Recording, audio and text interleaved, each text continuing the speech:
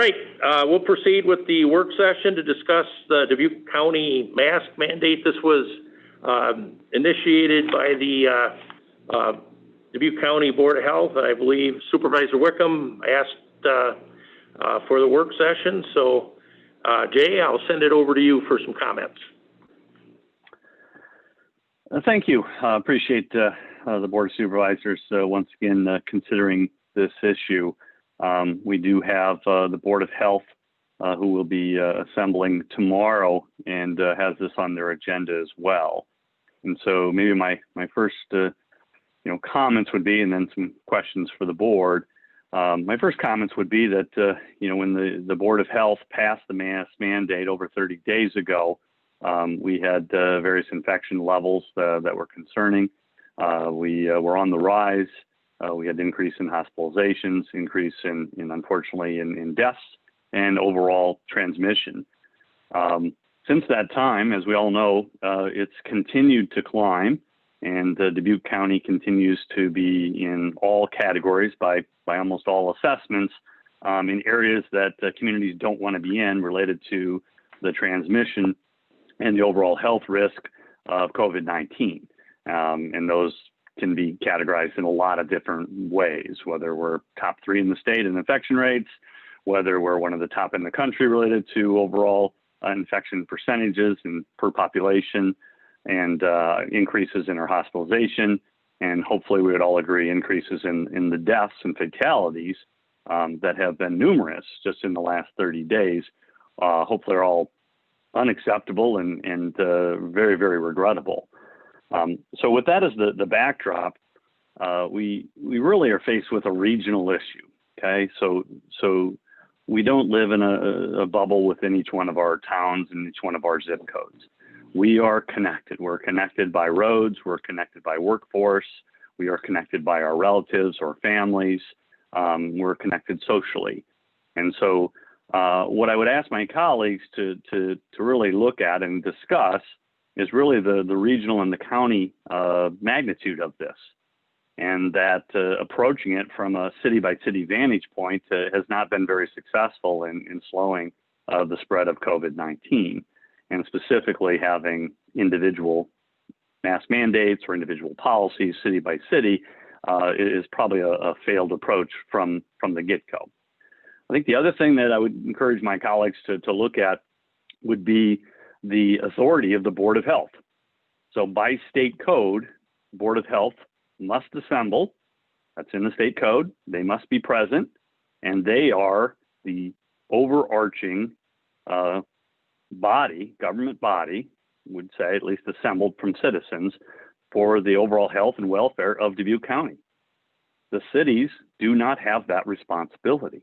That had been changed in state code a series of years back. And so when the Board of Health issues a resolution to the Board of Supervisors on a 9-0 unanimous after public hearings, numerous conversations, and we have many health professionals on the Board of Health, begs the question to my colleagues, why do we ignore that? Why do we ignore that? We don't ignore school boards. School boards cross over different cities, and we don't allow each individual city to decide when a school would open or close. And so why are we ignoring the advice and counsel set up by state code of our Board of Health? And so those are my first questions that I would have. And then the other questions I'd have is what guidance you'd want to give to the Board of Health as they meet tomorrow so that they can be as efficient and as productive as possible. Thank you. Thank you, Supervisor Wickham. Supervisor McDonough, any comments at this point?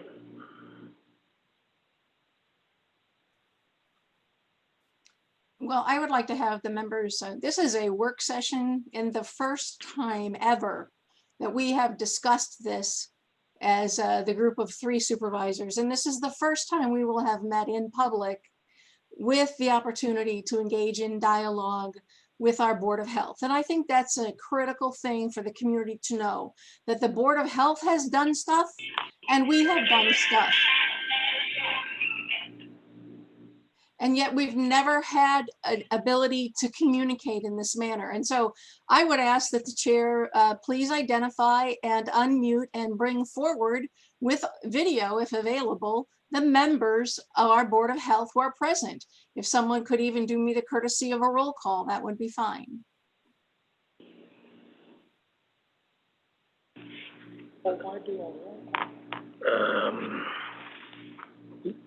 Yeah, I would definitely support Supervisor McDonough's inclusion of the Board of Health members. I don't know if I'd go to the far as a Board of Health roll call. This is not a Board of Health meeting.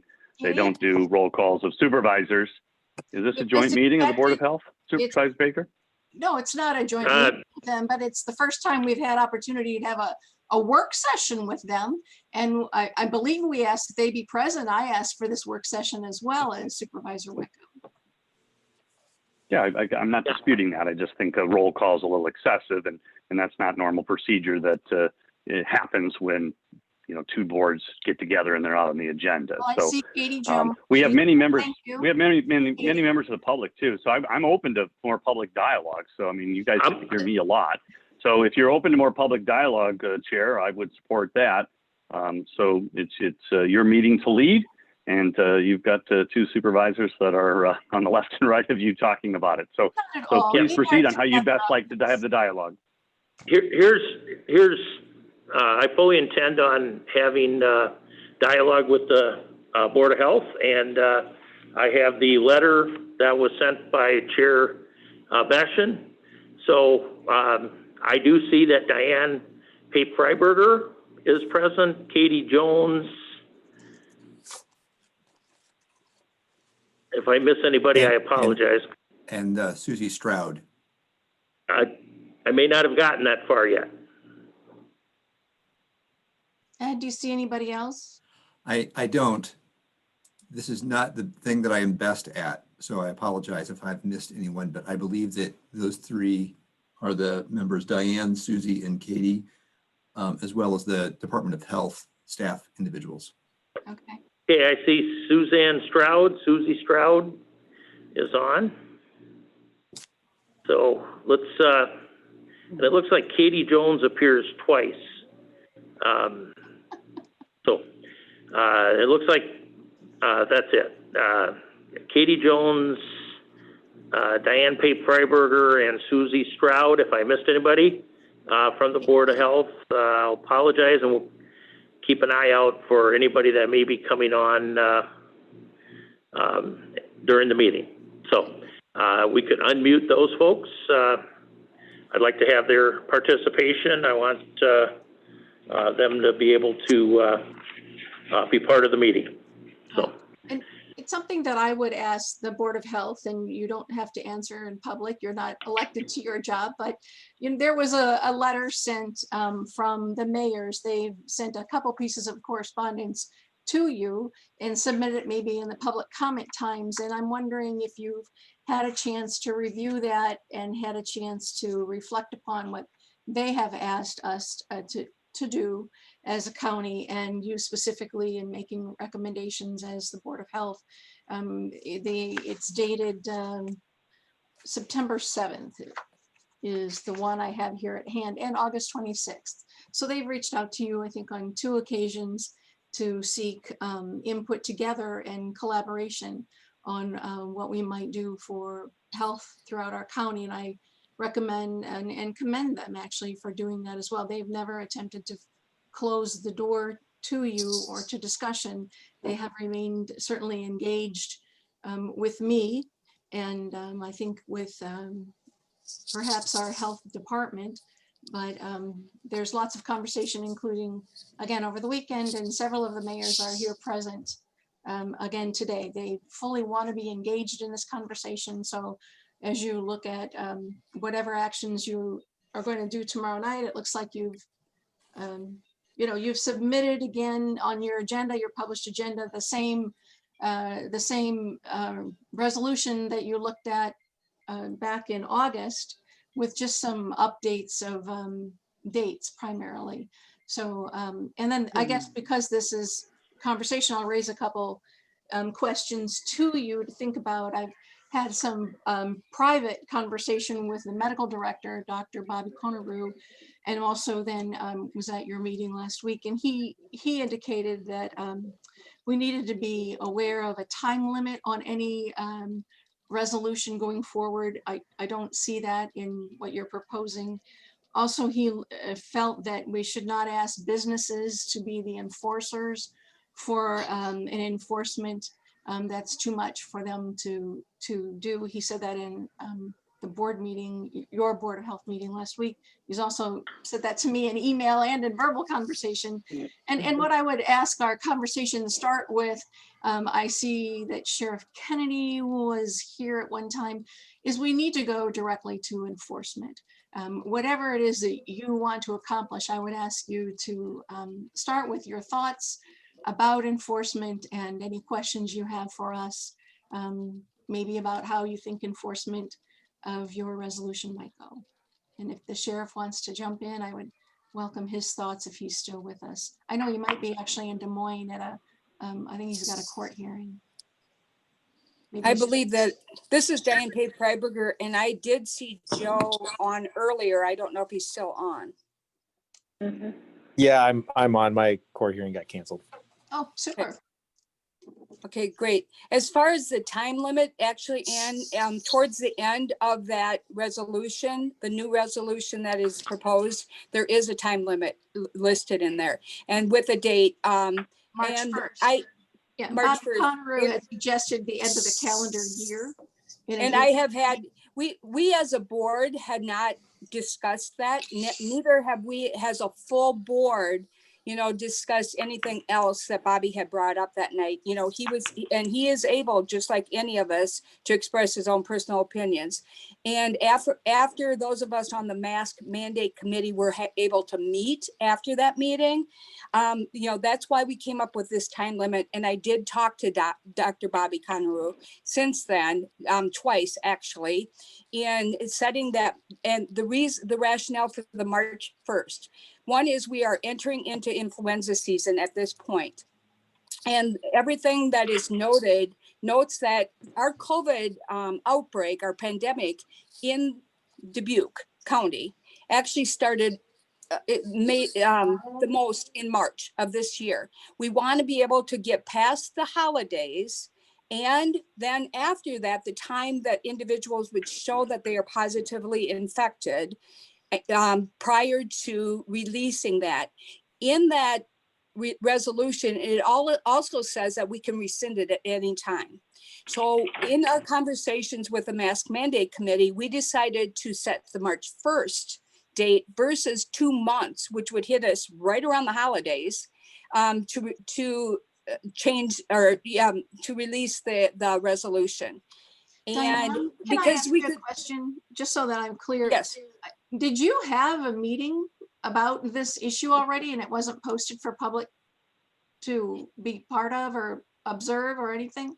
Well, actually, it was just several members. It was hard to get everyone from the mask mandate committee together. There were several members of us, and the others we were able to communicate through emails, phone calls, and those kind of things. Right. Because one of the issues that the mayors have asked and community members from the county have asked me is about building trust and the need, as we look at this, to make sure that things are done transparently and in the light of day. So concerning that, folks from the Board of Health have met and discussed this new resolution or revised resolution without there being that being observed, in a public forum. There will be on Tuesday. We're having a special meeting. Tomorrow night? Yes. Okay. And as far as we have received the letters from the mayors of the municipalities. Tom Beshan did make sure that all members of the Board of Health have received them. And we also had reached out to the mayors of all the municipalities very, very early on and asked them what their needs were. And we got no response back from them.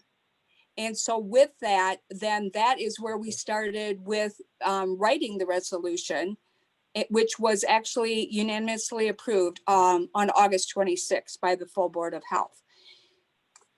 So Diane, what would be your thoughts about enforcement? I ask everybody who contacts me, I ask them about enforcement.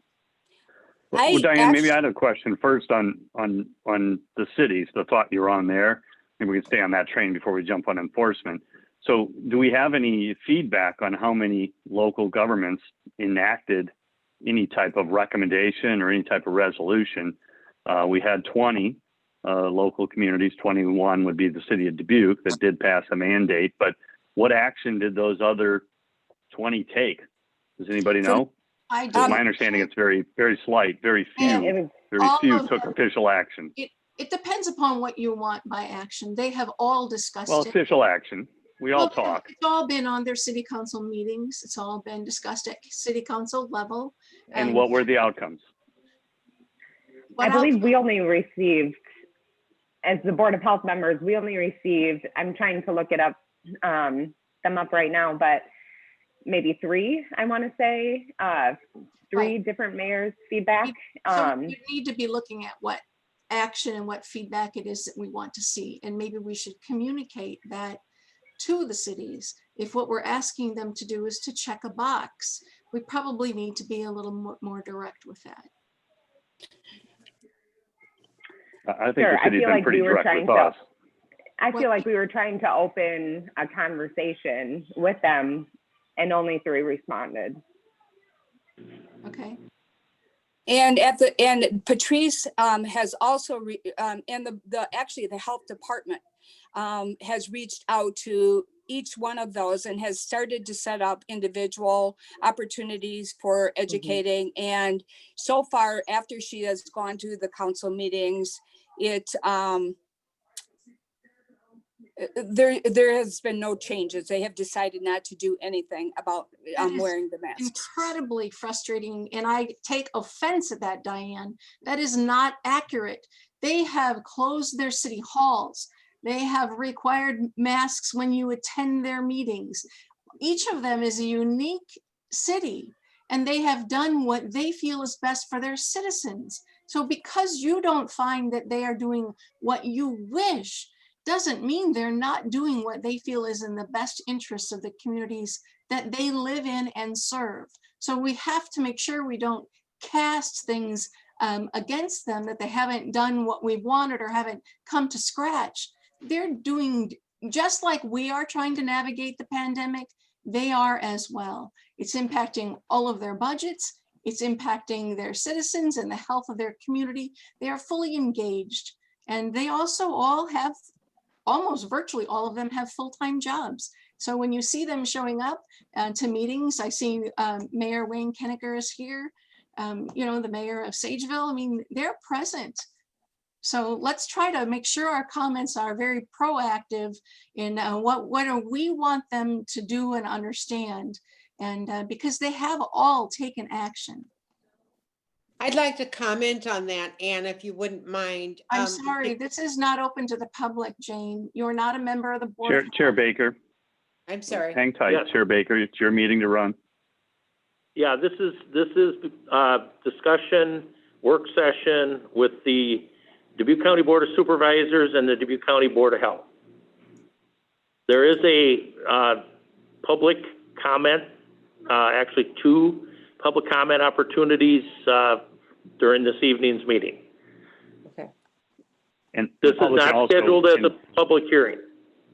They can have chat. The Zoom chat is available for public comment as well. And those will be recorded. Absolutely.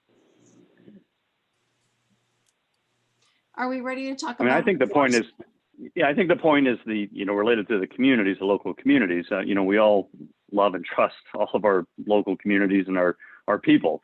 That's not the thing we're debating. It's whether we've done enough, and then who has the authority to issue such resolutions and mandates. And I clearly would state it's the Board of Health. And because it doesn't work if you have 21 different rules in a county the size of Dubuque County. And so that's why the governor, along with the state and the legislature, passed a law to have the counties.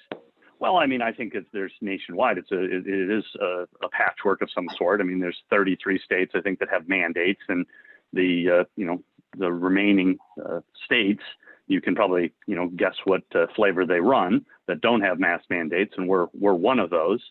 And some local communities, like the city of Dubuque, have taken a very proactive stance and have implemented as many measures as they can. And I think that's wise, and I think that would be helpful. The reality is, in the state of Iowa, the large metro areas have done as the city of Dubuque has. For the most part, they have issued a mandate.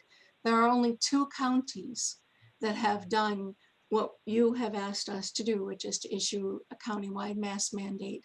And the most recent one is Story County, which I believe went into effect today. They have absolutely no enforcement provision. So we need, that's something we've never been able to put out to the community at large, that the other counties, the ones that we join with in the Urban County Coalition, have looked at this and decided not to take action, in part because they too have other communities who have other voices at the county level. So, it's an interesting mix to try to work, and, ultimately for us to look at any action, and I would ask you as well, Supervisor Wickham, we do need to crack the issue of enforcement, because that is going to be center. It comes, I might just finish, it comes directly from the medical director as well, that he thinks enforcement is key. It shouldn't be businesses, it should be law enforcement. And for there, I would ask the Sheriff Kennedy to comment about how he wishes to enforce anything we might do, and whether the city. And I don't think anyone's, when you're talking about enforcement, I think compliance is a better term. I don't think anyone's going to carry around a stick. Anyone's going to write things. Eisenhart put that on the side, so I see that. I think Representative Eisenhart. It's a common terms. Yeah, it's common terms, Supervisor McDonald. So I don't think anyone's trying to point to law enforcement and say, hey, this is going to be your main role and you should go around busting people. I think there's long track record of community support and community involvement related to ordinances, related to laws, related to mandates. Generally, a large percentage of the population wants to comply and wants to be able to participate in things that make sense for the community good. And so it's real easy to try to slam the door, well, we can't enforce it. The reality is law enforcement will tell you that if they had to enforce every law and ordinance on the book, we'd need 10,000 sheriffs and police department members. And that's not the case. And so I believe our community members are longing for the opportunity to be able to do the right thing. And this gives them the direction and leadership to be able to protect themselves and then also protect their neighbors by wearing a mask. And there's many other practices that would be advised as well. And so I don't get to, I think it's a red herring to say, hey, it won't work because we can't enforce that. That would be true with almost any of the things and any of the norms that we establish in society. It's our society norms, I agree. And we're not looking to give fines out to everybody who's not wearing a mask or make money off of this resolution by enforcing it or having the sheriff, ticket people who aren't following the guidance. But I think, as Supervisor Wickham was saying, most people are looking to follow the leaders. We need the leaders to step up and to put this in front of them for the common good. So Katie, this is Supervisor. Go ahead, Ann. I was just going to ask Katie what her feeling is on the enforcement provision. With Dr. Conrose? Or what You're part of the committee that wrote the resolution, and there isn't an enforcement provision in the document that you've currently drafted. Correct. Except for businesses, they must enforce. Well, they need to put signs up on, stating, just like in Dubuque, that a mask is required. And I know that these little businesses, I have family who has small businesses and they're hoarding right now. Do I understand if you know, they don't turn people away, sure. But, you know, they could suggest, they could wear masks, put the signs up, and people out of respect, I think, for those small businesses should recognize the position they're put in and put on their mask and help them out as well. Right, Katie, on page 4, though, of the resolution, it says that no business that is open to the public may provide any service if someone is not wearing a mask. Yes. I'm bringing up the resolution here. Yes, I agree. You know, it's kind of the same thing as, you know, the law enforcement goes to with the compliance with it. Who are, if we're all worried about, I think as a good neighbor, as a good community member, you would put on that mask to help that business out. If you know that person, you're going, and you know the position that they're put in, they have it on their door to put on a mask, it is more likely that people are going to do that. Right. Our business took an order last week from a gentleman who refused to put on a mask. It's a sign on the door. The person came in and said, do what you wish. I'm not wearing a mask. I don't wear them. We took his order. We cannot not at this point as a small employer. So, you know, we exist in the city of Dubuque, and there you have it. I guess Chief Dawson can come visit us. But the truth is that small businesses are not in a position where they can negotiate. And so this provision on page 4 is counter to, you know, what our own medical director. But that was one person, you know. How many other people are more apt to put on a mask because of that? So is that the goal then, just to get as many people to wear the mask as possible? Is that what we're after? I think so, yes. Okay. I mean, studies So show. Right, so there's lots of ways we can get to that, right? We can work toward that. It's a great goal. Yes, and that's what we're doing. Yeah. So it wouldn't need to be enforced by businesses then.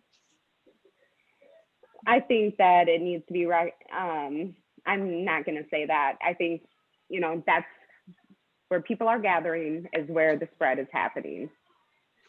In people's homes, it's happening where they gather. And that as well, yes. But where are they getting it? So I guess that's something I want the committee to ask about. Where are you with comfortability of requiring businesses to enforce, but nobody else to enforce?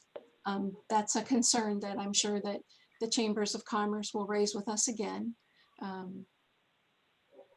That's a concern that I have. And we can add that. Right. And I would like to have the sheriff talk about the enforceability of this, as whether he thinks it's likely that a county ordinance of this nature would be enforced in the cities. Farley, Epworth, Piasta, Dyersville have their own law enforcement. And according to Iowa code, you know, the Board of Health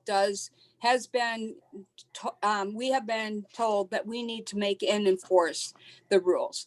And if we make a rule, that we should be doing that. And I would look at it as a regulation in an effort for compliance. And I believe, and we would have to discuss this as a full Board of Health, but I would like to go the avenue of, just like the ABD does, they first educate. You know, if funding was allocated for a person to first have like a Zoom meeting for the businesses or Zoom meeting for the bars in the full county, you know, so that they understand what their mitigation strategies should be. Number one, how do you go about this would be the first one, and discuss with each one. I can hear Joe is on, but and discuss with each one how they can do this, you know, and help them with their signage and help them with the enforcement. They are the eyes in those buildings. We cannot, even if Joe Kennedy had said, yes, I've got these deputies ready to do this, they can't be in 21 of the cities all at one time. We would rely on the good citizens, and I believe we have a lot of good citizens out there. We have a lot of good business people that want to be able to keep those businesses open. And what's happening is, without the mask mandate in the full county and our numbers continuing to go up, we're going to see some bars, some restaurants being shut down out of necessity because our hospital rates have gone up. And on the dashboard, it just lists those from Dubuque County, and that is alarming in enough. But we know that the hospitals have a far greater number in our beds. And I'm going to say our beds because it's Dubuque County beds. And as those go up, there will be, out of necessity, like there has been in other counties, there will be some places being shut down. So we need this to protect. Number one, to protect. We are trying to be proactive, even though we're getting late in the game because of all our positives throughout the county. But with that, we are trying to prevent more individuals from being sick, more individuals from dying. Yes. Also, I guess I would look to the healthcare system too. I mean, what kind of message are we sending the people who are there on the front lines every single day, putting their families, I'm one of those families, in jeopardy, and then we just walk around like nothing's happening.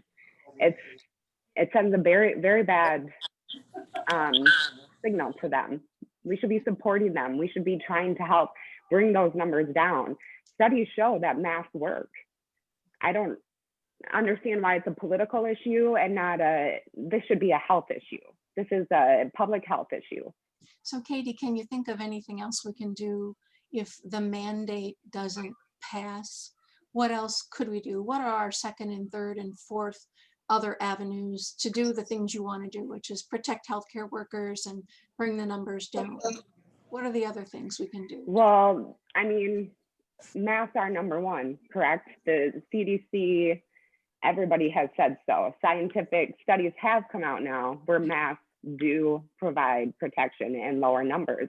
Even in our Iowa public school system, there's a study that shows the school districts who have a mask mandate versus the ones who do not have a mask mandate, and their numbers are definitely, the ones with the mask mandate are definitely much lower than the ones without one. So I guess I'm not understanding why we don't look into science. I agree. Mask mandate is on the agenda. Yeah, the mask mandate is on the agenda. That's the one in front of us. It's not to talk about alternatives. We can discuss that in the other issues, but the mask is clearly the best tool and our easiest tool, and it's the one that's on the subject of discussion today. Well, I would ask Chair Baker, then you're going to need to come in because apparently the questions I have and the discussion I want to have just aren't going to get us to a mask mandate. I think that anything related to the mask mandate is fair game. So Ann, if you have, questions about what the mandate would look like, I support you discussing those. I was wondering where you were actually. You remain quiet on this issue, and I know that Supervisor Wickham and I have talked over each other enough. I'm wondering where you are and what questions you might have for the Board of Health. Sure. Yeah, I tried to talk here a little bit ago, and I'll be happy to jump in here. All right. So when the mandate came to us the first time after the public hearing, I had been in discussion with numerous mayors, city council people, and business people from Dubuque County. And I asked them if they would promote the wearing of masks in their towns, cities, towns, and businesses. And what they said is they didn't want a mandate.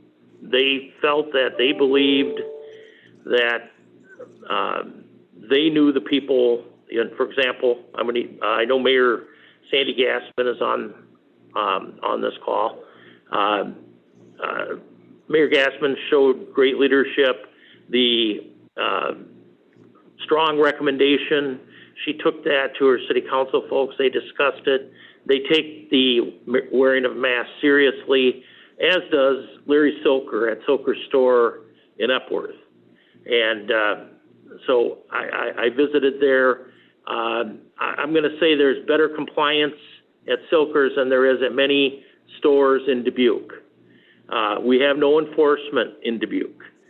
And so we have a mandate. I think it looks good on paper, but it's unenforceable. I sat in on the Board of Health meeting last Wednesday night, and I heard the medical director, Dr. Bobby Conneru, talk about the fact that there was no enforcement. So it sounds good, but it's really not being followed. I'm not going to name any stores, but we all shop. There's numerous stores you can go to in Dubuque right now, in the city limits of Dubuque, and people aren't wearing masks. Maybe some are, but most people aren't. So what I asked the mayors to do was to have discussion on this, consider the strong recommendation, and instead of what they were telling me what would happen if we adopted the mandate, was that we would be arguing over the mandate and not focusing on the wearing of masks. So I haven't seen anything that changes my feelings on that. I think that, again, Mayor Gassman, Mayor Adams, and some of the other towns are in different levels, various levels of discussion for this. I think it is, it's putting us in a better position than trying to force a mandate. So I did. Go ahead. Did you have a question for me?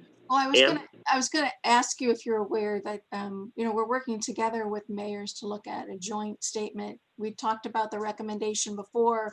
I didn't second your motion those many, many weeks ago, hoping we would get, I think, to the point where we are now, where mayors wish to draft with us a statement of some type. So that's something we could do, which is what other counties have actually done, work together with their cities to come up with, statements that we could issue together to show a cohesive commitment and a comment and a leadership point for the county at large. I don't know how you feel about that. It's where I have been all along, Supervisor McDonough. As you recall, I made the motion to go with the strong recommendation, and that was after talking to many of our mayors and getting their verbal support to do that. But for whatever reason, it wasn't seconded. And I just explained that that's because they didn't give any kind of feedback. They weren't involved in the drafting. And I think we're now at a point where there is interest in doing that. Yeah. Well, we do have at least two of our towns have adopted the the resolution. And there's others in various levels of discussion.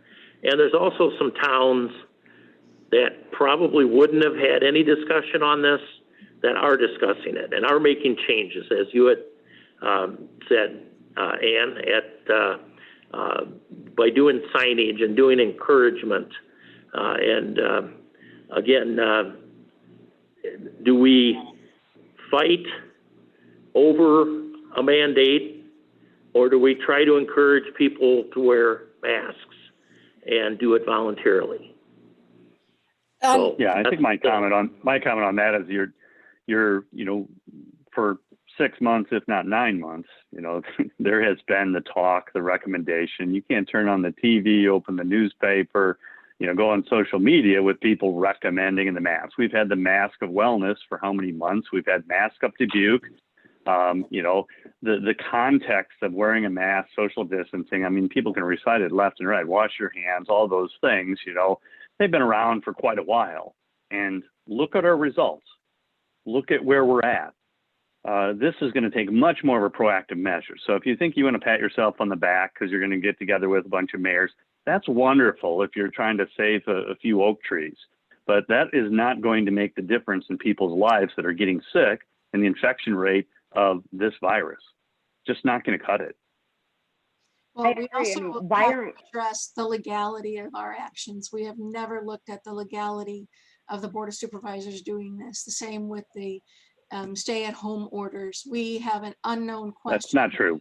It is true. Not true. The county attorney gave us opinions on exactly how to do it, and that's the exact process we did, and it was defeated at the Board of Supervisors. We're going to get. So that came directly from the county attorney, which you. But as an attorney, I do think I have the right to speak about my own legal analysis of the issues. So that is another issue that all of the counties have wrestled with, and there are a variety of legal opinions about the legality of a county doing this.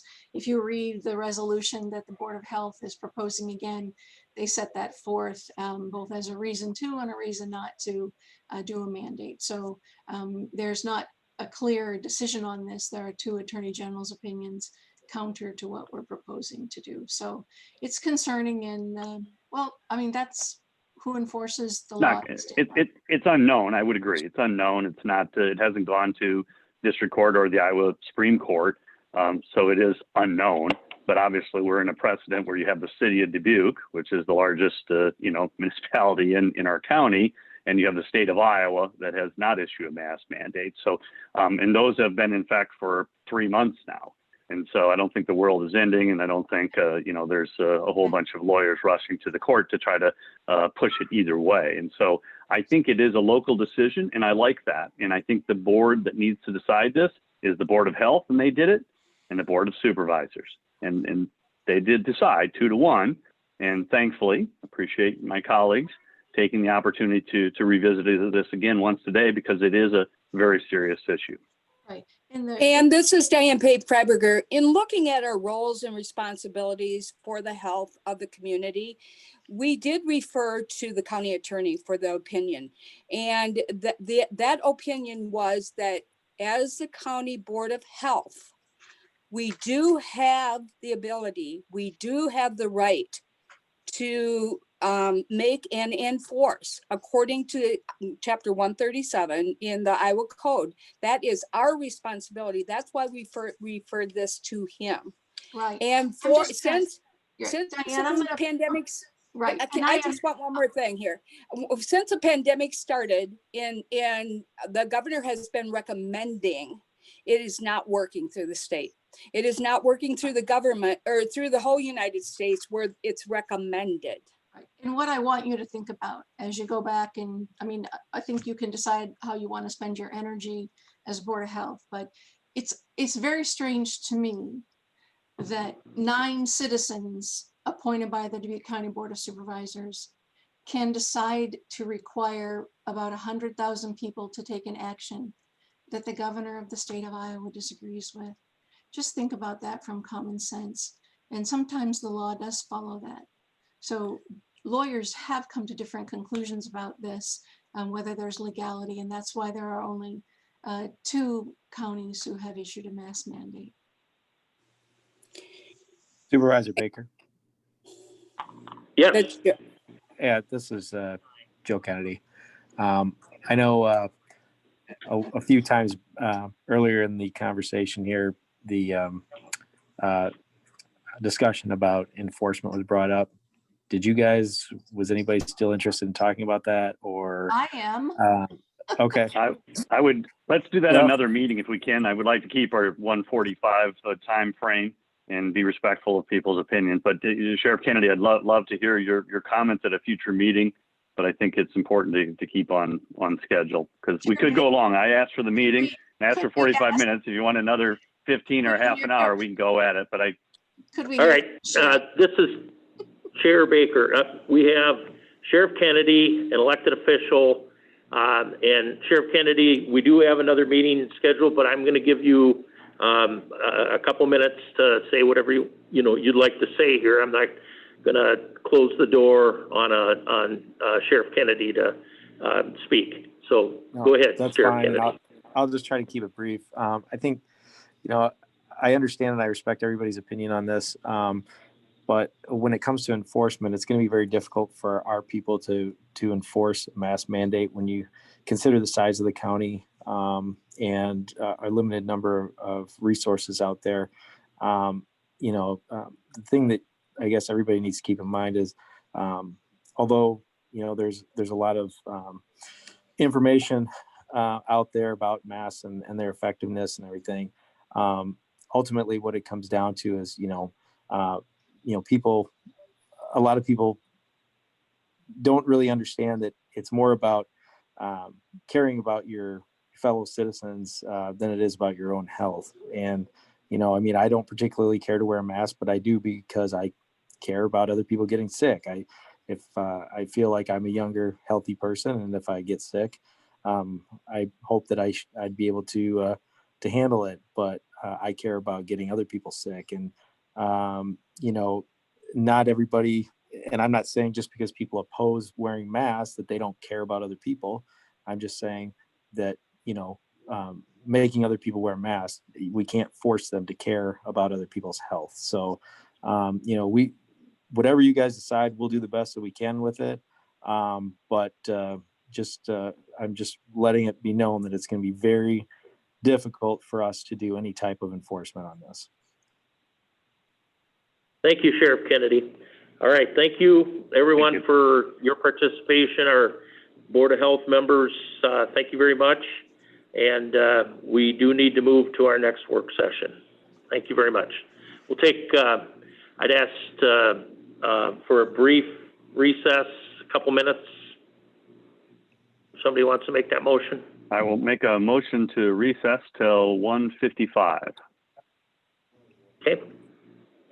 Second. Motion made and seconded. Take a brief recess. All in favor signify by saying aye. Aye. Aye. Carried 3-0.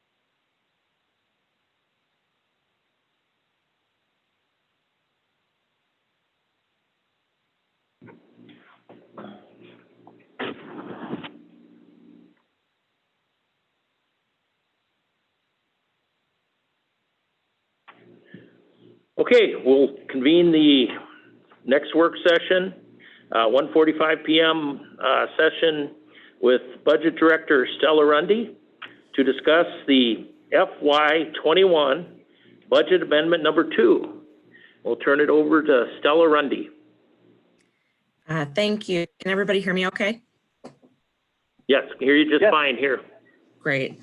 Hello, everyone. I asked to have this work session today because on the agenda tonight, we have the second budget amendment of fiscal year 21.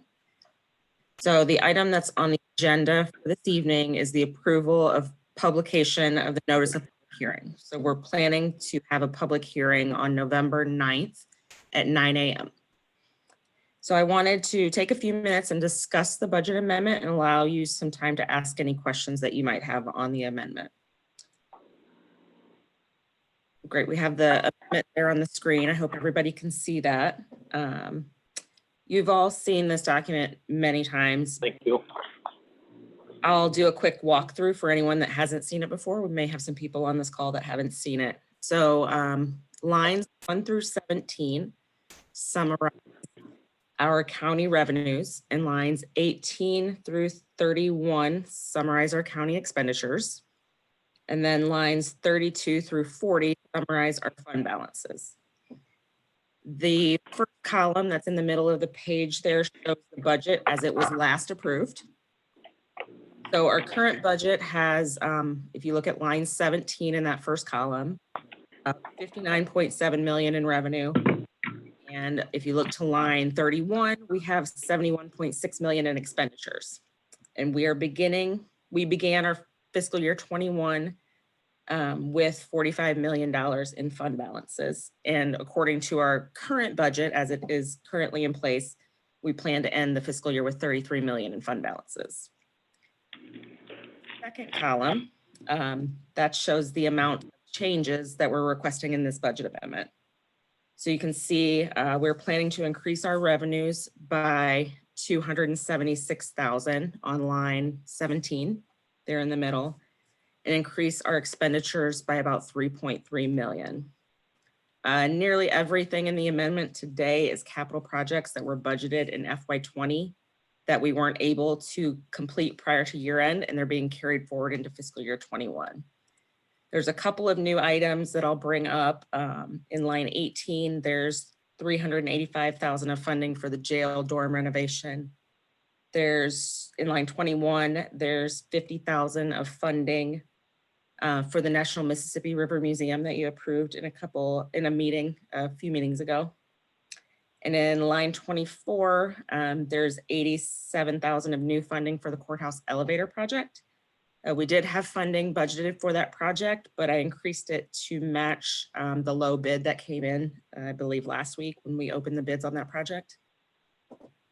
Then in the third and final column on that sheet, it shows our total budget after all of the current amendments.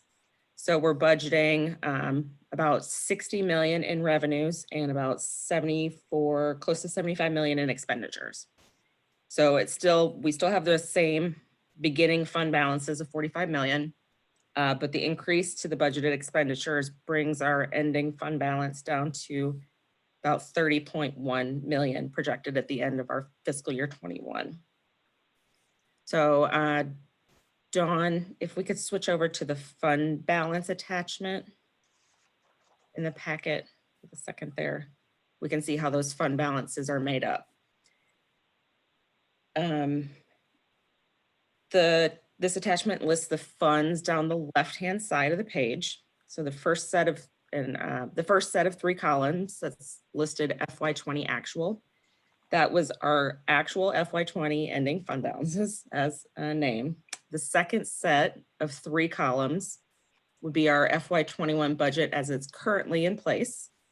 And then the final set would be as we're proposing in this amendment. So, we talk a lot about general basic and general sup. So those are the first 2 that are listed in our fund balances. With the new amendment, we're projected to end fiscal year 21 with about $6.6 million in general basic and about $4.4 million in general sup. Of course, there's many other funds listed there that makes up our total of 30.1 million in total fund balances projected. And then on the very far right of that attachment, it shows how those ending balances are classified. So we have restricted, committed, assigned, or unassigned. So each fund balance is placed into one of those categories. So that's just kind of a quick overview of what these forms show us. I wanted to open it up and allow for any questions of what's been presented to you so far.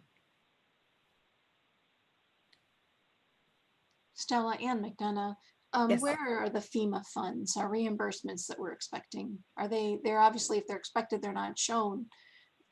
Do we know the status?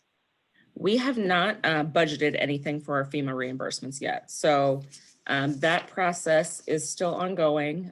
We continue to work through those reimbursements from FEMA and the state of Iowa from the CARES funding. Have we received any reimbursements? We have not to date, but we're hoping to have an update for you in the next few weeks. Megan and I have been discussing that at length. I'll give you an update. Do we have any reason to think we're going to have budget holes because of not receiving funding? At this time, no, but we clearly have spent significant funds on COVID-19 pandemic. Of course, we don't know when the pandemic ends. We don't have a magic ball, crystal ball to tell us that, but the reimbursement will be critical to how we move forward with FY22. Could you take a minute and highlight some things here in these documents that relate to COVID expenditures? In these documents, it'll be hard to pinpoint, but really that first fund, general basic, that's where the majority of our COVID spending has come from.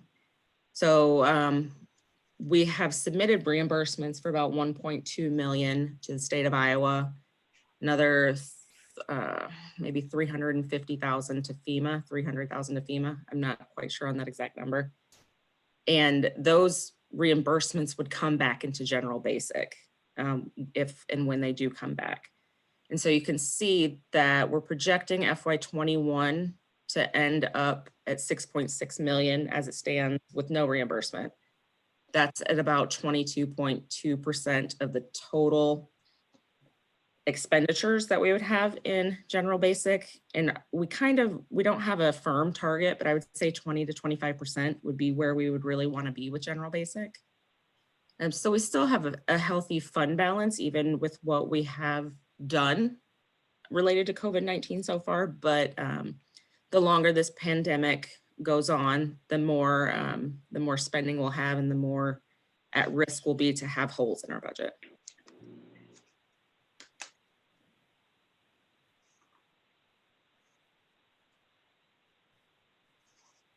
Any other questions for Budget Director Rundy? Stella, are you going to be with us for the duration? I know we have at 3:30, there's going to be a work session about the 2080 agreement with public safety. Yes, I plan to be on. And are you up to speed on that as well with its budgetary impacts? I have read and I am up to date, I would say yes. Okay, thank you. Supervisor Wickham, any questions for Stella? I do have one, and hopefully it's not too difficult or off point, Stella, but it's Sure. related to maybe just projections on, if the governor has stated again, maybe a couple of weeks ago, that she's interested in pursuing a tax change related to mental health. Yeah. If you could talk a little bit about the mental health fund and that levy bucket and how that may influence the budget. Sure. So our tax levy is made up of certain buckets. We talk about that, like that general basic, general sup, MHDD, so our mental health funding, and our rural funding. So between those various levies, that makes up our total levy. I believe it was $9.57 for this year. last year, prior to the pandemic, the governor had made indication that they were interested in changing how the mental health services were funded. We have been pulling down our fund balance in the mental health fund based on regulations from the state for the last, I would say, 3 or 4 years. We've been trying to draw that fund down. We had much higher fund balances several years ago. And you can see toward the top of this page is listed as MHDD Fund 0010. You track that across. We're looking like we're going to end up with about $1.1 million in that fund balance. But you can see our expenditures projected this year about close to 4 million. So that fund, that levy will probably be close to maximizing out. There is a cap on that levy rate. But in order to fund those services, we'll probably need to look at adjusting that levy rate on the mental health. And if the governor changes how we're levying, that could make a dramatic impact on how we're levying into that bucket. And it impacts the entire levy rate. Okay, thank you. Okay, any other questions? Thank you, Stella. Absolutely. So the plan would be that this would be on the agenda for, I believe I said November 9th for the public hearing. So we'll see these things again. You'll have another opportunity to take a look. Okay, and November 9th will be a 9 a.m. meeting. Okay, thank you. Thank you. Okay, we have our next work session is with Tammy Henry, and that's to discuss zoning violation enforcement, but it's scheduled for 2:15. So entertain a motion to recess until 2:15 p.m. So moved. And I will second that. Motion made and seconded to recess till 2:15. All in favor signify by saying aye. Aye. Aye. Aye. We are in recess.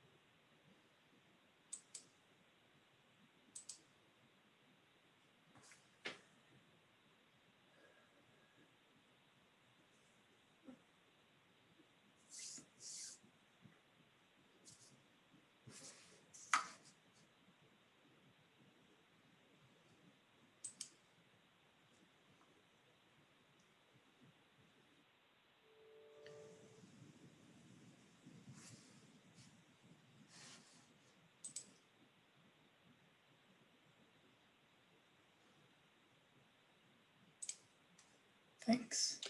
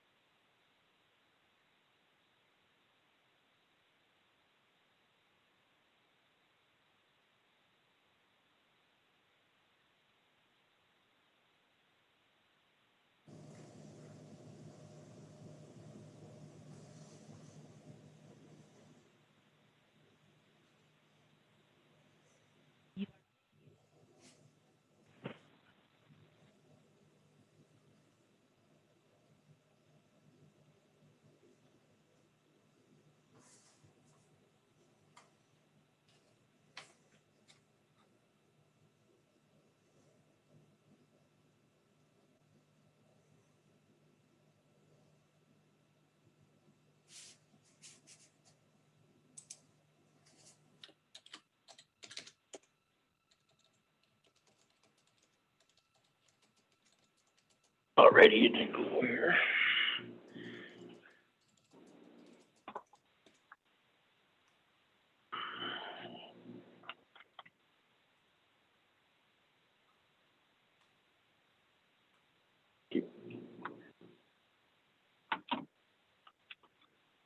Okay, we have 2:15 p.m. This is our Dubuque County Board of Supervisors work session to discuss zoning violation enforcement. I believe we have Tammy Henry in the meeting, and CJ May, County Attorney. And I guess, Tammy, did you want to begin the discussion here? Sure. Can you hear me? We can hear you just fine. Thank you. Okay. So I'm here to discuss violation from Nat Mobile Home Park. As you are all aware, we've had several complaints about it for several years, the condition of the park. And I've been asked by all of the supervisors to kind of bring this forward to have a discussion with Ms. Knapp. And I'm not seeing where I see her on here. She has been invited. I'm here. Oh, good. Sorry, I didn't see it, Amy. So with that being said, you know, Amy, as we have discussed, and it's the condition of the mobile home park and what your plans are to take care of the park and to get these trailers out of there that are in poor, you know, deplorable conditions, actually. Could you kind of maybe start, Amy, by, you know, introducing yourself and kind of saying maybe what your plans are here? Yeah. My name is Amy Knapp. I inherited the park from my parents, and right after both of them passed, I started removing older trailers, and I stopped because the expense was 30% more than I had expected it to be. And so I slowed down. A few more trailers, 2 more have been removed since that time. But there are, I believe, and more became empty during that time. So there are, I believe, 8 that need to be removed. So I have I called a bunch of construction and demo businesses to see if some would be interested in the job of removing them. And if I'm going to do this, it does me no good really to stretch it out, because we can't really do anything once the ground freezes, and some of these homes have additions. So those will be grounded, I imagine, in cement. So I need to get this done before the ground freezes solid. Otherwise, it'll be a much harder job. Anyway, I have quotes from Hoyne Landscaping. I have a quote from Kyle Fitzgerald I think his company is Fitzgerald Deconstruction or Sustainable Construction and Demo. I'm not sure what he uses. And then I'm waiting for a quote from Chick Fry. Those are the three that were definitely said that they could get the work done before the end of the year. I was just waiting on Chick Fry. I'd like to have three since the last time I did this and I removed that many mobile homes. Like I said, it was a third more than I expected it to be. So, and I was hoping that by getting quotes from three companies, there wouldn't be, I could choose, you know what I mean, the best that worked for me and them, and there wouldn't be the issue of having such an outrageous, you know, addition to the price once the work was started. So that's where I am. So Amy, this is Tammy. Can you tell me so far between like Hoyne and Kyle, is there a number there that you're feeling comfortable with that you could be able to, if Fry doesn't get back to you? Yeah, Jeff's is better by $10,000 or close to. But I haven't talked to him about the details. I know Kyle would clean it off, and I just want to make sure Jeff understands what my expectations are before I go forward. And I think Chick Fry would also clean it off, you know what I mean, completely, because they own mobile home parks, so they know what the scoop is with these older trailers. So that's why I was and they have the heavy machinery, so they could bring their own truck and load the stuff right into the truck and haul it to the dump or to the recyclers, whereas Kyle and Jeff would be bringing in dumpsters. So it would be a different process for those two. So Chick Fry would probably have an easier time of it, which is why I was kind of waiting for them before I made any decisions. But that's the difference between Jeff and Kyle, roughly $10,000. And like I said, I haven't talked to Jeff and explained exactly what I'm looking for. I mean, he knows he needs to remove the trailers, but I want to make sure he understands that there might be stuff dumped in the trailers that we're not expecting. So I don't want to accept a bid from him and then have a problem down the line with him raising the price or him not being comfortable, you know what I mean, with any extra work he stumbles into. Somebody dumped, I don't know, hundreds of tires in the older trailers that I removed. I mean, I spent $6,000 getting rid of tires. And then when I complained to the sheriff's department, they kind of blew me off. They knew who was doing it, but they weren't ready to do anything about it. So I ended up with that huge expense the last time. So Kyle understood, you know what I mean, that he might stumble into something more, which is probably why his quote was higher. But I haven't talked to Jeff about that. I need to do that. But I wanted to get this Chick Fry quote because for them, I doubt it would make a difference either. But since Jeff's quote is so low, I want to make sure he understands what he might be stumbling into. Excuse me, Amy, so it's Tammy again. So are you saying that the one quote is $10,000 higher than Mr. Hoyne's? Yeah. Mm-hmm. Okay. And when you say removal of everything, you're talking the frame, like, so if we were just saying everything, like anything that's dumped there, sheds, you know what I mean, old tires. And would that be the cleanup of the ground then too as well? Because, you know, when you tear this stuff out, obviously there's kind of a, you know, a mess on the ground, the leftover. Do the best they can, you know what I mean? You're never going to get away from broken glass. It's just the nature of it. But yes. They're gonna clean up the whole thing as best they can so that it'd be kind of leveled off and not a bunch of dippy ground and all that kind of stuff like. Yep, that's the expectation. Okay, so that's your expectation if you go with this Kyle or potentially Chick Fry. Whoever does it needs to clean it off. They all know that.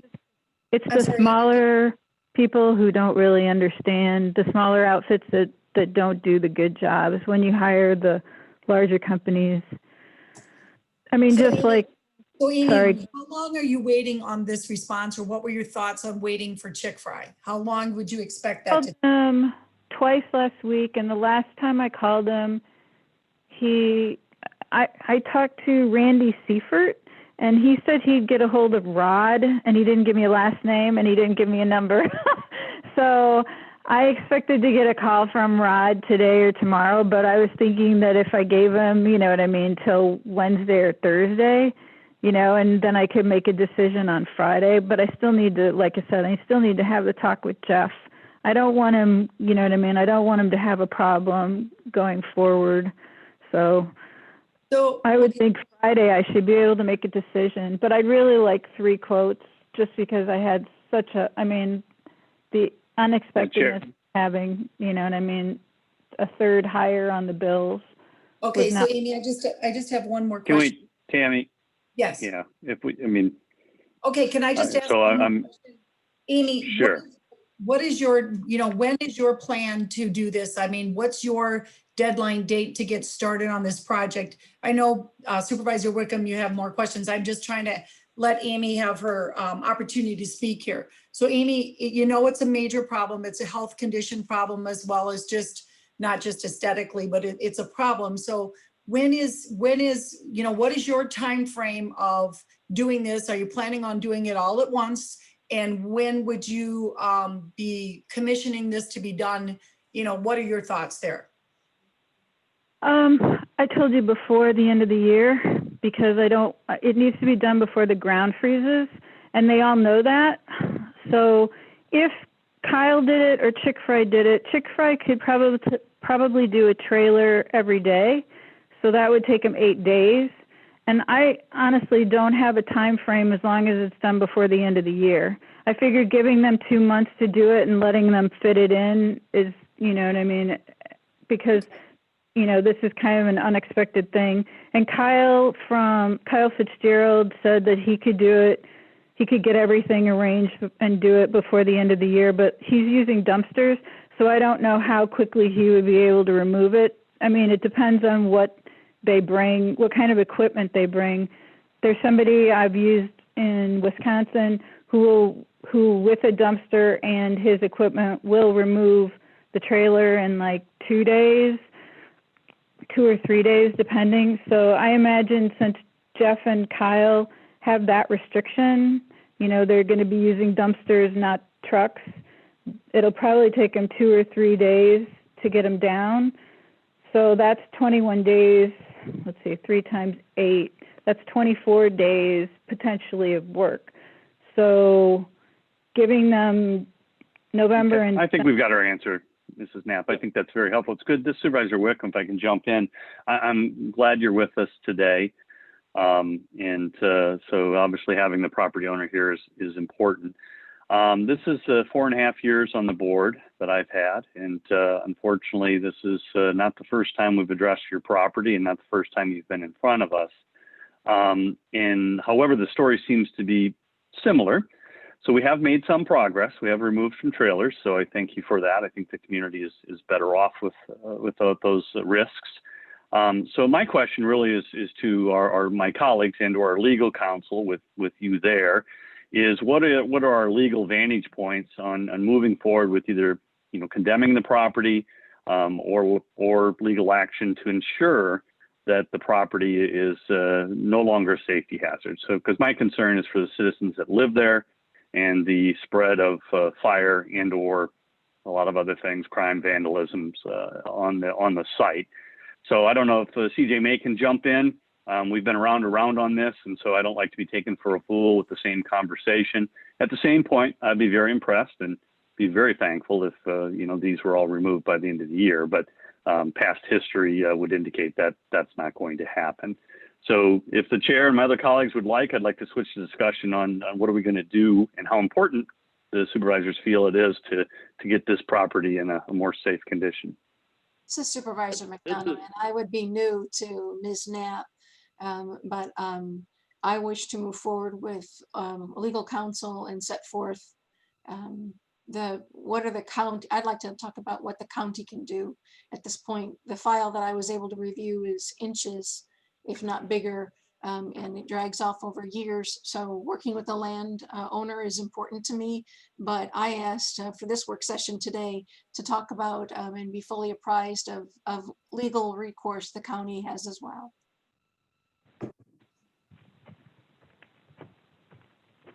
this is Supervisor Baker and Amy. I was also on the board for a few meetings previously, and we did seem to hit a roadblock with the commitments that were made for the last 4 or 5 at that time trailers, including the one out front where the Ron and Ann Shaw live.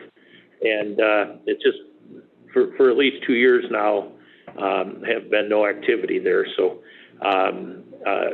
appreciate your willingness, it sounds like, to get this addressed and taken care of.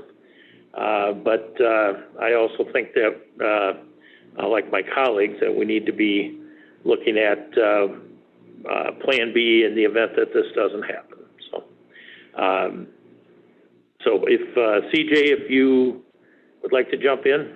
Absolutely. Thank you, Mr. Chairman. So just generally speaking, you know, the great bulk of the remedies, you know, manufactured homes or mobile homes become in a state of disrepair really lies with the landlord. So it's really a matter of the rights of the landlord and enforcing whether it's the lease agreement or the rules of the mobile home park against the tenant. Now that said, you know, Miss Knapp, I think, is aware of that, and she has a whole kind of a battery of different ways she can go about that. You know, there are abandonment rules under the mobile home tenant statute 562B. And not only is it under that chapter, but then it's under the general abandonment of property under chapter 555B. There's a couple different ways she could go about getting trailers, and maybe we're past that, because if she's in the position of saying, I'm going to do that, I don't know. It's not up to the county to make certain that she's crossed all of her T's and, you know, dotted all her I's legally between herself and her tenants. That's her obligation, and something that to be aware of. As it pertains to the county, though, what can the county do about it? You know, it probably does constitute, or in my opinion, does a nuisance under Iowa Code Chapter 657. So civil action can be brought against Ms. Knapp for her to basically abate, you know, to remove, to eliminate the nuisance. There is a separate chapter, you know, 657A, has to do with unsafe or abandoned buildings, but that specifically excludes by state code. We don't have any recourse under that particular, and we don't have a county ordinance related to like abandoned or unsafe buildings.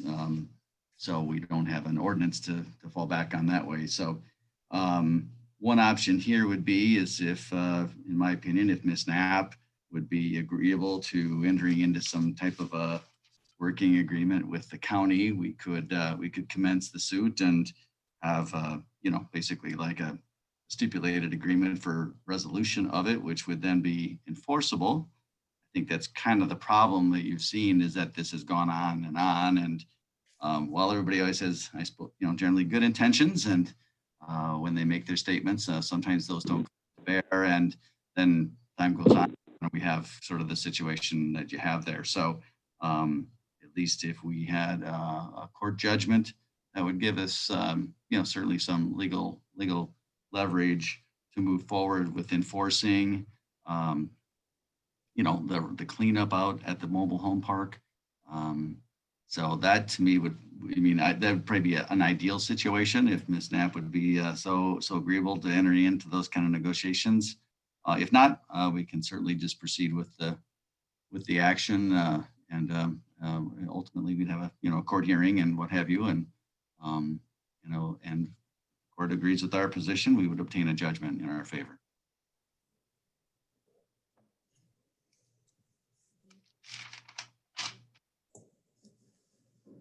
Okay, thank you, County Attorney May. Any questions for CJ May from Supervisors Wickham or McDonough? None at this time. I'd like to proceed. CJ, what questions do you have for us and the landowner? I'd like to proceed. Sure.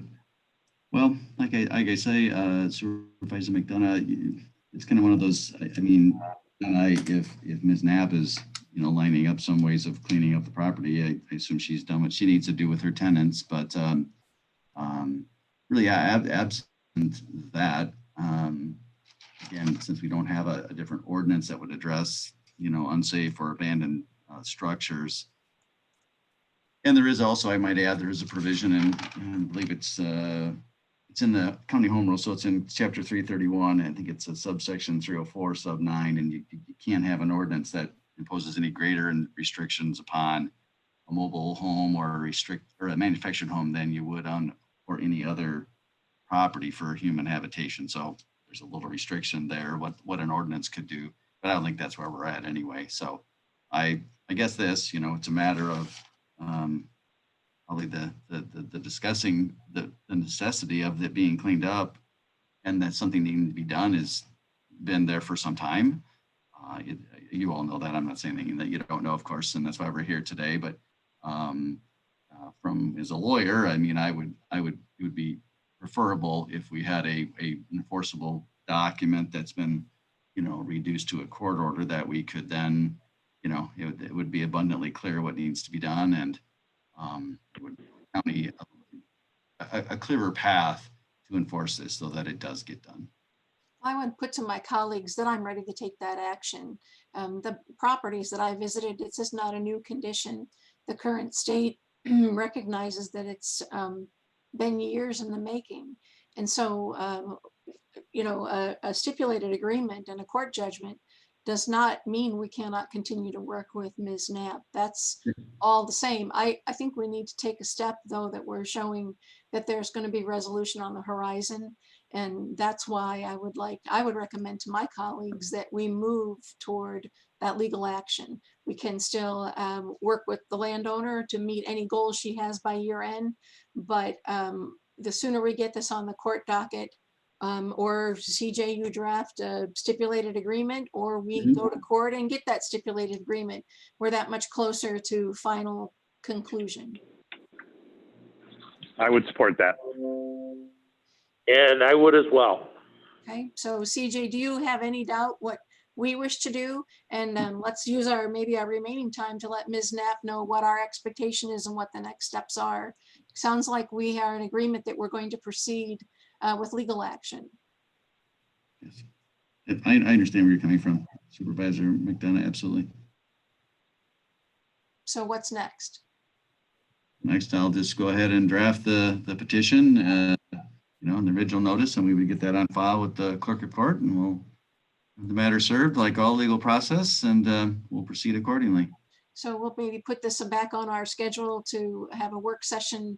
Is 30 days realistic? And then by then we'll know, Ms. Knapp, what you've been able to do with hiring the folks to, take immediate steps for the things that you've identified yourself that you're working on. 30 days will give us a much clearer picture of where court action is and where you are with needing our assistance.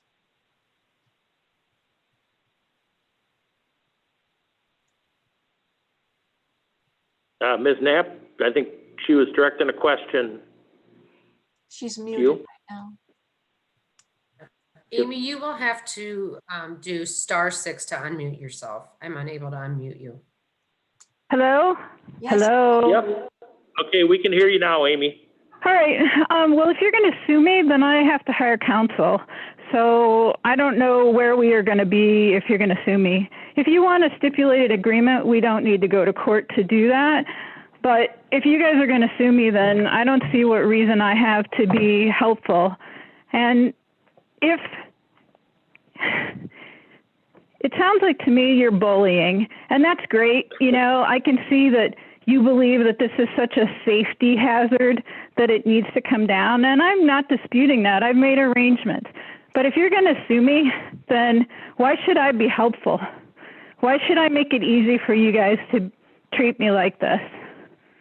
I mean, there are so many things you guys could be doing to help health and safety especially in the time of the virus, and I don't see anything from you. So you tell me how suing me is gonna make this go easier. A question for Attorney May. A stipulated agreement, can you enter into that with Ms. Knapp without taking legal action? Without taking legal action, Ann, is that what you said? Yes, without taking legal action. Yeah, I mean, we could draft it such that, she would probably have some, terms whereby if she's not, on something by a certain period of time, she would, fundamentally not contest the action. So regardless of what we do, she's going to have to get counsel or choose to represent herself in a stipulated agreement. Like any legal document, I think, it's always good to have your lawyers look at those things before you sign them. Absolutely. And then in addition, I'll want title to the portion of Prue Road that is in my documents, but not legally owned by the court. You guys had held that hostage so that I wouldn't be able to transfer clean title to the property. So I would want that in the agreement, that as soon as these trailers are removed, you'll agree to transfer the title to or cede to me the property that consists of the old Prue Road. We talked about this before, but you guys blew me off. And then one of the, I don't know which council member it was, made them represented that the reason they're not going to give that to me, transfer title, is because of the cleanup that needs to be done. But if the cleanup is done, then you guys need to transfer that to me because it prevents me from selling the property, and that is not legal either. And sure, I can sue you, but I'd rather do it by agreement because then it's not a big deal between us. So it sounds like we have an agreement about what we're going to do next. We're going to talk about CJ, maybe you can work with Ms. Knapp. We'll get a stipulated agreement, and I would expect to see something for us to review within 30 days. If that's not possible, we should proceed with a suit. I'm comfortable with that. Yeah, that works for me. I think we have unanimity on this, and again, I think Ms. Knapp is talking about an easement, and County Attorney May, if you want to review that, there is an easement there from, as she said, the old Prue Road. It's not really an easement, but that's fine. Have him take a look at the documents and then he'll figure it out. They looked at them years ago, so he can look again. He'll see the same thing. And CJ, we have those documents. This is Tammy. We have those documents because that was reviewed by the county engineer, Anthony reviewed. And so it's actually an old right of way that goes through there. Sure. Gotcha. I assume Mr. Miller can also help us up in mapping, right? Right. Yeah. Okay. So Amy, so what I'm hearing here is I'll just have you keep working with us along with CJ, and we'll get something back in a review in 30 days. And then if you'll just keep with me and let me know what's going on with your estimates. Yep. So that I can keep, even if it's not 30 days, Amy, I can keep reporting back on progress and stuff, between, okay? Yep. That's fine. Okay, any other questions from Supervisors Wickham or McDonough?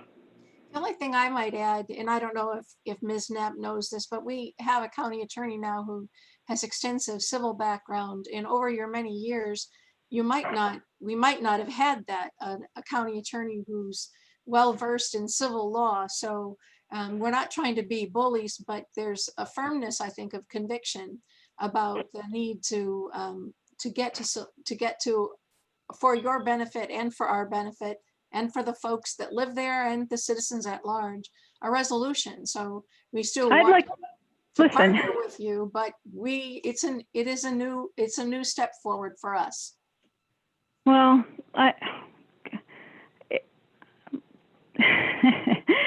the irony is anytime you make somebody listen to a legal discussion, getting legal advice in a working meeting when you're trying to work with that person, they're probably not going to take it in a way that's conducive to continuing a decent relationship. But that's fine. This is how you conduct your meetings, then that's how you do it. But Right. And it's better that we do it with you present than we do it with you not invited or not present. So this is transparency, in my opinion. And you know, we're willing to work with you and work alongside you, but the county also has to take steps to put things in motion. yeah, and can you tell me what you guys are going to do about the virus? Are you going to put a mask requirement in place? The positivity rates in Dubuque County have been pretty outrageous. 30, 40%, 60% in one case. What's you guys' plan to deal with that? Currently, we're focused on you. Oh, I get that. And every time I go outside, I wear a mask. So I'm asking for my self-interest. Do you guys have a plan? We have a meeting tonight at 5:30 and 6:30 that you're more than welcome to attend. So you're saying no. Okay. Is there anything else? Appreciate you being here. Thank you for being here. Yep. Thank you, Amy. I'll be in contact with you, okay? This is Tammy. Okay, sounds good. Thanks, Tammy. Take care. Bye-bye.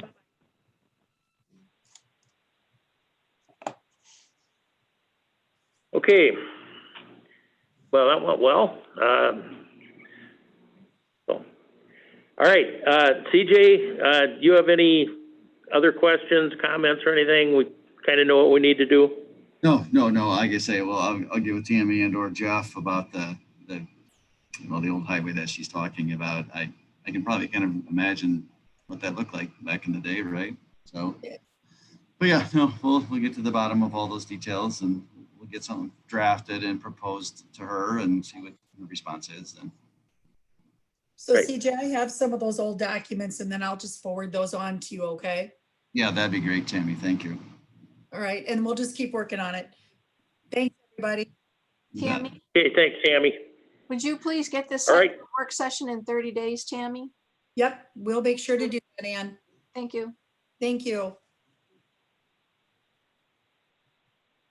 Okay, our next work session is up right now, 2:45 p.m. And it's a work session with our Human Resources Administrator, Dawn Sherman, to discuss diversity, equity, and inclusion training. So Dawn Sherman, I'll turn it over to you. Great, thank you, Chair Baker. I just wanted to have a brief discussion with you to give you an update on some training that we're going to be offering to our leadership team. And you know, we're kind of our goal with doing this training for future programs and policies. So I have met with the team at Fountain of Youth. They have put together training, and training I think is kind of I'm not sure if it's the most appropriate word for my discussions. It really is having your leadership team have conversations about diversity, inclusion, and equity within our organization, and then how we serve the public as well. So they have the city leadership has recently gone through this, their director and senior management team, and it is led by Caprice Jones there. He is the facilitator of this 4-week program. And so I have asked them to join us at the county, and we are offering it out to our department head. I've reached out to all the department heads to ask for their participation, and I received good feedback on that. So I was happy to see that they are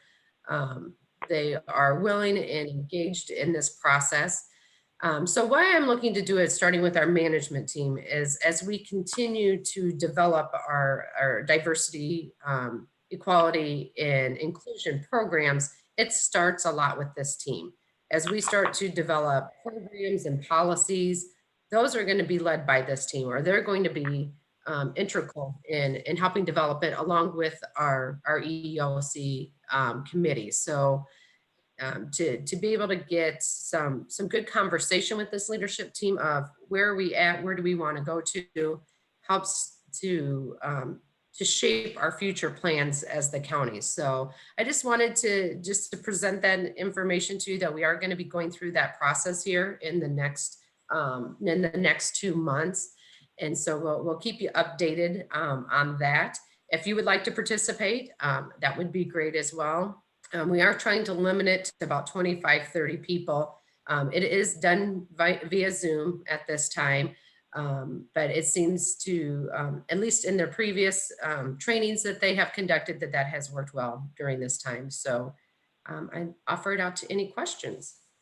And I did provide a memo in their flyer of their program in the packet for your review.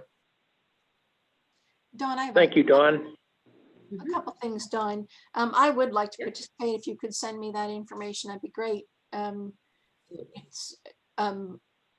course, I know Caprice, but I would be interested in stepping through those conversation pieces. Did you reach out to Mikhail Jackson? He's the only person who serves on that committee for us. And please include him.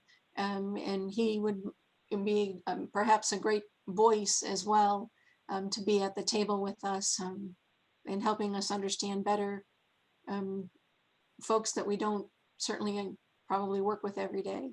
But that's great. I think 25 to 30 people would be a wonderful start. Thank you for making this happen. Don, Dave Baker, I wholeheartedly support this endeavor. I was among the early graduates of this program, having attended a one-on-one version of this with Caprice Jones.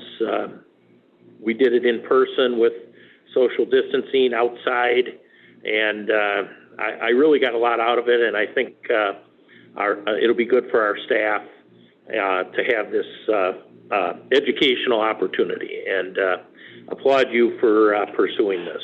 So thank you for that. Thank you.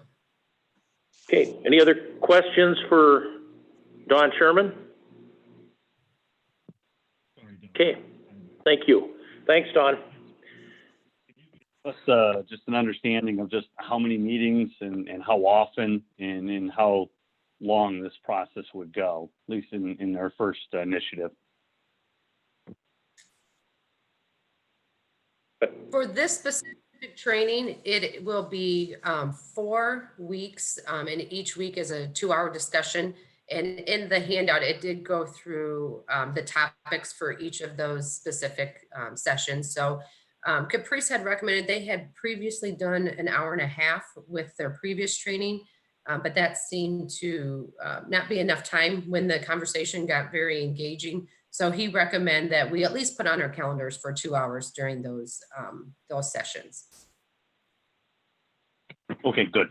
I was trying to find the document, but I got lost in the historical stuff and I never got out. There's a lot there. And I can share it on our screen here.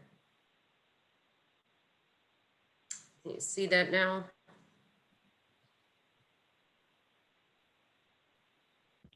Yes. Okay. Okay, any other questions or comments? Supervisors Wickham or McDonough? No. Okay, thank you. All right. Thank you for your time. Okay, our next work session is at 3 o'clock, so we have about a little over 5 minutes. We're running on time today, so ask for a brief recess until 3 o'clock. So moved. And I will second. Okay, all in favor signify by saying aye. Aye. Aye. Aye. Okay, we are in recess till 3 o'clock. Thank you.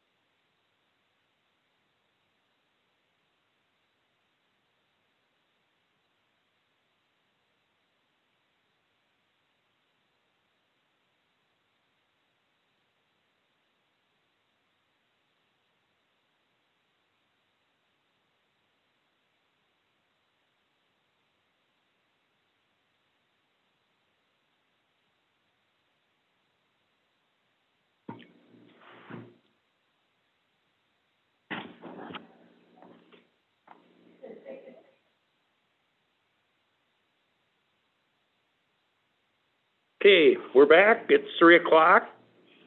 We have our next work session, which is the Historical Society funding request review. Let's just check with President, please. You're cutting out, Jay. I'm sorry. I was just making sure all three of us were here. Okay, I see you and Supervisor McDonough. I did have one thing before we start. If Don Sherman is still on, I think Caprice Jones from the Fountain of Youth joined us at some point during that last conversation, and I just wanted to maybe give him an opportunity to just, for a minute, take a minute and speak. So sorry, Caprice, for any misunderstanding about the meeting time or anything like that, but anything you would like to say about the previous work session? Yeah, absolutely. I apologize for, I didn't have a right connection to get on. So I've been trying to get on for 15 minutes. So basically, at what point do y'all have any questions for what we're actually offering? I didn't hear anything. So Caprice, this is Dawn. I had the your outline, the one-page flyer. I included that in the packet and just reviewed what the program was going to be, that it was going to be the 4 weeks. And so we have supported that to move forward. I don't know if you want to add some more details. I explained kind of how you've established this with other government organizations as well. It's successful there. Yeah, absolutely. So I appreciate you all being willing to take this this particular workshop. We had some nice reviews from the city of Dubuque, their leadership team, and we've tweaked the materials that we used then to fit the learning capacities of different professionals. And so I think it's going to be excellent on all levels as far as what we're trying to actually host and do. And it's going to be some work. It's based on some accountability, and also it's based on some self-reflection. So it's a lot of personal development and professional development that's going to be entailed through the 4-week training. And my next question would be, when can we get started? We'll be scheduling that. I have sent out an email to all the department heads to get some blocks of time. So I'll touch base with you on that tomorrow. I just sent an email to you as well a few minutes ago. So we'll get time to chat and get that scheduled here. Thank you, Don. Looking forward to it. Appreciate it. Thank you for doing a good job. And 3 supervisors, thank you all. And I look forward to this training. Thank you, Caprice. All right. For coming. Good. Yeah. All right. We will now go into the next work session, which is Historical Society funding request review. And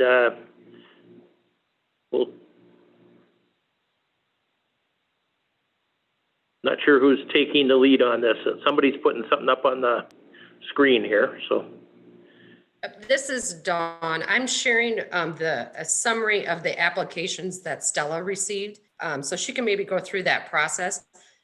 What we'd like to get is consensus if you would like to honor these funding requests, and if so, we'll bring a resolution in an upcoming meeting.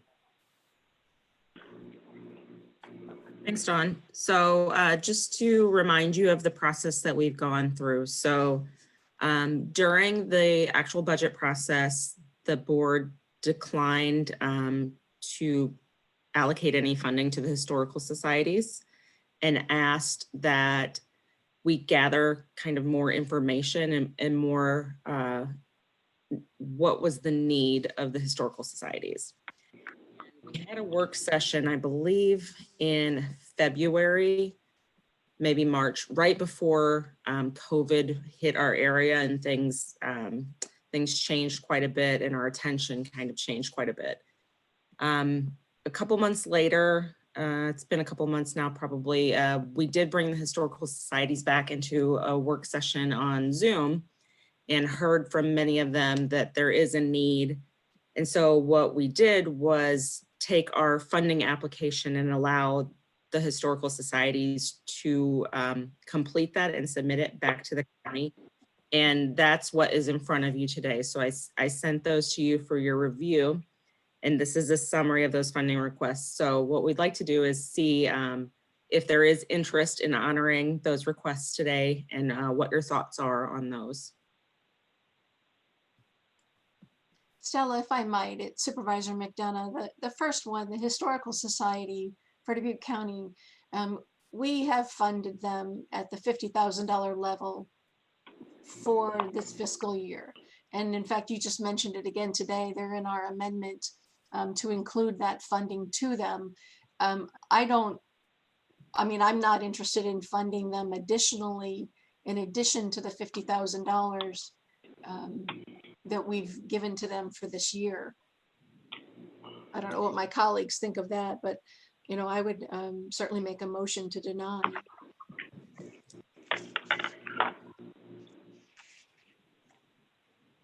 Do we, this is Supervisor Baker, do we have anybody on here from the various historical societies? Can we ask Baker, questions? Supervisor McDonough, was that an actual motion you made? I would just want to make sure we didn't Yes, blow over that. I'm making that motion and we can get to discussion.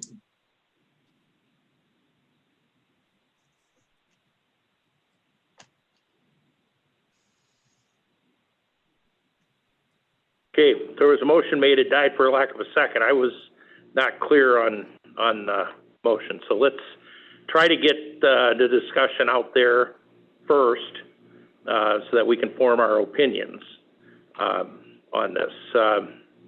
We have requests from Dubuque County Historical Society, Dyersville Area Historical Society, Epworth Community Historical Society, Parley Area Historical Society, New Vienna Historical Society, Tri-County Historical Society, and Dubuque County Historic Preservation Commission. Various amounts, and the first one, starting at the top, is the Dubuque County Historical Society. The question I have is, we did approve some funding for them, so why is there a request for another $17,500? Supervisor Baker, maybe I'll jump in. This is Stella. If I can just kind of give you a little bit more history on how this came here. So I would say 5 years ago, there was an agreement. The Historical Society was actually operating out of our old jail facility. And in exchange for leaving the old jail facility as a historical society building, we as a county made a commitment to fund the River Museum at the level of $50,000 a year for 5 years. And that ended last fiscal year. Prior to that, we had also funded the historical societies separately at the about 22,000 level, I believe. So of that 22,000, 17,500 went to the Dubuque County Historical Society, and then each of the other county societies got $720. And so that's the level of funding that has been in existence for many, many years. So that's why I think that number is in front of you. But still, we've given them $50,000 for fiscal year 21 already, haven't we? Yes, so in the budget that I brought forward a little while ago, we had 50,000 in the budget for the Historical Society. Also, during the budget process, you approved a new program with the River Museum and the Conservation Department. I don't know exactly what the status of that program is right now, particularly with COVID, but it was engaging youth in a program. And I'm sure we could get more details on that. And maybe Supervisor Wickham may know the status of that, being on the Conservation Board. Okay, so Stella, was there a separate recent request for $17,500 from the Dubuque County Historical Society? Yes.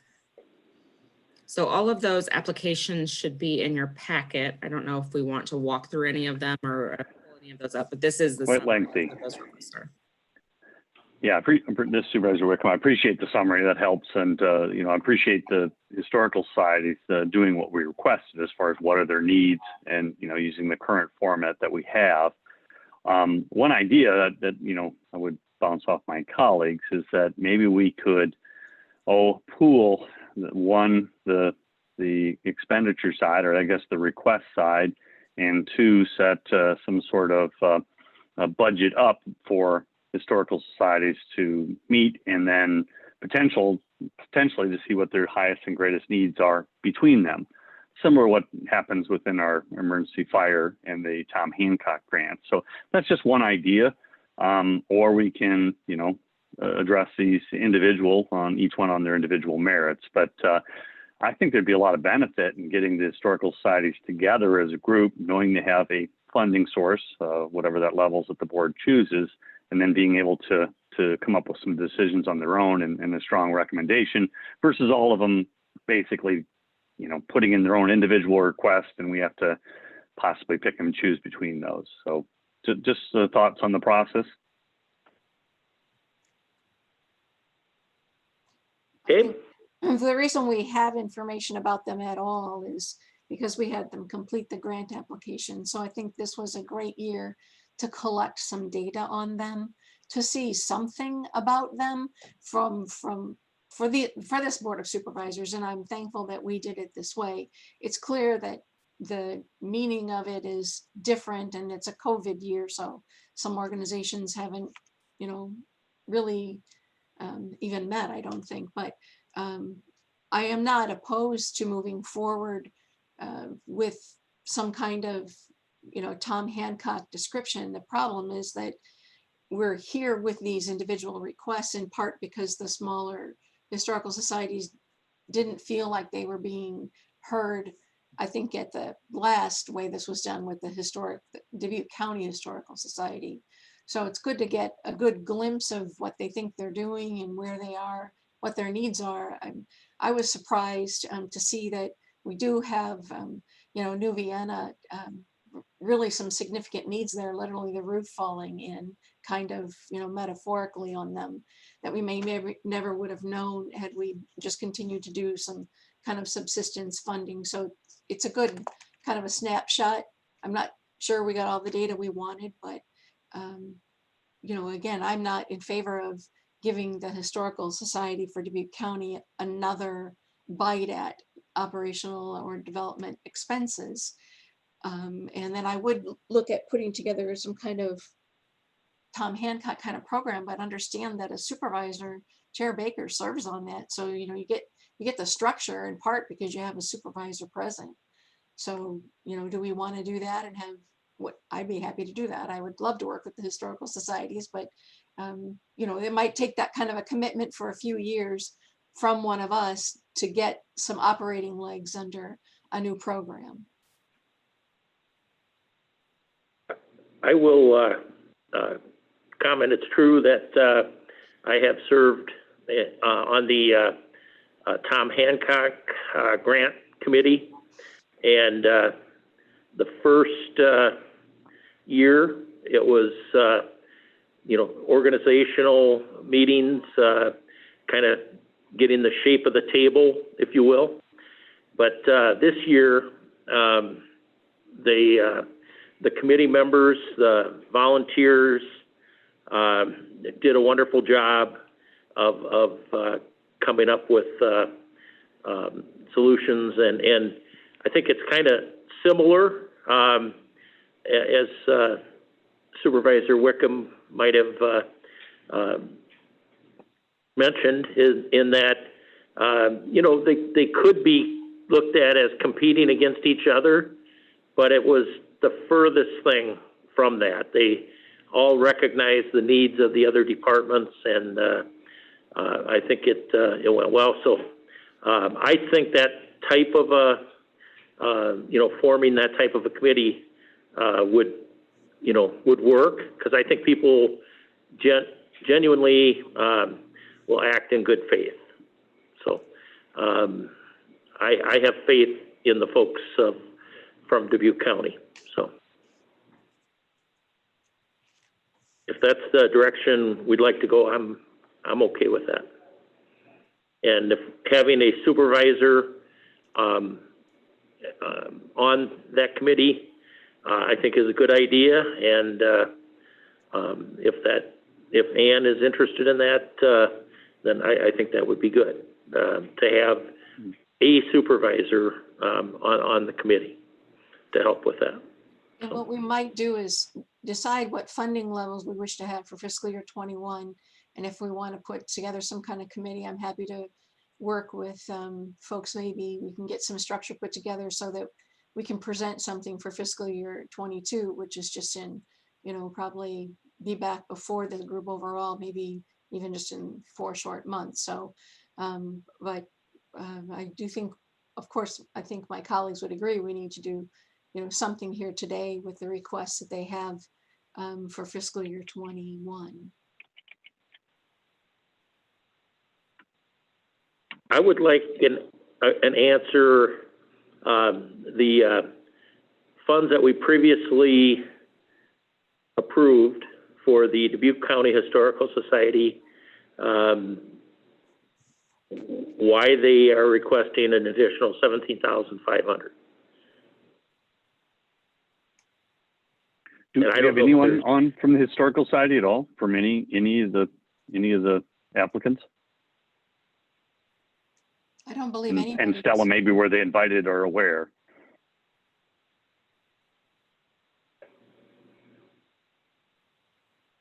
Where'd Stella go? I would. So I mean, I don't know that I can read their app. Go ahead. I don't know that we specifically invited anyone to present. I think they were all on several months ago, I guess, in a work session. And so at that time, you had asked them to make their application for what their need was. Okay, I don't have a problem making a phone call to the Dubuque County Historical Society and asking that question. I would, if they were on today, we could get that answered today. I would like to know what the need is, because we have funded them at the previous level. I wouldn't hate to put words in any of these places' mouths, but they're all going to say, one, it's been tough times, and 2, COVID has been devastating for our business. When you're closed for a series of months, it's really hard to generate revenue. So I'm sure their need is greater now than it's ever been. I guess I'm not comfortable taking action on, the dollar amounts we have in front of them. Some of the smaller ones, absolutely, I think are, easy in line, but I'm a little uncomfortable just, as much as I'd love just to send a check to Nuviana for $8,000, I don't know if that's how we should function for their roof and physical repairs. I just feel I need a little more oversight and guidance from the societies themselves, and then probably more structure from my colleagues on, what do we want to have for funding levels and process. And it's been good dialogue so far. I just don't feel comfortable that it's done yet. And then procedurally, maybe we just did a budget amendment. So Stella, this wouldn't hit a budget, it hit the next budget amendment, is that correct? Which could be in a series of months? Correct. So we have time. It'd be unlikely that even if we agreed today, we wouldn't write these checks in the near term. Is that fair? It is possible that we could, based on other line items within that budget, but I would have to check. Okay, fair enough. Yeah, small amounts for what we deal with. So, well, that's where I am today. I would really like to hear more from the historical societies, and in a work session like this, I'd be open to it. And I appreciate Supervisor McDonough saying she'd take the lead, and I'd be happy to lean in. I love historical stuff too, and it's probably just getting the process right. And sometimes it's a little clunky when you're starting out of the gate. I think we should spend our time today deciding what it is that we want to do and what our timing is. we still thinking on fiscal year 21 as that, process is going to start running into fiscal year 22? Are we still inclined to make, a funding? Are we inclined to fund anything for fiscal year 21? Otherwise, we're looking at, starting into July 1st before they would receive any funding from the county this year.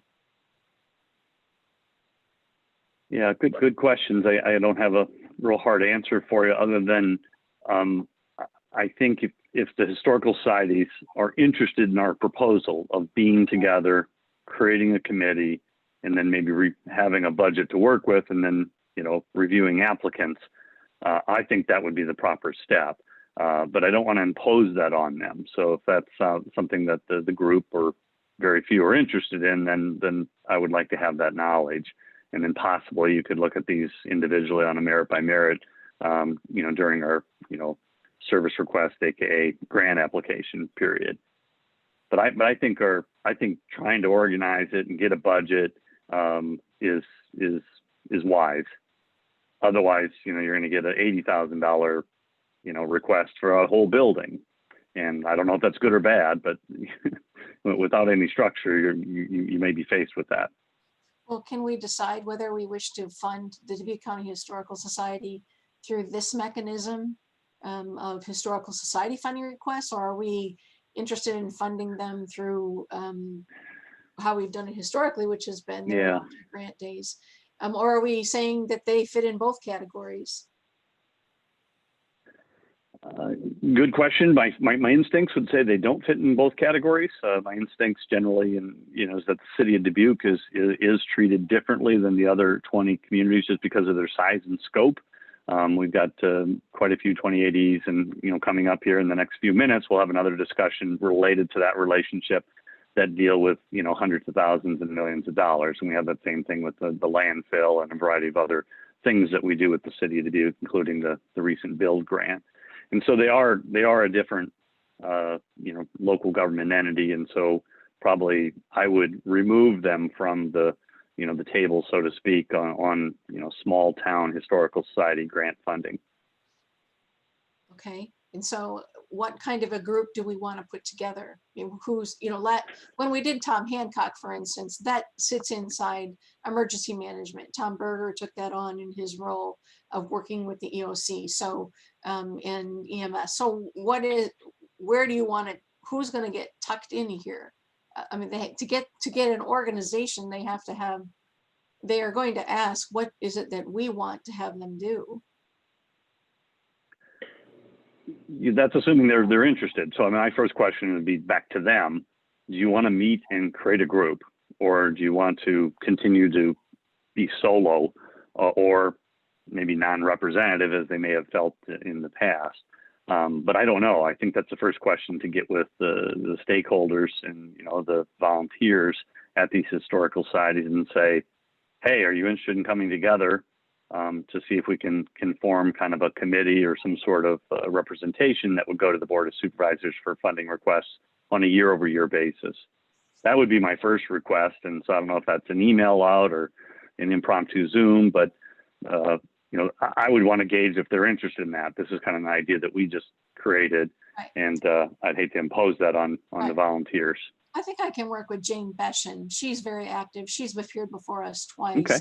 And she's connected, I think, to some of these organizations through some of her other efforts. So I can reach out to her. We can put something together. I hear you saying that the Dubuque County Historical Society's National Mississippi River Museum will be treated as its own entity and not part of the smaller historical societies that we're thinking of pulling together. And then we also have the Preservation Commission, which is one of our commissions. I'm not sure why we're funding a commission out of this funding pocket. They need help with getting commissioners. Yeah. We should be looking at them as with the rest of our commissions. They report to us that way. It was difficult if you did review their application. They stumbled through a lot of the answers saying, well, us, we're you. A couple times I think RRS Stewart actually answered that. Well, we're you. We're underneath what you do, what your supervision is. So we might think about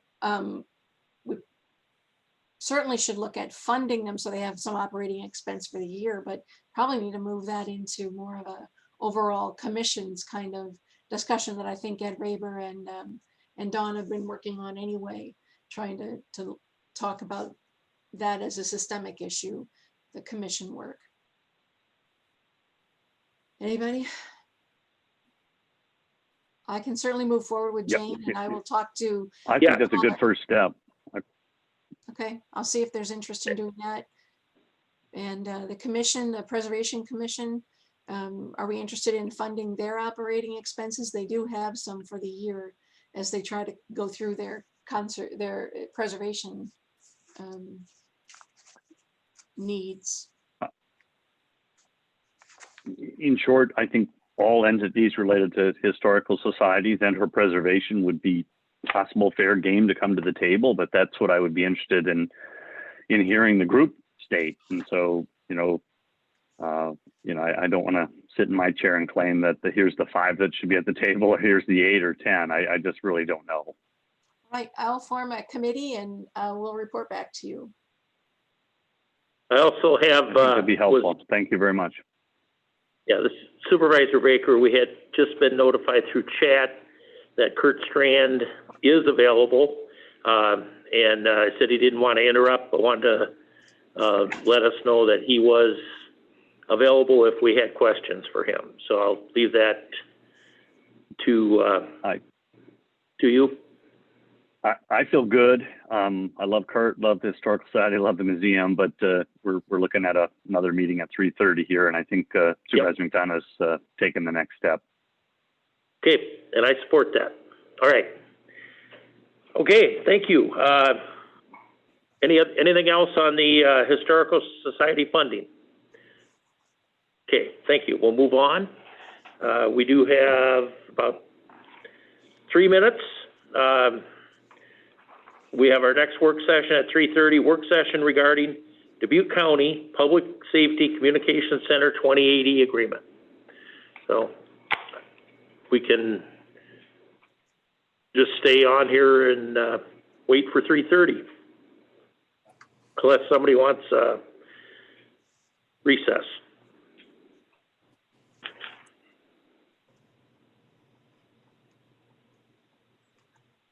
I think we probably could just stay on. Maybe we can stall. Do we need any action on that budget request to table it, or any action required? So it was not an action item. Okay. It looks like it was a funding request review, not an action item. Can we so get I think we're good. And so I know Supervisor McDonough's got a task, and so I'd love to delegate another task to somebody else. Can we get Stella or Ed to send out an email to those applicants just saying we discussed it, we reviewed it, no final decisions were made, but we greatly appreciate your application. Absolutely. I sent out the original request, so I can do that. Okay, thank you.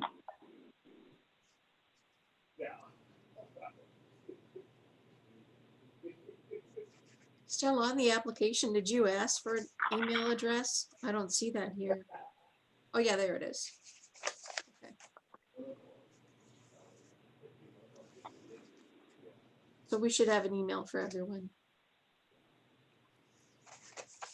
If we don't, I will certainly send a letter to the original address that we used. It looks like we have something from everyone. They struggled with completing the application itself. Two of them for sure are handwritten.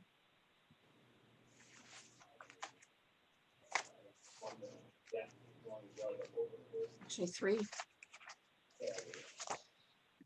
Very good. Well, it is 3:30, and so I think that last work session is history. Time to move on. Okay, 3:30. I was thinking about that for the last minute or two.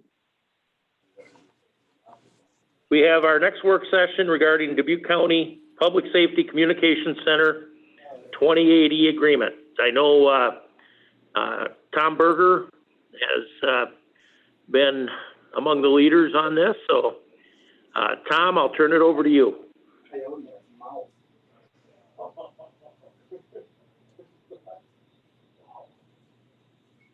Tom, you need to get unmuted. Sorry about that. Good afternoon, supervisors. The, Good afternoon. we did review the, obviously, we've been working on this since, I think, 2016, the updating the agreement. We, the Public Safety Committee looked at it, and then I know that the history there, the city manager, Van Milligan, made a presentation to the board, up with a proposal that got shot down or turned down. Can we get a correspondent to Sheriff Kennedy to have him mute his phone, please? I think it just went muted. Sorry about that.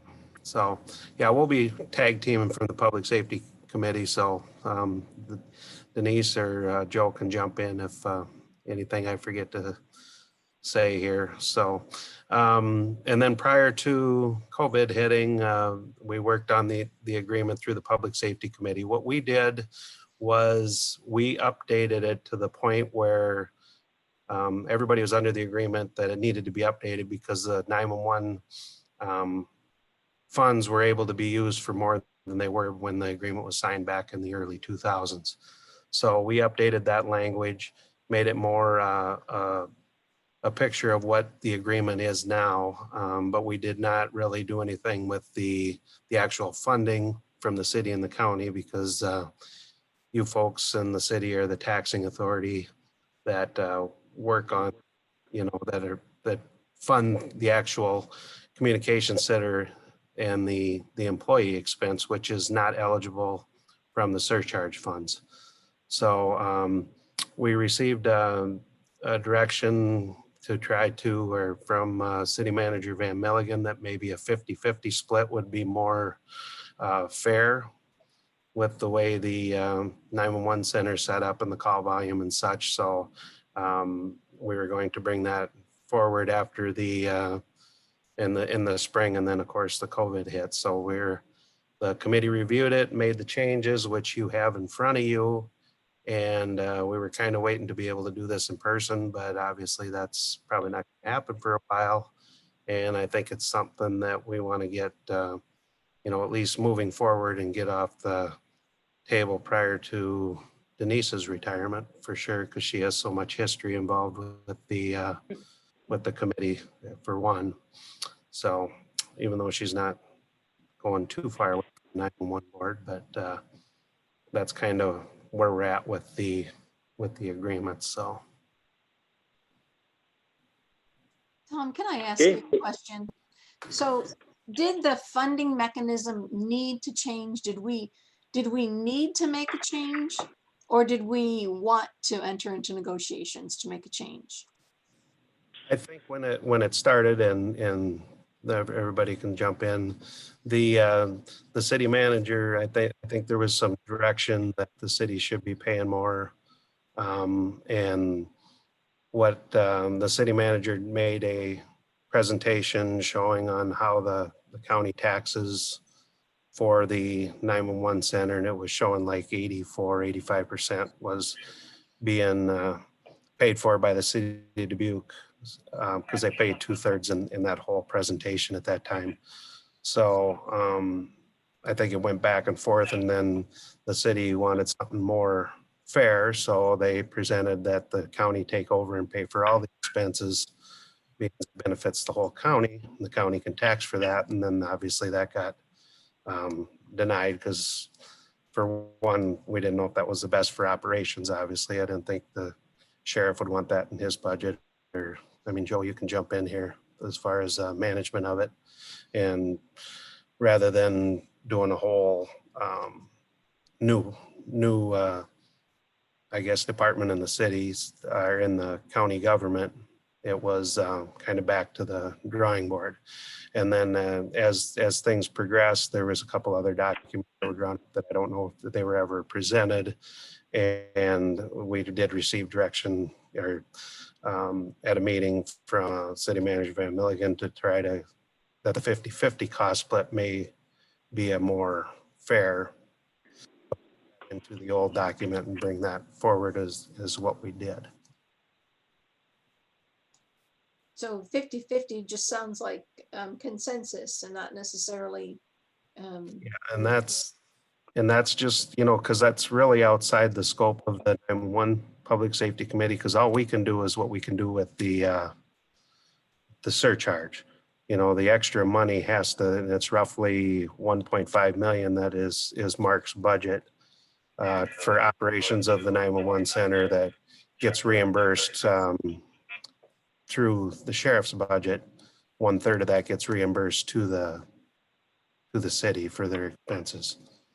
And I think Sheriff Kennedy could probably talk on that more than I can, but if we did that 50-50 split, and if the county did it, it's still assessed the same on the where they gather the taxes, then it almost comes to, I think, it'd be a little more obviously under that formula. It wouldn't be the 84%. I think it comes up to almost, I don't have the numbers right in front. I think it's like 1.2 million would be assessed from the city people if they did it on the taxing valuation.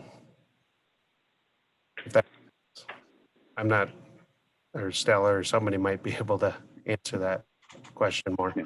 Well, it's a 50-50. Well, this is Supervisor Wickham. Maybe I'll just jump in because I know I'd worked with Tom and a few others over the last series of years. So kind of answering your question, Supervisor McDonough, from my view, the documents that supported our cooperation in what's known as kind of the 911 dispatch committee needed to change because we weren't following all those. And so the county was paying for more things than we had agreed to. And there's a few other smaller stipulations that just were not valid anymore because the agreement was at least 15 to 20 years old. A component in there is the funding, and maybe Tom Berger can jump in, but there was a 2/3, 1/3 at one point. And long story short, I think the rest of the summary that Tom Berger gave was accurate. But on the table today, where we are today, the county has funded 100% of the 911 system, and now we're discussing how to really fund the operations piece of the 911 center. Is that fair? That's correct. Yeah. Yeah, and that funding is in formula, and whole number is changing. And what is proposed, at least or in front of us, or the first overview from either the city or the committee, I'm not sure who, is that we pay more again, but not all of it, but more than we had previously paid. If I can jump in, this is Denise. The original discussion began at the time that the supervisors were presented with funding the bonding for the radio system. And I think what we have here are two different things that are part of the whole emergency services area of the country. And the funding of the radio system, because it was so large that it needed to be bonded to have the funding to pay for it, with the new towers, et cetera, the law enforcement or public safety group came to the supervisors asking if they would be willing to bond to fund that. Obviously, to try and have multiple jurisdictions come up with revenues to fund that radio system would become very confusing. And if anyone was going to bond, that would become more questionable with the people who are going to buy the bonds. So the county was the only group that was asked to consider bonding for the radio system. What we are talking about now is the funding of the dispatch center, which, although they are on the radio system and obviously make use of the radio system for communication, they are a separate group. I mean, there are people involved here as opposed to inanimate objects like radios and towers. And this is the funding of that center. The current funding is a 2/3, 1/3 split. When the center was originally put together, it was put together, and Joe, correct me, I think I'm right on this. The current center was a merger of city fire dispatch, city police dispatch, and sheriff's dispatch. And it was done at the time that the law center was built. Then over time, as the state implemented what was then called E911, 911, where anybody in a county, and they did it statewide. So the county then had to come up with a way to provide 911 services to citizens all across the county. That is the time when the surcharge, which was originally a quarter a line, was implemented. That 911 surcharge funding goes to yet another entity referred to as the Joint 911 Service Board.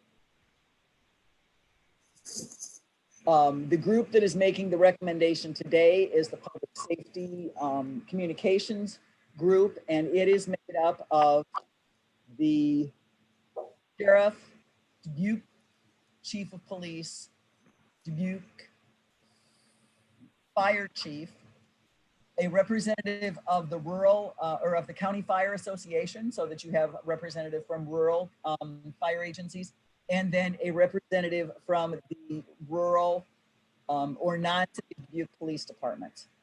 And that is the group that through this 28E agreement oversees the dispatch center and the running of the dispatch center. 911 surcharge funds are used to fund as much as we legally can of the costs of the dispatch center. It cannot fund personnel, and I don't think Murph is on here. There may be a few other things that are included in that, in Murph's budget. And then Joe currently pays 1/3 of that budget. When the city manager came to the 911 Service Board meeting a year ago in February, he was requesting that the county take over all of the funding of the dispatch center. Nothing has ever been done with that agreement. I don't know that anybody has formally said no to it, but there's been no discussion by any other group other than the city council and the city manager on that agreement, as far as I am aware. As a proposal back, kind of to get things off dead center, the Public Safety Committee, on the encouragement of the city manager, has said, let's toss out a 50% match as opposed to a 2/3, 1/3 match to see if we can get this agreement updated. The original argument, and it was an argument for the county taking over the bonds, was the fact that the county can tax every taxpayer.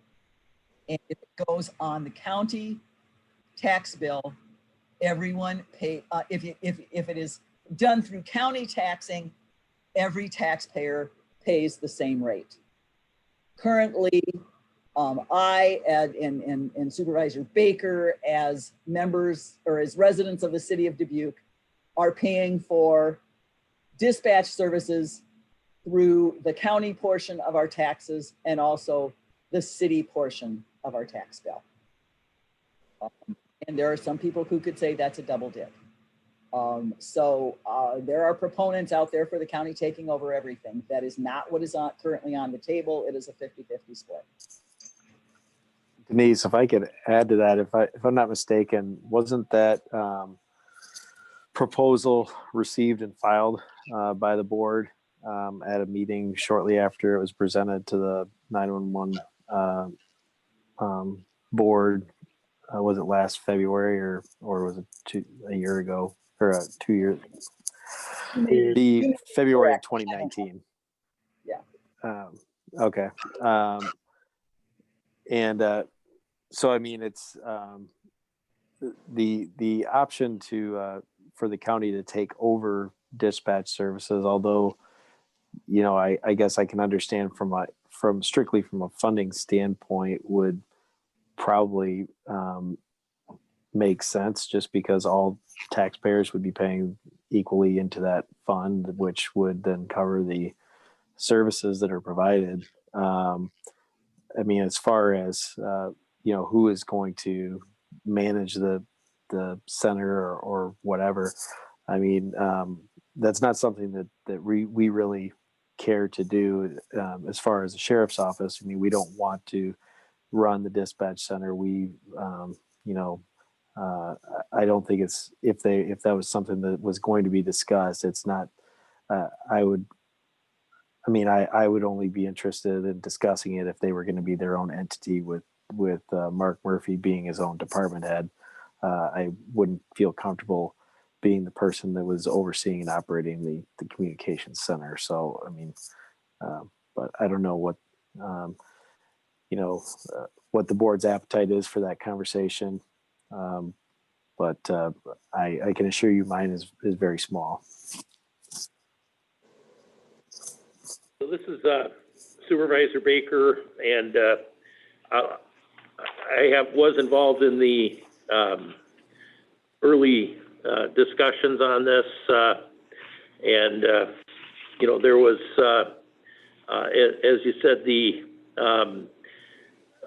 county had made an offer to rewrite the agreement completely, and that was not acceptable to the city and others, I guess, on that board. But and after we received the proposal from the city manager in January or February of 2019, we had some discussions on that proposal, and as Joe said, we either received and filed it, or we just in general didn't agree with it. He was proposing that the county take over the operation, and so what we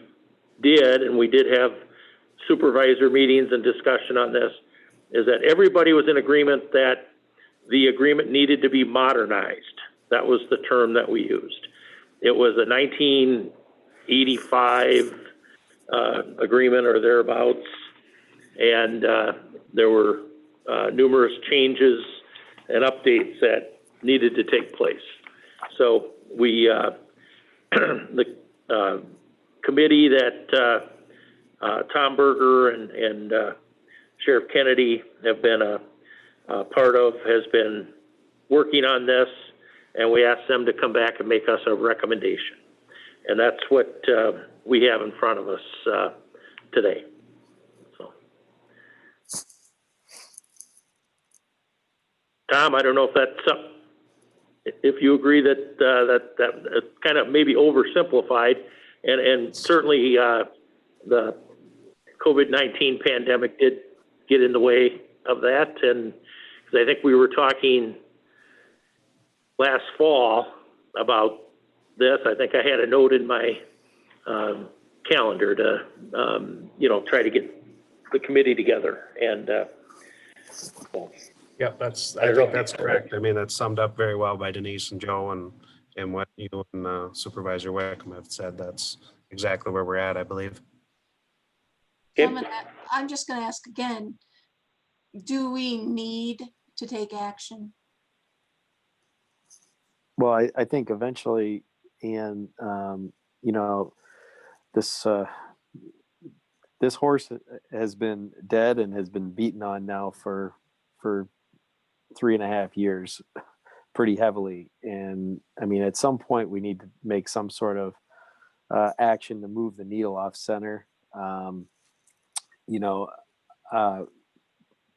obviously, you know, the three people that were working on the 2080 agreement, you know, we don't have the ability to specifically say, you know, who should pay what, but we made a recommendation based on our experience within the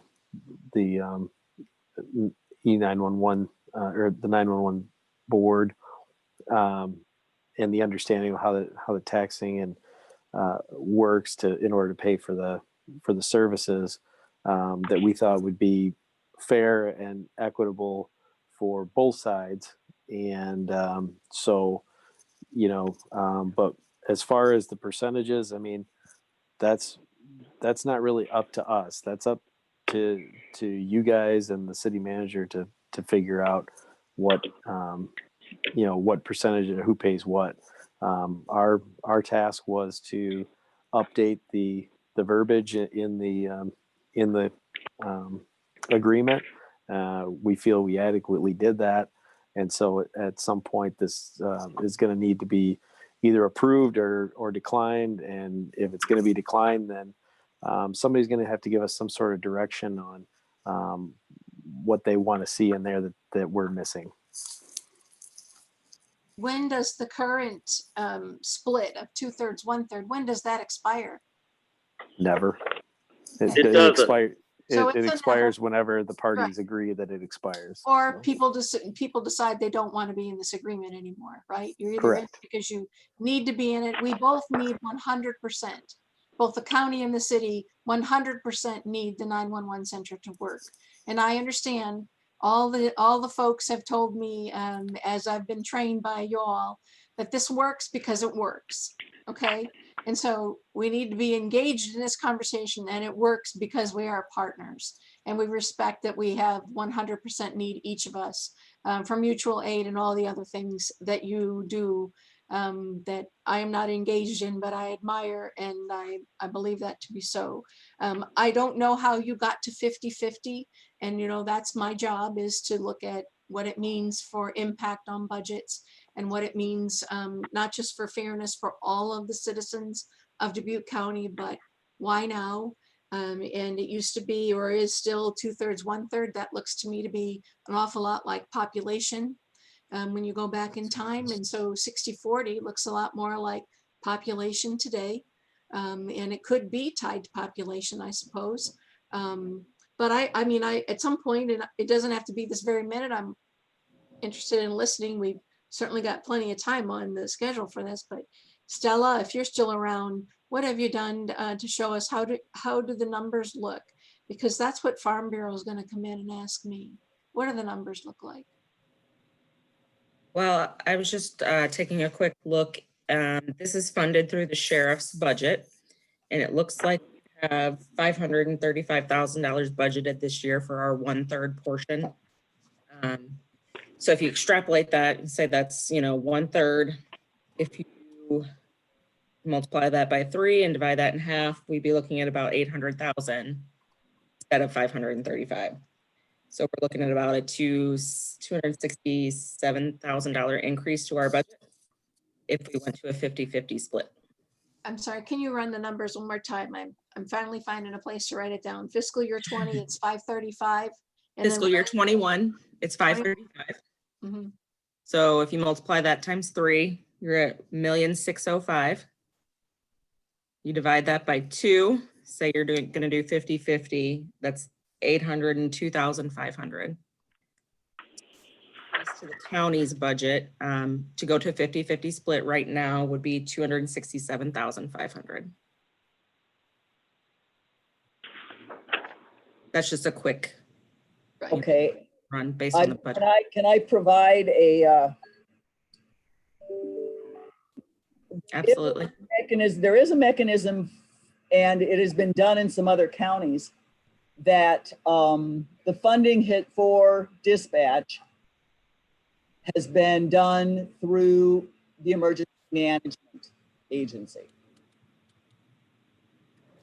which allows the county to take that funding out of general supplement opposed to general basic. That's what I was actually going to ask, is where can we take this funding out of so that it makes the most amount of sense? Because it's wages, so it's going to grow, right? Mm-hmm. And maybe before we hold one other request, Stella or Denise, if you had it, I mean, I think you also want to look at the the commitment the county has made throughout the county related to the 911 system, the 11 million plus. What That's the whole dollar radio. amount is that on our debt service, and what dollar amount is that to our levy? Because we've already had a considerable investment related to emergency management that directly hits our levy that we're responsible for as supervisors. And so I think those numbers are also good to look at as what we're currently contributing. Well, and I think that may well be why the city manager came back with a compromise amount, or an amount to throw out there of 50% as opposed to the whole thing, which had been his original proposal. Politics is the art of compromise, and that's where we are on this whole thing. And I think from one third to a whole to 50%. I don't know if I want to play poker with him. I didn't say we were going to play poker, but yes, I mean, I think there's an argument that the county can say back to his 100% that we are picking up the funding of the radio system. I just pulled up that number just so you can have it. The amount of the emergency radio upgrade in our budget this year, so FY21, between principal and interest is $840,581, which is about a 15% impact on the levy. Thank you. Yeah, and I think so. I think those are significant numbers, and you know, there's not a unlimited supply of levy dollars unless you want to raise taxes, and the general basic and the general supplement fund are our two largest funds, and it's real money when you start to carve those away. And I'd remind everyone that, you know, the city of Dubuque does have taxing authority, and they fully use that, and they have specific needs, which is why they have a police department, and we also have a sheriff's department. And so they have specific needs, and that's why they tax. And my vantage point is the greatest purpose and highest need of those taxes would be to fund emergency management and 911.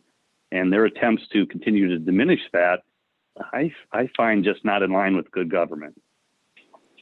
So I'd like to ask a follow-up to the radio upgrade, that $840,000 Stella in fiscal year 21. Is that an ongoing expense, or is that just until that debt is relieved, till it's paid down? So it would vary year over year, but it is the principal and interest payment Right. of that levy. So What, that 15 years? 15 years, and we're in year 3. And it's in that $840,000 range annually for the next several years. Tom, what's your comment about that? And Denise as well, that, you know, that number certainly has to factor in as well. Well, I guess, you know, we're looking at two different things. When we came to the supervisors for the radio system, you three could tax and go into debt, and it'd be spread equally across me as a citizen of Epworth, you know, somebody that lives in the county, somebody that lives in Asbury, somebody lives in Dubuque. So that was the most equitable way to do it at the time. I guess yes, it is the county that's graciously went forward to obviously give us the new system we'll be going to here in the next month. So, which was much needed and much appreciated, but I guess we kind of view them, I think, as two different things. You got your operations and you got your capital, the radio system. So, and you're exactly spot on. And just like my emergency management budget is funded 60-40%, and that's based on the population is what it was. So. But I would think in poker Kinda. world, Tom, you know, Mike Van Milligan knows 60-40 has worked for many things. And I think that's kind of, it was always 2/3, 1/3, and then, you know, everything's, you know, kind of looking at that. Because they do, obviously, the city of Dubuque is the biggest user of the 911 system with the, you know, the call volume and everything, if you look at it that way. But, you know, as we've always stressed when we did the radio system, a heart attack in Worthington is just as important as a heart attack in downtown Dubuque. You know, and you got to have the tools there to respond. Yes. I would add that Maybe this just came to the county for funding for the radio system. We did not put the change in funding of the dispatch on the table. That was done by the city manager. We are just trying to get our 28E, or wait, let me change hats here. This document needs to be updated. It has been sitting as it is for a very long time. And that had been thrown on the table. And then in the mix of that discussion was the change in funding that did not come from the public safety folks. In fact, it actually hit us out of left field. And so we're just trying to come up with something, and we're taking information from the taxing entities as we can to possibly come up with something so that we can get it updated. I think we've all spent a lot of time on this, and we'd like to see this get finished so we can go on to other things, personally. It may be helpful to do a joint meeting with city manager if anybody needs additional explanation from him about his proposal for us to take it over. But I do have reason to believe that he would be interested in hearing back from us with our suggestions. So we asked Tom Berger, Sheriff Kennedy, and was it who else was on your committee, Tom? Denise. Mark and Denise, yeah. Okay. And ask them to come to us with, a revised document, a modernized document. They've done that. So now we have to do a deeper dive into the funding and how we would pay for that if we were so inclined to do that. So I think what I believe we need to do is have Stella create some documents so we have it in front of us and incorporate that in with the radio system. Just giving a little history on that.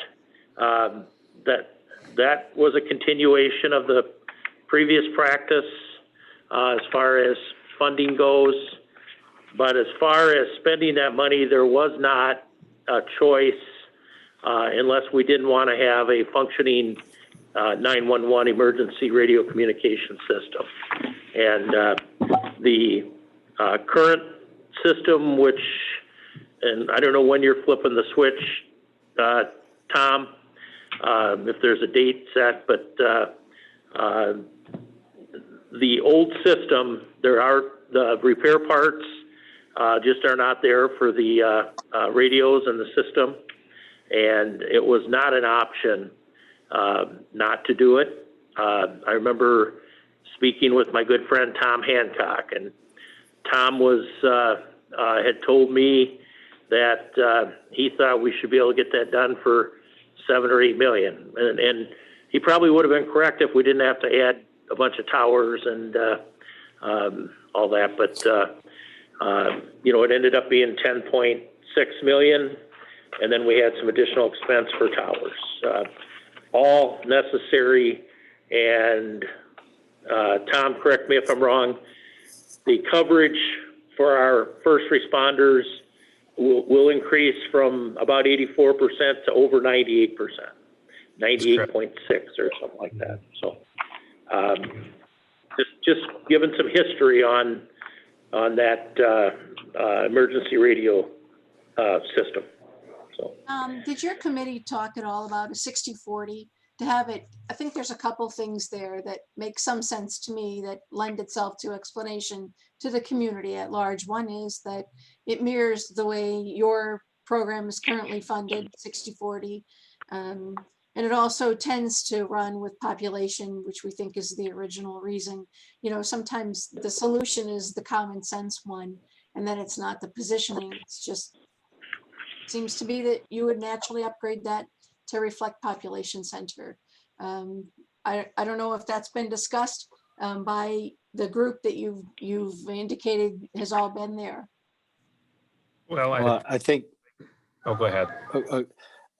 I think Denise kind of alluded to it earlier, and when she was talking about the existing agreement where it's a 2/3, 1/3 payment structure, but in reality, the city taxpayers actually pay for over 80% of it because they pay their 2/3, and then they also the 1/3 also gets paid out of the general fund, which comes from taxpayer money. So I think and Denise can probably speak better on this than I can, but I think by doing a 50-50 split, it actually makes the arrangement so that the city taxpayers are paying roughly 60% and the county taxpayers are paying roughly 40%. Would that be accurate, Denise?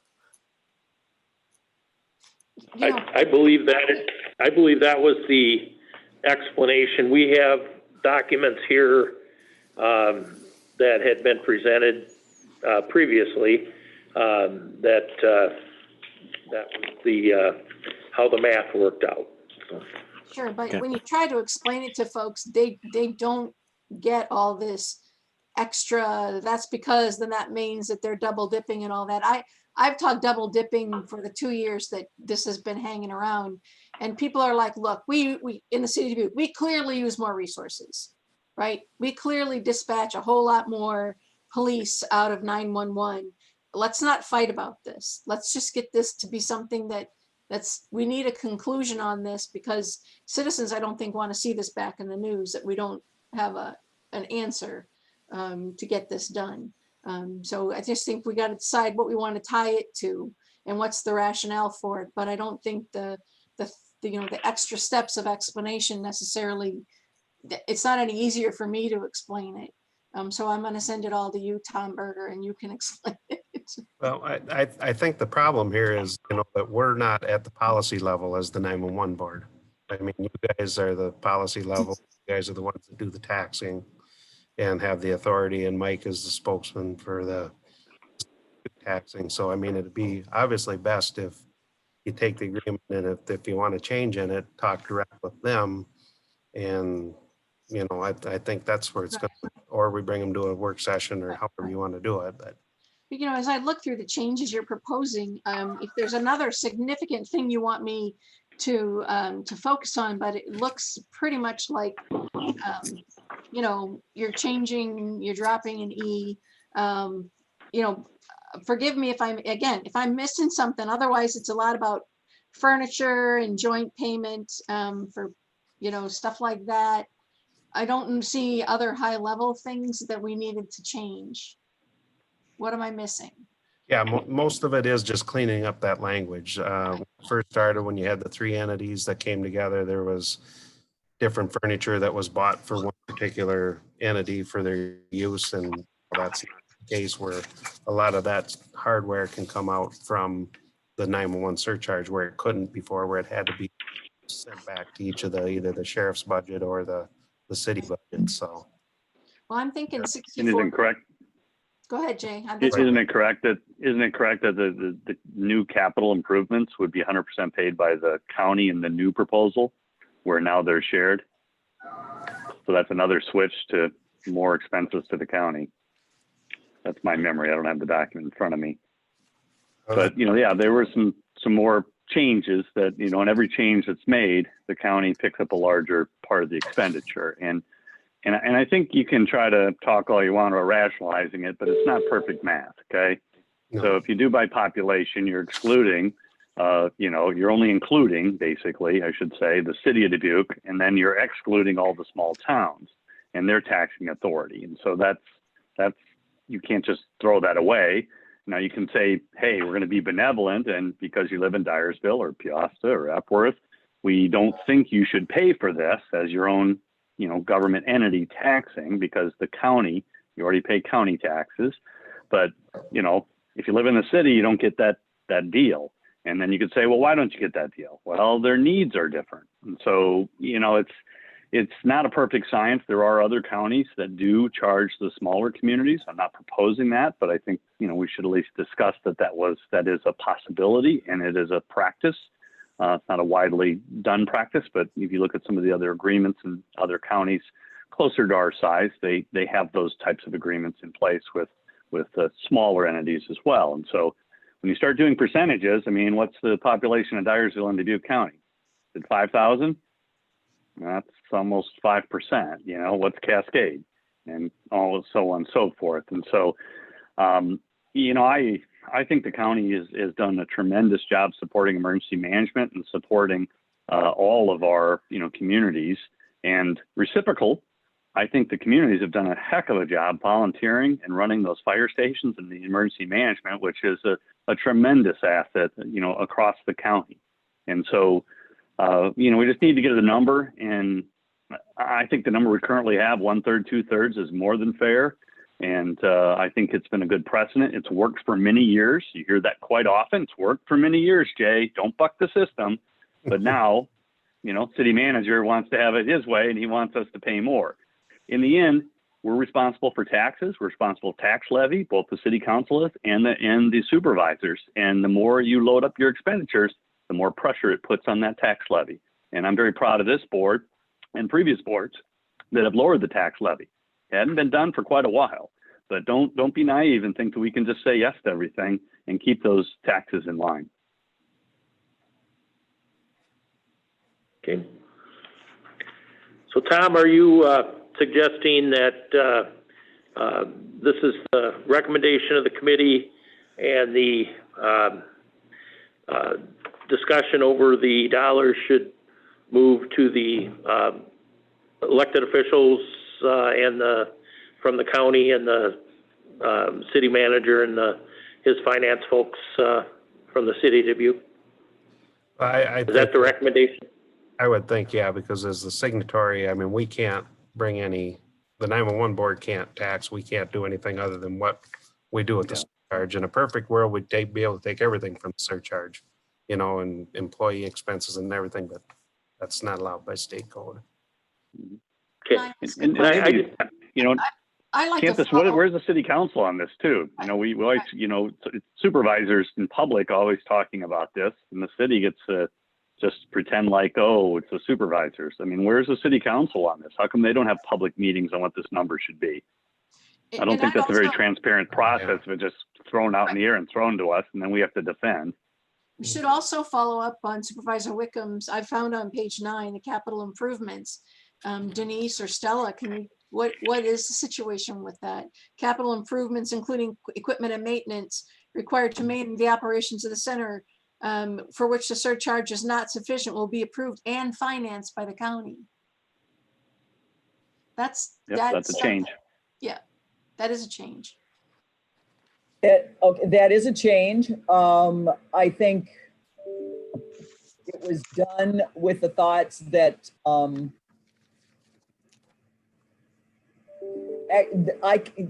Murph is on someplace. There have been no capital projects recently that the 911 surcharge has not paid for. Except the towers. The towers and the radios, but the key there is it has to be approved by the supervisor before. That'd be, if we need to, when we get to radio replacements, we're going to come probably most likely to the supervisors as we can, and that would have to be approved by you.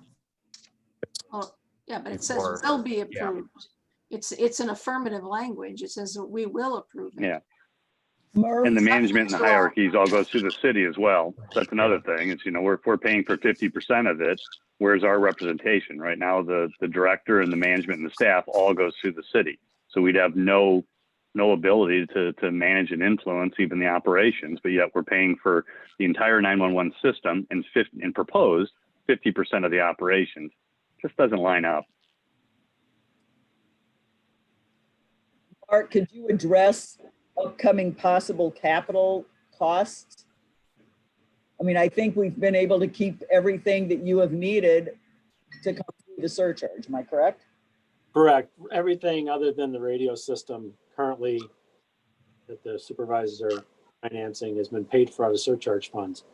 Our last phone switch over or upgrade came out of surcharge funds.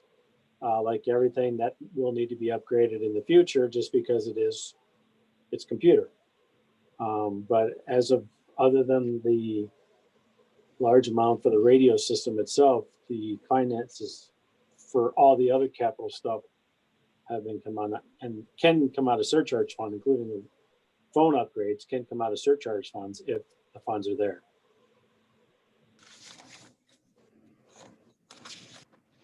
Okay. I do have one other comment, and again, I'll go back to the radio system. The smaller town fire departments and police departments have all expressed that they really appreciate the upgrade in the radio system, and they all noted that without the presence of the city of Dubuque, without the city of Dubuque's numbers, for example, the city of Dyersville would not be able to afford such a system. And some of the other smaller communities and those entities.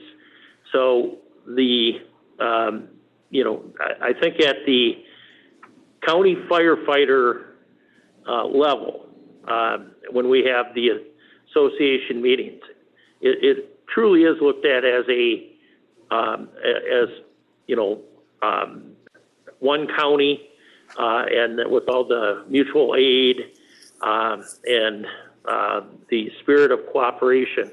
And I think that the smaller towns and the firefighter departments and EMS providers throughout the county have benefited from having those tax dollars from the from Dubuque because of the population base. So, and I think it is appreciated, is the point I was making. Cheese, you can correct me if I'm wrong. Yeah, there's a lot of projects we wouldn't be able to do without the help of the city of Dubuque and and the supervisors too. So we have a lot of mutual aid and a lot of joint projects, the training center, and I'm sitting in a building with one of them right now that we wouldn't have been able to do without everybody's cooperation. Well, nobody is saying we're gonna disband that or Right. you know, not, or in any way threaten that. The reason we're debating this and trying to be careful stepping through that is because we want to make sure that we're preserving that and that we're recognizing that those are strengths that each of us bring. But I am concerned about the capital improvements. That's a, you know, to say that it hasn't been sufficient maybe just means that we're just not, I mean, don't 911 surcharge funds, aren't those at the whim of the state legislature where that money goes? Yeah, Mark, you want to talk about that? It can go for any upgrades in the receipt and disposition of 911 calls. So we can use it for paying for the radio system. And that's, you know, in the future to pay off some of the loans, I think is our plan. It goes for all our radios, anything in the center. It can be bought. You can't pay for personnel is the biggest cost that I have that it cannot pay for. And that's set by state code. I understand that, Mark, but I'm The worried land- about the fact that it exists at the whim of the state legislature, that they can change any and all. That there is a state 911 council that does give direction to the legislators on this and cleaning. They are working on cleaning up some of the code stuff as well. I do sit on that state board, and we do give our voice to the state when it comes to making those changes. But again, yeah, you're right. The state has control of how things are done, and that comes from the state legislature. And the landline money, and then that's decreasing direct to the county. The cell phone, which is the big pot of money, that is at the state code level, yes. And that's currently is done by formula, by the amount of square footage the county has and the number of 911 calls we get. The money is there's a formula that the state has that figures out how much we get, and that's what we get. Now, at the end of the fiscal year, if there's any money left over in that fund, they split that evenly between all the PSAPs. But I would suspect that something that's being brainstormed is that looks like a good way to fund broadband. Well, there is some criteria that came from the feds that like 911 funds have to be directed more towards 911 stuff in order for state matches and stuff with some federal funds. Was there any other discussion at the committee level about capital improvements, anything other than this proposed language? I don't recall. And I mean, we talked about a lot of things with it, but Well, previously it says that it's just going to be in a manner prescribed by the committee.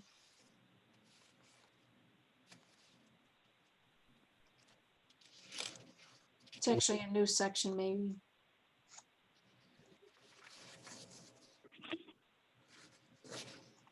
you know, I guess if Mark, this is oh, go ahead. Okay. Supervisor Wickham. Mark, maybe you could answer this. The funds that would come from the city of Dubuque to fund this, would that come out of the general fund for the city of Dubuque? I don't know for sure. I think it does, and I think it would also compete with their other general fund, like their Park and Recs department. I think it would compete with their general fund when they, fund, boat docks down at the harbor. I think it would also compete with any beautification projects they did. It would compete with their arts council as well. And so, I think when we, throw around, hey, what's fair? The reality is they're taxing the citizens that live in the city of Dubuque, and there's many other taxations amongst our other 20 local governments as well. And so I would go back to what do we feel and believe is the greatest and highest use of taxation dollars. And I squarely land on it is emergency management, protection of our citizens, which you guys do so well. And so I just fundamentally disagree with the city continuing to advocate their responsibilities to emergency management and to this system. And the county has already, with our tax levy and our new debt, taken on this debt. The city's taken on a lot of debt for a lot of different projects, but passed when it came for emergency 911. So, we can squabble over nickels and a few, computer upgrades, but I think the county has really done their part related to funding, and I would ask the city to do the same. Okay. I appreciate the effort that the committee put into the document, and I think, excuse me, I think the Board of Supervisors will need to get some funding, some spreadsheets in front of us, have Stella work with us to get us more information and find out on the capital improvements what that involves, because we can't just have pardon the expression, a pig and a poke listed in a document without some numbers that would go with it. So I appreciate the committee putting forth the document to get us started. Are there any other questions? Hearing none. Thank you, Tom and Joe and Denise and Mark, and for your efforts. And I think we will need to do further review and make contact with the city manager and have some discussions. Sounds good. Thank you, supervisors, for your support. And, I don't think we intended to write anything in there that'd tie your hands. So, I mean, that's something that definitely has. So, thank you. Thank you. Okay. Thank you. Thanks. Okay, it looks like our next work session is at 4:30. I would entertain a motion for a quick recess. So moved. And I will second that. Motion made and seconded to recess till 4:30. All in favor signify by saying aye. Aye. Aye. Aye. Carried 3-0. We're in recess.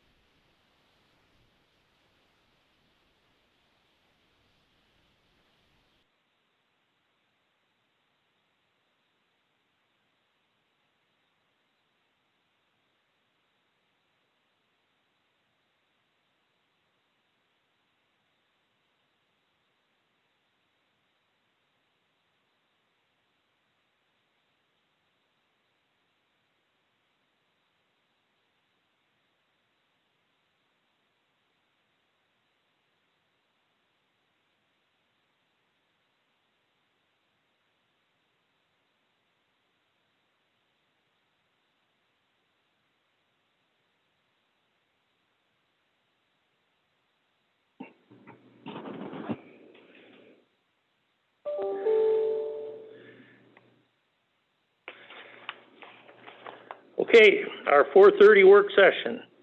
Conservation Director and the County Engineer, Brian Preston, Anthony Bargett, regarding road vacation or vacating of a road. Alrighty. Well, thanks for having me on. I also invited Wayne Kennecker. He's the mayor of Sageville to attend today. Basically, this has come up before. I think even the previous county engineer, we discussed this with him. But Sageville Road next to Heritage Pond, it runs from Rupp Hollow Road over to Highway 52 by the pedestrian overpass over Highway 52.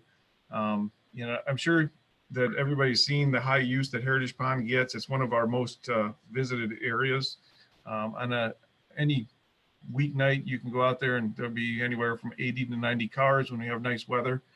There's lots of opportunities for the public out there through fishing, using the Heritage Trail, the development of the campground there on the FEMA buyout property with the city of Sageville. But it's been discussed before. Wanted to come to this Board of Supervisors, see what we could do possibly to start the process of vacating the Sageville Road. And I'm never been involved with anything like this before, what the process would be to go through to get that accomplished. So I don't know if Anthony has anything to add there. Hey, before we go any further, Brian, I just want to double check that Supervisor Wickham is on. I'm not seeing his. Okay, thank you. I just can't see you with my configuration here, and I just wanted to make sure that we had all three supervisors. Thank you. Okay, go ahead. In addition, so next week we do have kind of an update we're going to give the Board of Supervisors on the Dubuque County Comprehensive Parks, Trails, and Open Spaces Plan, and this is one of the pages from that plan for Heritage Pond. But it does show some expansion possibilities for the parking there, and wanted to give you a visualization of what the area may look like or could look like if we were able to get this area vacated.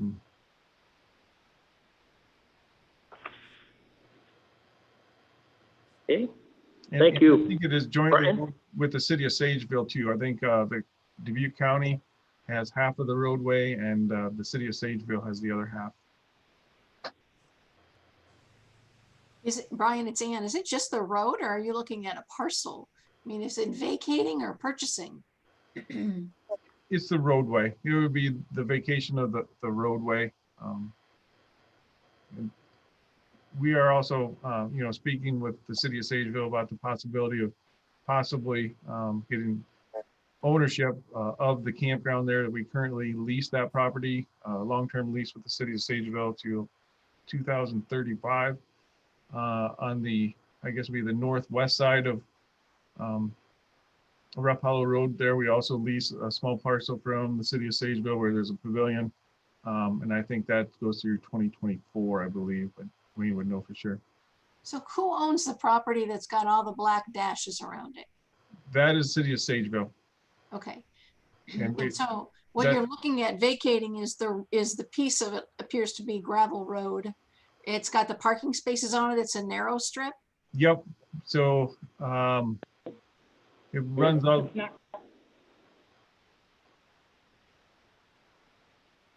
Go ahead, Brian.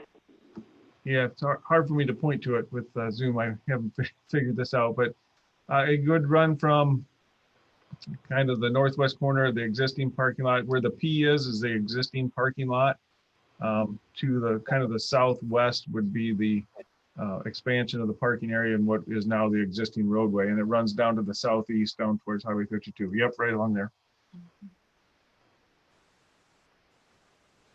And the city. And Brian, was that the former road into the mobile home park? Nope, that would have been off of Rupp Hollow Road. Yep. So this road was the former Highway 52 before it was location to the current location. It used to go alongside the railroad tracks and then cross the railroad tracks with a viaduct over to where the Little Macoka River Mounts Preserve is today. Okay, thank you. And I know this said Anthony Bargett. Anthony, you have any comments in regard to this? Yeah, here's Anthony. I guess kind of a quick take, taking a look at this this kind of mock-up here, it would cut off access generally to Rough Hollow Road, I'm assuming, and then our main access point would be from the other side of over by 52 there. Is that correct, Ryan? That's correct. Yep. So right away, I could see that we're gonna have to do some obvious road improvements to the old Sageville Road. It's in very rough condition, so that would be the first thing we'd have to do. So there was some improvements done to the southeast corner of that road, or from Highway 52 back a ways towards this area, and the new asphalt actually does, go to the residences that are on that road. Are there other maps we should have to be looking at Apollo and where it is? And I don't see your concern, Anthony, displayed on this. Maybe it's lack of familiarity, I'm sorry. Well, we paved to a certain point, which Brian referred to. We paved a couple years ago, right past the residents that live along that old Sageville Road there, and then we stopped at just kind of a point along the alignment there, and the remaining portion is nobody lives along, but it's in very, very rough condition. I would assume we would need to make some upgrades to that. Is that correct, Brian? Not for our purposes. Wayne, would Wayne have any comment on that?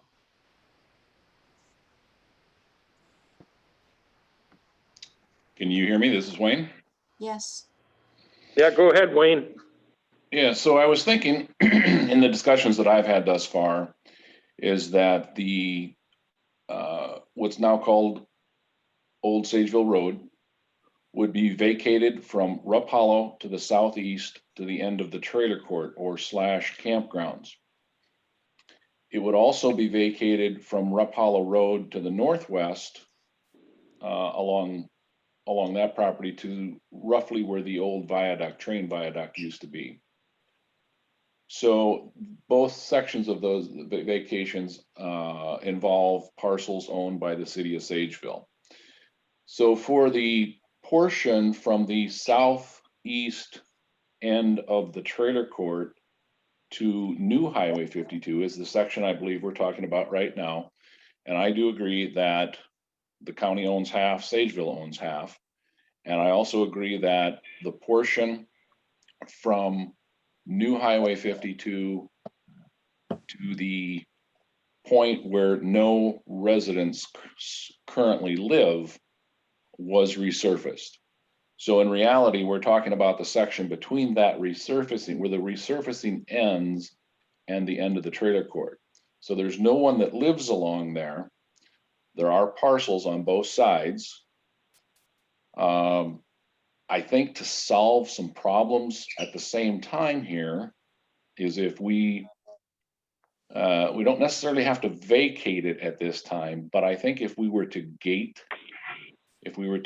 Old Sageville Road to the point where there's no residents living, I don't think we would have to add any cost to resurface it. We could call it whatever it needs to be. I think it would also solve some dumping issues that are going on. So that's kind of my 1,000-foot thoughts. But I think it accomplishes what Brian is looking for. And I think it potentially corrects some other problems as well. Now, I don't know if this is the setting to talk about the potential transaction of those parcels, but it seems to be at least a step in the overall process. I realize vacating is probably the first step, but I think it is probably worth bringing that to the surface, as Brian started to, that Sageville is interested in selling those two parcels that we mentioned about, the one where the campground is, as well as the one where the small pavilion is. They basically, I'm going to say roughly 5 acres each. It's very close to 10 acres total is what we're talking about. So this is Anthony again. So one thing I'm a little unfamiliar with is a government jurisdiction trying to vacate to another government jurisdiction. I would assume that Sageville owns or has that old Sageville Road by easement and not title, because that's Dubuque County would definitely have our half by easement. So I'm assuming both sides are by easement. I'm just a little unfamiliar legally of how Sageville can just vacate their right of way. Typically, when a city moves their city jurisdiction or city property or boundary line, and it encompasses, say, half of a road or a road, they automatically assume the ownership of that road or the easement of that road. I don't know if it's something where you would have to kind of redefine your boundary lines. That's one thing I'm a little unsure of. Well, hence the reason for me rolling the whole process into a potential purchase. I mean, you know, even if, let's say, the easement was vacated, okay, the current lease does not include that strip of land, which is currently the half of the road or the easement that you're referencing. It would become a strip of land versus a road easement, right? Correct. So if we vacate it as a street, it then becomes part of a parcel. Oh, that's right. Oh, it's sitting outside on top of it. Am I describing that correctly? Gosh. Who would be the underlying landowner of the easement of the road? Would that be? The easement would basically, by vacating, my understanding, and again, I haven't been involved with this as long as you have, but by vacating the easement, it simply becomes a strip of land. It becomes part of that parcel. Am I correct? Well, when a government entity vacates an easement, Yes. it reverts back to, or basically the government is relinquishing rights on the easement, and Correct. the underlying landowner is basically giving back those rights of that land. Correct. And because Sageville owns that property, we're regaining those rights, correct? Yeah.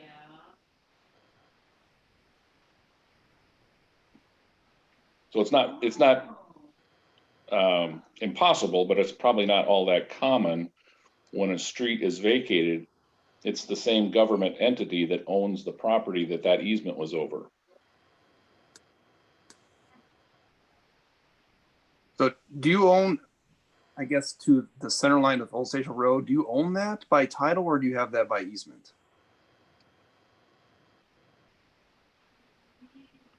Well, I think in any case like this, we would have owned by title to the center of that road with a state easement over it, state right of way, correct?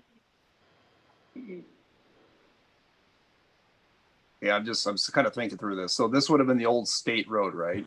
Correct. And I'd have to do some research on this, but yeah, typically old DOT roads were actually owned by title. And when they decided to, you know, at times they give those to the counties or they give them to cities, then yes, that would be owned by title. So there is a potential here that both the county and the city own this road by title. He does, doesn't he? I believe that's correct. I know. we're gonna have to do a little bit deeper dive into that. But if we own this by title, then that vacating is a little bit, I guess the word vacating goes out the window. It's more of quit claim. We start talking in terms of quit claiming to, another government entity or a private citizen.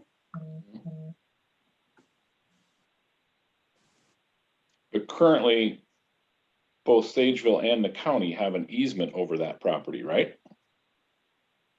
Well, so there's two ways to look at this. There's either easement or title. It's not both. It's either one or the other. If this was an old DOT road and they had it by title, then we actually own half the road as you do as well. Okay.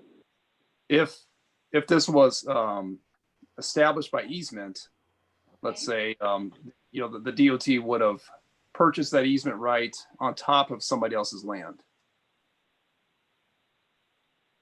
and then that easement would have transferred to the county and the city, and all it is a right to have a public highway there. That's all that is, and that's protected by Iowa code and et cetera within that language. But there's definitely a stark difference between title and easement. This is Ed Raber, and just to throw in there, Anthony and Mayor, I looked at the county's GIS while we're doing this, and although the regular, I'll call them regular parcels, are identified as being owned by the city of Sageville or Dubuque County, the road that is Sageville Road, there is no information listed for that. That might lead you to think that it's simply an easement ownership rather than a title like a regular parcel.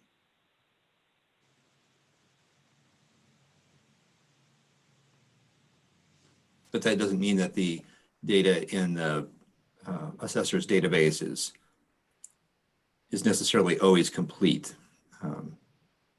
You almost always it's complete, but this is the sort of space where there may be a gap, but it's not listed as being owned with a title there. Well, I think this is something that I would have my land surveyor do some deeper research on as to what this really is, because it can make a big difference whether this is title or easement. I guess what I'm looking for is the Board of Supervisors to give some direction if it's okay to continue to pursue this, if it's something that they would be in agreement with, if we're able to come to an agreement with the city of Sageville on this project. And I think it has to be something that's initiated by the Board of Supervisors or the county engineer. I'm not familiar with how acquiring property within a road right away works. I'm going to ask you, I guess, maybe a higher level question about this, but clearly this is part of your, the comprehensive plan that you're working on. Is this, and all these things are going to come with dollars attached. I don't imagine Sageville's just going to give us anything away, and I don't know that they should.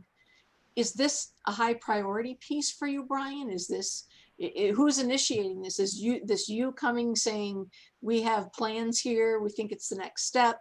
Is Wayne and the city of Sageville saying it's time to make some permanent, lasting, maybe more permanent improvements there that benefit both of us? And we need to look at who's going to maybe develop the land a little more?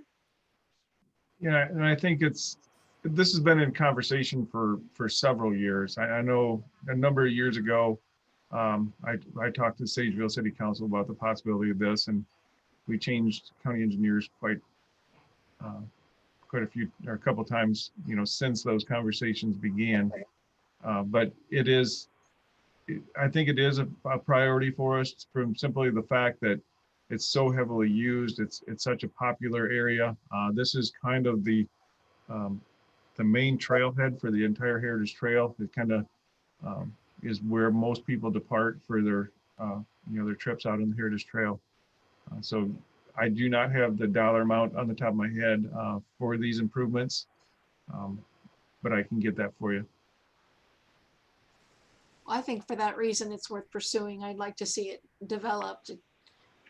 All of those, I mean, there's times when there's not sufficient parking down there from what I've seen. Yeah, even on weeknights, there's 80 or 90 cars out there, and Right. It's way beyond our capacity. People are parking along Highway 52 and Rupp Hollow Road. Just think it would be parking lots aren't fun, but they're a necessity in order to have these facilities. Right, and from a city's perspective, when Brian had brought the potential concept to us, yes, that's going to add some parking, but then the consideration came into play as far as the other two parcels. Improvements, I would imagine, sometimes it's difficult to justify projects when it's a piece of property that's leased. And so that was part of the thought process that went into entertaining the idea of selling these two parcels. The one where the little pavilion is, again, that could potentially add some more parking or whatever. But again, that lease runs out in 2024. And so again, from Sageville's standpoint, the thought was, does it make sense for us to continue holding ownership on these two parcels, or does it make more sense to part ways with them and allow the county and the county conservation board to do what they will, rather than having to have the cloud of a lease involved?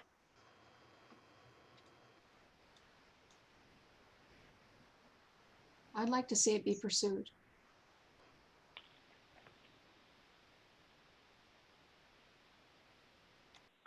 Dave Baker here, Anthony. Anthony, you sounded like you had some questions that needed to be researched. Would you like any decision to be wait until we have all the information? And Brian, I guess it sounds like it was indicated by Mayor Kennecker that this was initiated by us, I assume through the Conservation Department? Yep. So I attended one of the city council meetings, kind of giving them an update on our long range planning, what our plans for this area looked like, and they were interested in moving forward. I think it's going to take some work. It's going to take some research, and I'm willing to certainly help as much as I can. Not my expertise, but I would like to see the process move forward and try to work on this, see if we can come to a use for this area. I guess this is Wayne. I got a question for Anthony.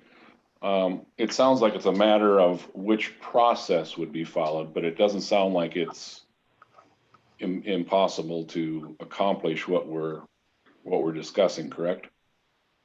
Yeah, I am generally not against this. I just want to kind of understand the legalities behind this a little bit better. So I guess at a minimum, I'd like to get with Brian,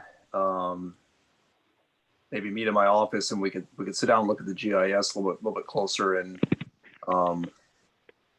get an understanding of where this what all this is going to encompass. And Wayne, you also mentioned something about a gate, so I'd like to understand where you'd like to see that at as well. Right. I would just say northwest of Lyle Ott's property would be the last Sageville resident on Old Sageville Road coming from the southeast. Okay. I'm the Supervisor Wickham. So yeah, this was briefly discussed at the Conservation Board, and Wayne had the opportunity to attend one of our meetings and kind of gave us his overview. So, my quick take is not to dismiss the easement part so quick on the road, but probably the more challenging question for both Conservation Board and Board of Supervisors and Sageville City Council will be the dollar amount in exchange for the parcels. So that's probably a future discussion where we'd want to dive a little more deeper into that, because I think that's probably the more challenging issue versus government swapping an old road, and that's what many citizens care about.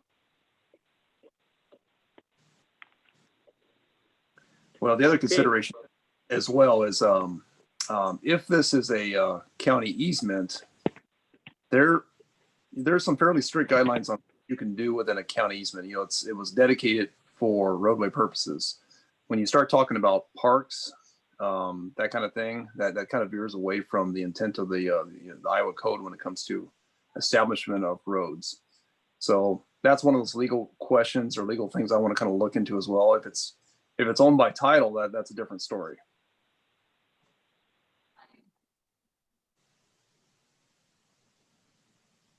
And as of today, we don't have that information. Is that correct? No, I'm gonna have to look into that a little bit further. Okay. I would suggest that we gather the needed information and then schedule another meeting or work session.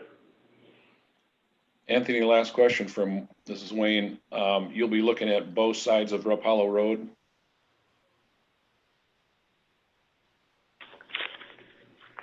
Yeah. So when you say the other side of Rupp Hollow Road, what do you mean by that? Where are you talking about there? Okay, so are you looking at the picture that's being shared on a computer right now, or no? Yes, I am. Okay, so diagonally from Heritage Pond, you'll see a small pavilion over there. Yep. Oh, right yep. there. Okay. Yep. So again, Old Highway 52 ran from Rupp Hollow Road to the northwest there. And that roadway, I assume, is the same situation as the roadway between the Heritage Pond parking lot and the Heritage Campground. And so that would certainly be worth looking at from the same standpoint, because if there was the potential to sell those parcels, I mean, there's no sense of a easement or roadway or a strip involved there. I'm just saying that it's the same thing on both sides of Rupp Hollow if we're gonna look at doing that. Yep. Okay, I understand that. Thank you. Alrighty, so what I'm hearing is that you want Anthony and I to work on this and get some more information for you, and we'll come back to you. Is that correct? Yeah, that's, I think that's what we need to have all the details and make sure we can make an informed decision. To do that, we might also need to, I don't think we need to, and I certainly wouldn't want you to start negotiating anything, but if there's numbers that are going to be attached to parcels that the city of Sageville is thinking of, and this is a high priority for the conservation board in terms of, the comprehensive plan, don't we want to know that too? I can work with Mayor Kennecker on that. And we're going to be turning the corner right away into budget. And if you want, Brian, feel free to share the information I shared at the Conservation Board. I think, we always need a starting point. I was asked there by Cindy Gatto what we were thinking of for a starting point, and if you're comfortable with it, I'm comfortable with sharing that, so we can, we've got budgets to think about, things of that nature, and your call. I'll throw it out if you want me to. Sure. So basically what I was looking at for those two parcels, the assessed value of those roughly 10 acres is about $75,000. So the number that was discussed as a starting point at a Sageville council meeting was 2/3 of that assessed value, which would be $50,000. And that's the small parcel where the pavilion is and the parcel where there's right now the park. Campground. Yes, the campground. Correct. That's what we were thinking for both parcels. They're both approximately 5 acres each, totaling 10. In the parcel across the street? No, that's both parcels that we were discussing. I know, but you talked about a third. No, there's only been 2 parcels that we have ownership of down there. I'm not sure what you meant by the And 2 third. road easements.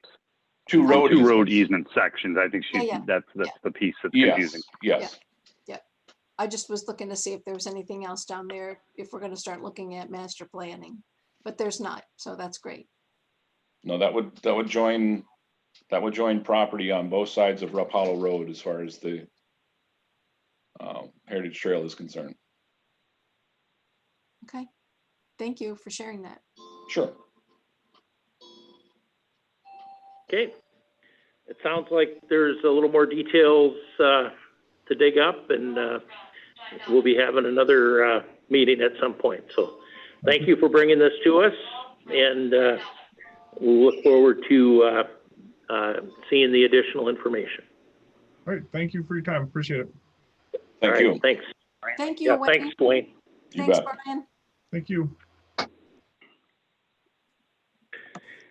Okay, we are into our next work session, which is our work session with County Engineer Anthony Bargett. First item on the agenda, discussion regarding Southwest Arterial Noise Reduction Request. This would be the Jake brake or engine noise ordinance discussion. Okay, this is Anthony. So I thought I'd give a kind of an update on what I found out since that meeting that where we discussed the Jake braking issue.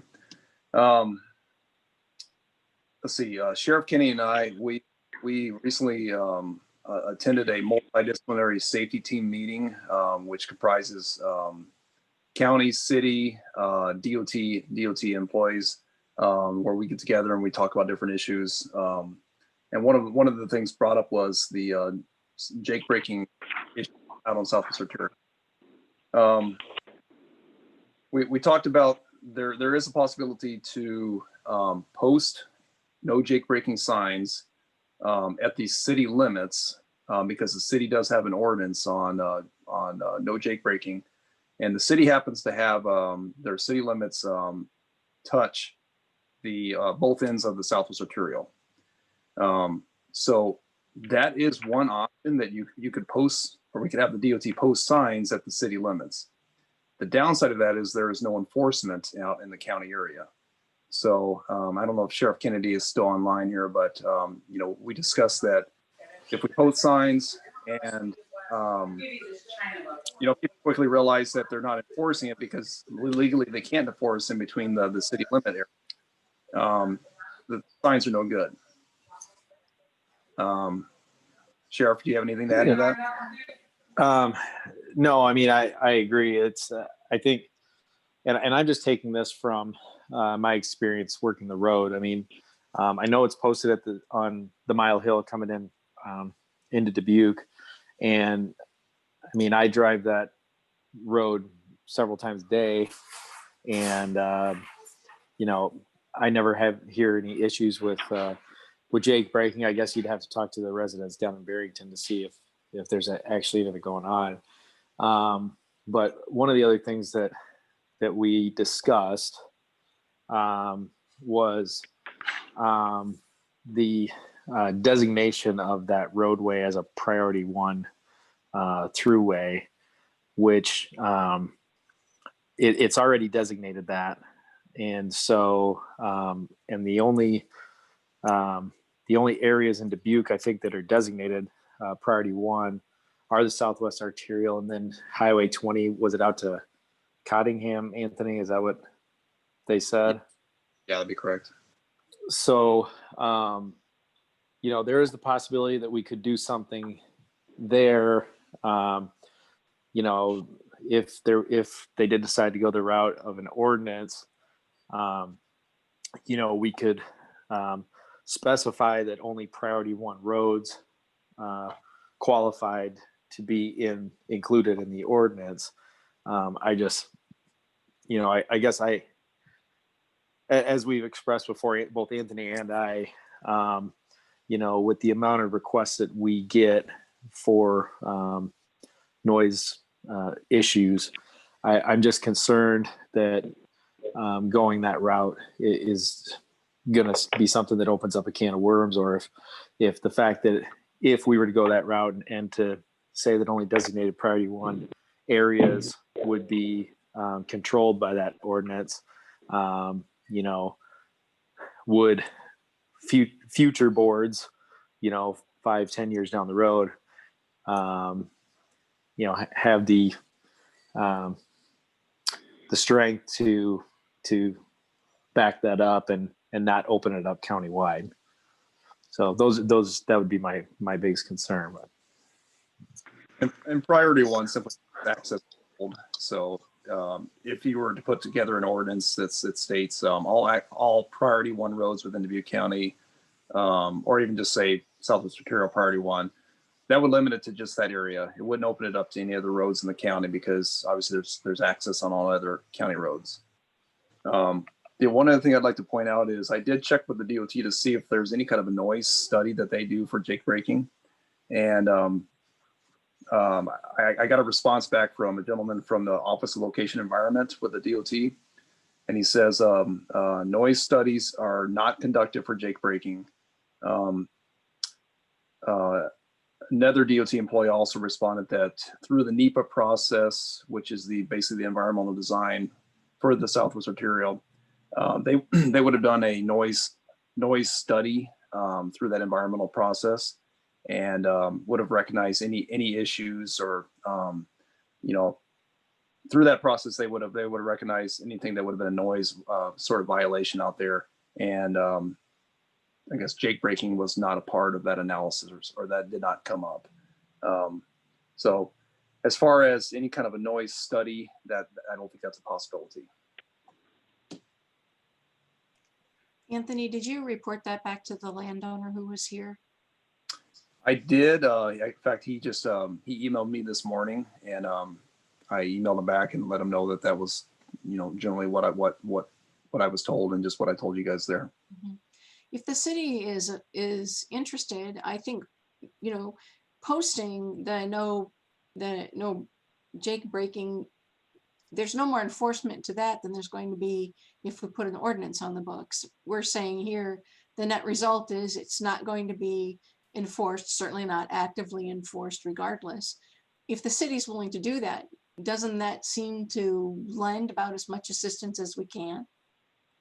Well, as of right now, if we request it, or the city requested to the DOT to post signs for no jake braking, they would go do it at the city limits.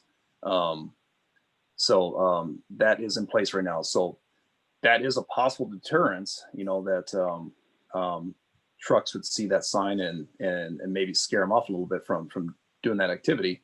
But again, there's no enforcement in between the city limits on either end. So there wouldn't be teeth in those signs, I guess. Well, and there's not now, but how would a person know if I'm a driver offending, how would they know that there's not enforcement in the future if the city annexes? Nobody says, hey, now we're really going to enforce it.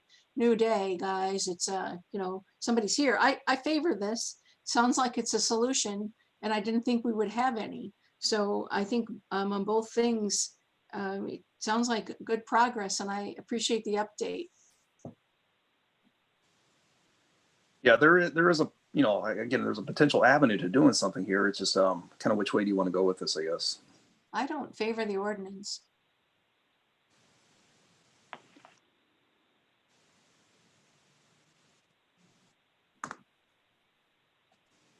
Anthony, do you have a strong recommendation?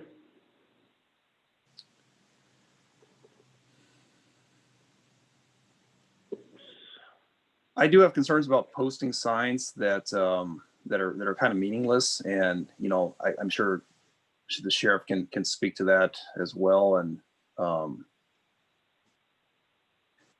I can go either way. I'm kind of on the fence about it, I guess.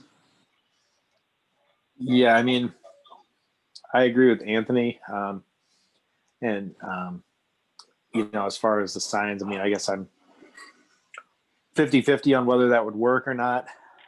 I think, obviously because of concerns that I've already expressed about creating ordinance for this area, I think my biggest concern is if you go that route, people need to understand that having that ordinance doesn't provide them 24/7 coverage out there where we're just going to sit in their driveway and listen for semi-mufflers. It's going to be, if we happen to be in the area and happen to hear it,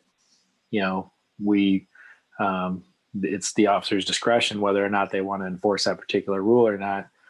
And I think that, I believe we've discussed before, I don't specifically recall, but I believe we've discussed before in work sessions that, when it comes to loud noise enforcement and muffler enforcement, it's very subjective. And what the officer believes is too loud may not necessarily be something that a judge is going to also consider too loud. So, sometimes it feels like when we're dealing with issues like that, where you have a subjective standard, you're just kind of spinning your wheels on those. So, those would be my biggest concerns.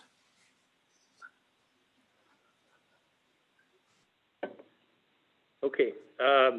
I know, or I believe, Sheriff Kennedy, you can correct me if I'm wrong, that the city of Dubuque has an ordinance on 151, if I'm not mistaken, going through town. I'm sorry, Dave, I missed part of that. I believe the city of Dubuque has signs posted on 151, the freeway going through Dubuque. I know they have them posted on 20. I guess I don't specifically recall if they have them on 151. I'd be surprised that they didn't, especially in the Carrigan Hill area. But I honestly couldn't accurately say if they did have one. Okay. I was just going to suggest maybe we could find out from the Dubuque Police Department, Chief Dalsing, what kind of enforcement records they have regarding where they do have their rules and their signs in place. Maybe that would be something for us to look at, but I understand and agree with you that we can't keep one of our staff sitting in a off-road or driveway waiting for the possibility of a semi to come down that hill heading down towards Catfish Creek or 151. Yeah, and if you want, I mean, I can get with Chief Dalsing tomorrow and see if I can't come up with some sort of stats that they have. And then maybe on my way to work, I'll cut across the arterial and come in from the south side and see if there's anything posted out there. I would assume that there probably is somewhere out there, but I'd have to see for myself. Okay, thank you for that. Yep. All right. Any other questions or comments on this issue? The Supervisor Wickham, maybe just in summary, am I hearing correct? You're positioning that we either erect signs within the city of Dubuque area about what their current ordinance is, we create our own ordinance, or we do nothing. Is that right? That's correct. Yeah, I would lean towards the signage as the first and most simplest action if the board elects to take action. Yeah, I think we would get some compliance with signs, from long haul drivers, for example, that don't know that, the enforcement mechanism isn't there. That might help. And it would be minimal cost. So I think I agree that might be a good starting point, but,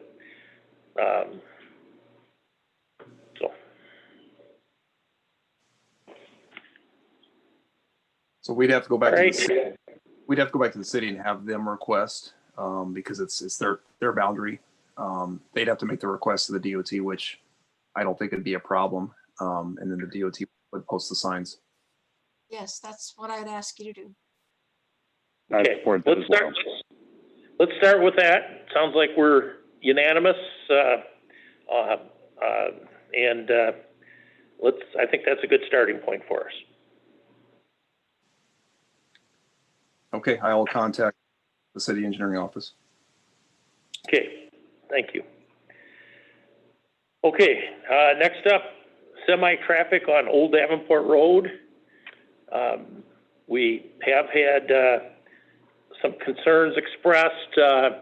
If Sheriff Kennedy, I think you talked to somebody over on Schuler Heights Road, and then I was contacted and shared emails from a citizen over on Old Davenport Road, and I'm sure that the trucks are going from Old Davenport Road to Schuler Heights to 52 as a shortcut. And we've had concern from both of those roads from citizens. So Sheriff Kennedy, you were down there in person, so did you want to talk about that? Sure. Yeah, I actually was, the conversation started at Zyper's Orchard while we were trying to discuss some traffic issues there during their fall festival. And while I was there, they actually expressed a lot of concern. Of course, they're right at the intersection there of Schuler Heights and 52 South. And, they kind of felt that was part of some of the issue down there is the increased traffic coming across Schuler Heights from as a result of the Southwest Arterial. And in particular, semi-traffic had increased dramatically from basically just being local deliveries of grain to over the road type haulers and things like that. So after I left there, I stopped at a farmer's residence on Schuler Heights. He happened to be out doing chores in the yard, and he expressed the same concern about an increased amount of traffic in general, but also increase in the semi-traffic going through the area.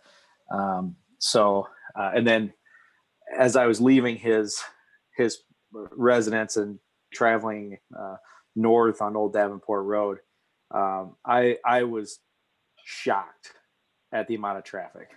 I mean, I would anticipate, my guess would be, I probably passed 30 cars from Schuler Heights Road to the Southwest Arterial. I mean, it was an incredible amount of traffic.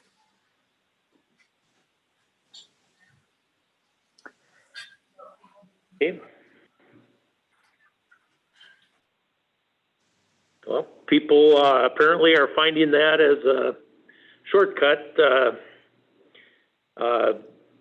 And I guess I'd want Anthony to jump in about the concerns have been the truck traffic, the commercial vehicles. Do we have any ability to stop this? Yeah, the only ability, that we have is, similar to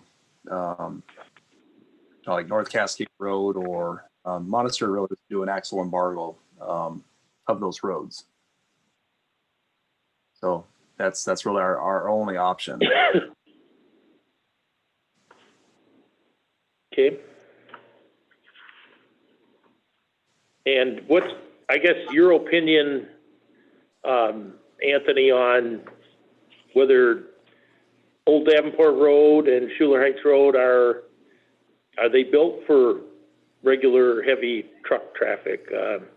Is that, do you have concerns about truck traffic other than local traffic on those roads? Absolutely. I mean, if I knew Old Davenport Road and back when we resurfaced that road a few years ago, if I'd have known it was carrying the percentage of trucks that's coming off the Southwest Arterial, I would have reconstructed that road differently. That would have changed my decision making on that. And then certainly what we do with Schuler Heights Road in the future is going to, you know, it's going to be based on what this percentage of traffic or what the traffic characteristic is like. And then on top of that, yeah, you've got a kind of a very residential area along those roads. That's the makeup is much different than 52 in Southwest Arterial. Anthony, I'm wondering if the DOT can't help us as well. I travel frequently over the road heading south, and I find the signs to be buried by the decorative elements on the bridge. And I'm wondering if we can't get some assistance to make the signage as to how the highways connect more obvious. It might need to be at a different height. Just a thought from, you know, someone driving a small passenger car. But the traffic that I have seen on those roads it's definitely, you know, when you head south on the Southwest Arterial and you look ahead, it's an inviting road to take. It looks awesome to head straight out that direction. It is, you know, and I haven't plugged it on my GPS. I should do that, but I'm almost kind of assuming here that it would route you through Old Davenport Road and Schuler Heights to head south towards, you know, Bellevue, instead of going up to Key West and then back down. So there's a possibility, you know, there's a bunch of traffic that's just being routed by GPS. And then there's certainly the people that realize, oh, this is a quicker option. I don't have to, you know, slow down for traffic lights and head extra miles out of the way. I'm taking this route. Well, that's what I did. So you're part of the problem then, is what you're telling us. Purely passenger, purely exploration, but it's an obvious. One thing, I guess one question I had, obviously we have statistical data on traffic counts for those two roads. I mean, would it make sense for us, before we do anything else, would it make sense for us to get some new traffic counts on those roads before, so that we can make an informed decision on what we want to do? Are you referring to Old Davenport Road in Schuler Heights? Yeah. Yeah, I think that'd be a great idea. We are due for a new DOT count next year. Next year would be year 4 on their interval schedule. But I'd sure like to see what's going on right now. Hey, Anthony, I just did Google. It took me Old Davenport Road, Schuler Heights. There you go. So Anthony, I think if we're going to wait for the DOT's traffic counts, are we going to allow this traffic to continue until then, if that's next year or whatever, or are there some interim steps that we can take? Because I just, with the topography of Old Davenport Road, I'm a little concerned about, on an icy day, if we haven't gotten out there yet, trucks sliding off it, and there's not much protection there, so that could be a long ride for some of those trucks down some of those hills. I agree. If Old Davenport Road and Schuler Heights Road are acting like quasi state roads, they're not being treated like state roads. So that is a huge concern.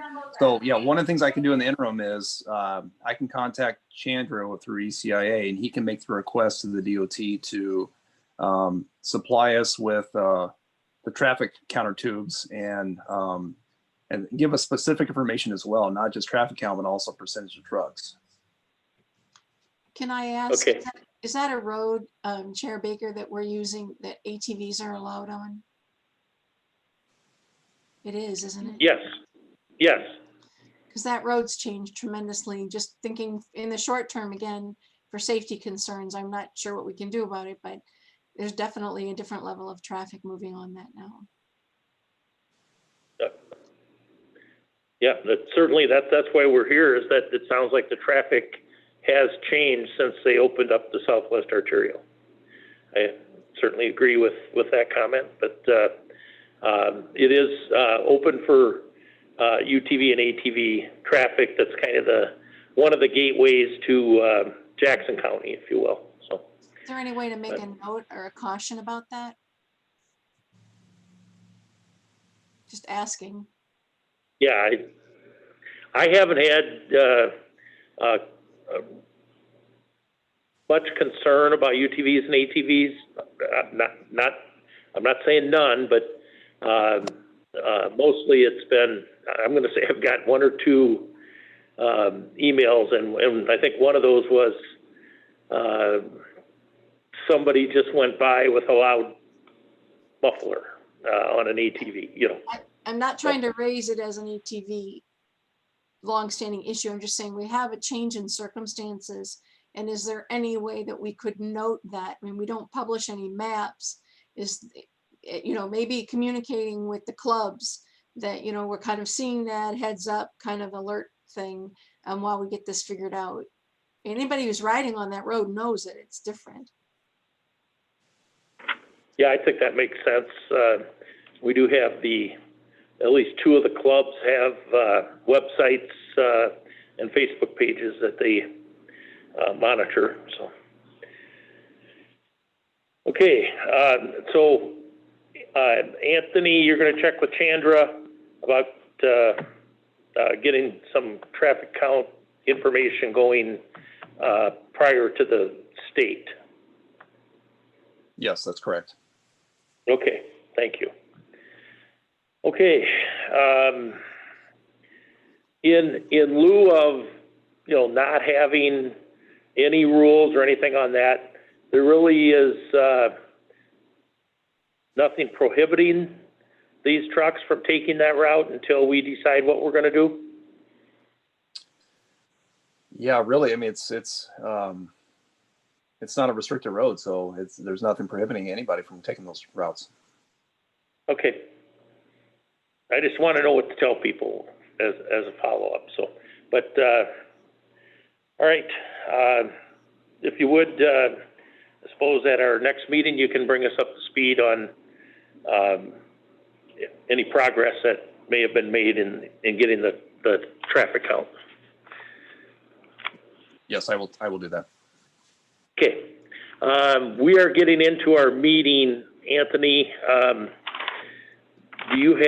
Was there anything that you wanted to give a elevator version of on your report, or did you want to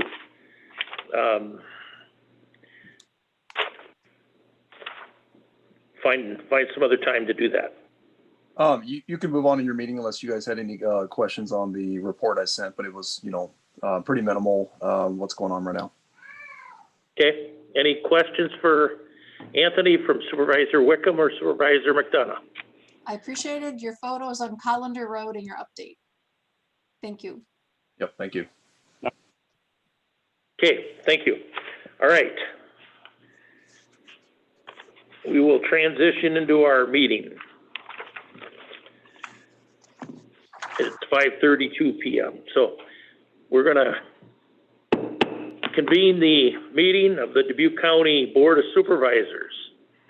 Monday, October 26, 2020. Again, 5:30 p.m.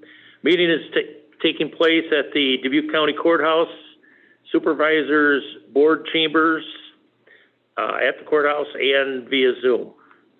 And first item on the agenda is the Pledge of Allegiance. So I'm going to lead us in the Pledge of Allegiance. Ed Raber is with the flag on the screen. I pledge allegiance to the flag of the United States of America, and to the republic for which it stands, one nation, under God, indivisible, with liberty and justice for all.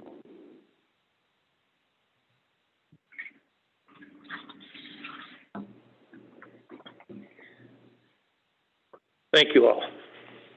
All right, at this time, and we have had requests for public comments. At this time, anyone may address the board on matters which are on the agenda. Please go to the podium and state your name and home address, or raise your hand on Zoom. Now, we do have, or contact us in chat, and we already have some of that. We are going to limit the discussion or comments, and these are things that are not on the agenda. Now, we do have, following this, oh, I'm sorry, this is for things that are on the agenda. So if you want to comment for something that is on the meeting agenda, now is the time to do this, to make your comment. Chair Baker, can you clarify for the people that are listening whether the mask mandate is on the agenda at this time for public comment or at the end of our meeting? Just if clarity would be just helpful, I think, for the people that are participating. It's actually not on this agenda, so I would say at the end, when we have the last public comments, this is for if you have an item on the agenda that you wanted to comment on before we took action on it. That's the purpose of this public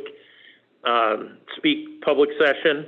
We added this in a couple years ago so that people would have an opportunity to speak on their issue before we took action on it. So, agreed. And roughly, when would that public comment be? Like an hour, just to kind of give people some context. If anyone's interested in changing the agenda to let people speak now. That's what I'm open either way. I'm just looking for clarity for those that are attending. I really don't have a preference, to be honest with you. And it could be okay, go ahead, Ann. Do you want a motion? What do you want? You want to rule as the chair? Or do you? I'd like to have people speak if they're here. It was posted on Facebook this way through social media. I don't have any preference. So we have been contacted by one or two people on chat. So I would say if you want to speak, we'll go ahead and open it up and raise your hand and go to chat here. And usually it's 2 minutes. I see Deborah Thompson was the first, I believe, to contact me. Would like to make public comment regarding the mask mandate. Chair Baker, do we have a time limit on the comment? We're going to limit this to 2 minutes per individual. Okay, so, I think mine's a little closer to 3, but I'll do the best I can to speak quickly. Is there a place where we can send our comments in case I do go over and get cut off? To us personally. Okay, thank you. So my name is Deborah Thompson. My comments are about the face covering requirement. I've worked on public health issues for well over 10 years. I was employed by the State Department of Public Health. And most recently, I'm a volunteer with the Iowa Public Health Association, and I lead the advocacy committee. So thank you for your time tonight. I encourage you to pass a temporary mask ordinance for several reasons. Protection of the public health is a central task of government, one that symbolizes more than anything else that we are a republic and not simply a private society of autonomous citizens. The science of the efficacy of mask use is no longer in debate. Masks work as stated and supported by public health and health professionals from all over the world. Those who are still questioning it will be doing so generations from now, and anti-vaxxers are a prime example of this. What we really need now is a unified effort from the authority figures in this county and counties all over the state, because one or two sectors, public health and healthcare, cannot fight this pandemic alone. Many businesses have also done their part to help, demonstrating that pro-public health measures are also pro-economic ones. Law enforcement and locally elected officials like this board have to step up too. No one's expecting you to fine grandma for not wearing her mask. Instead, a police officer handing someone a free mask while explaining their importance is incredibly powerful. This pandemic continues to redefine what it means to keep people safe, but government units alike were created to maintain the health and public safety of the population. It makes a lot more sense that they do it in collaboration with one another and not in ineffective and inefficient silos. The public may be tired of COVID, but they haven't heard exhaustion until they hear the voices of public health practitioners like Patrice Lambert, who are on the front lines of this pandemic. Patrice didn't ask that I come tonight, but I'm here to support her work and that of her colleagues. These public servants are being asked to give too much of themselves and have been for too long. I talk with public healthers most often, but I'm sure my counterparts at the Iowa Hospital Association and the Iowa Medical Society hear the same defeated and desperate tones. Pass this mandate for the safety of your constituents, for the sanity of your frontline fighters, and for the health of your local 2 minutes economy. are up, please. Excuse me, Thank you. Deborah, I need your address, please, for the record. Like my home address? Yes. Okay. I live in Urbandale, Iowa. Do I need to give you my street address? I think not Please. being a Dubuque County resident helps. Sorry. I'm We coming do as need a it. public health practitioner because there aren't enough public healthers in Dubuque So to we help do and want your- support. we So do I'm want your using my full street- subject matter expertise. We do want your full street address, apparently, for the record. Okay, I feel a little weird about that. I'm happy to send it somewhere. It's part of public comment. Is it? All right. Okay. The chair will get that from people before they start speaking henceforth. We have Deborah Thompson from Urbandale, Iowa. All right, thank you. All right, I'm looking at chat. I see Chris Esperson. If we could get Chris Esperson unmuted. Hi, can you hear me? We can hear you, Chris. Chris, please give Okay, your hi. name and address for the record. Absolutely. My address is 2408 44th Street, Des Moines, Iowa, 50310.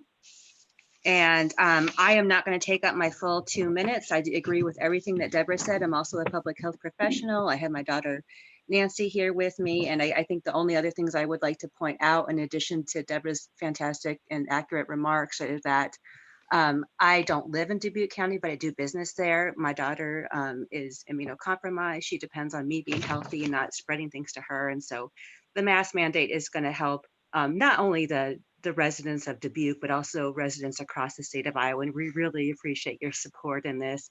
As Chris Christie said, after going to the White House, he wished he had worn the mask. And I think a lot of us are going to have that sentiment later on. And the other thing I would like to point out is it's really going to help our economy get back in place if we have that mask mandate in place. And I give up the rest of my time. Thank you. Okay, it looks like Carol Chesterman. Hi, this is, Hi, Carol. Your name and address, please, Carol. hi, my name's Carol Chesterman. My address is 16719 Chesterman Road in Piasta. And I've spoke on your meeting, I believe last week. I've been on the Board of Health meeting since August. Excuse me. You know, I'm just really concerned that we're not moving forward with this. We've lost 14 Dubuque County residents since October 2nd. Our positivity rate for 24 hours this weekend on Saturday was 53.5% with a 14-day average of 36.2. As my nephew, who I believe is on the call, who's an ER doctor, he's going to tell you we're in slow motion for a mass casualty to happen here. We've got 3 nursing homes in town that have COVID. Deaths all over Iowa are up 46% in the last 14 days. The numbers are there. Iowa Code 137 gives the Board of Health the authority to make decisions about health matters. You know, we keep having this dispute if the Board of Health can do this, it's the Board of Supervisors. Is it an enforcement issue? It's a public health issue. People are dying and they're going to continue to die. We need to do something now. We need to take action and let our citizens know that we have leadership who is concerned about their health and welfare. And as a previous speaker said, this is going to help us get back on track economically as well. You know, first we have to look at our public health and then our economy will come back. And that's all I have to say. Thank you for your time. Thank you, Carol. Okay, do we have anybody raising their hand? I think that was it for chat.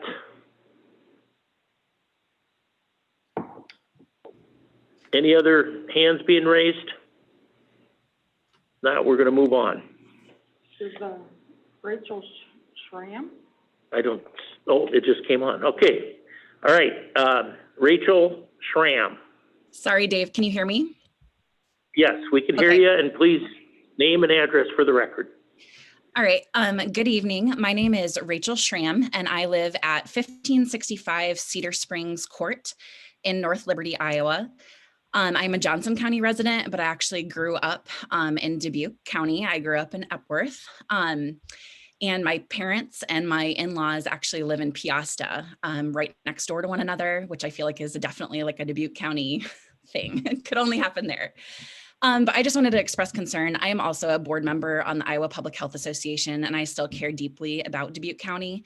And I'm honestly worried about some of the rates that I'm seeing right now. And I just want to implore you to really think about this, because I come from the prevention side of things, and I would rather see a mask mandate right now to not have to like look back and say, I really wish that we would have done something. So I just appreciate your time and your willingness to talk through this. You guys are doing good work and you have a really hard job, but I just want to encourage you to pass it. Thank you. Okay, thank you. Okay, now I see Lisa Tyler. If we can unmute Lisa.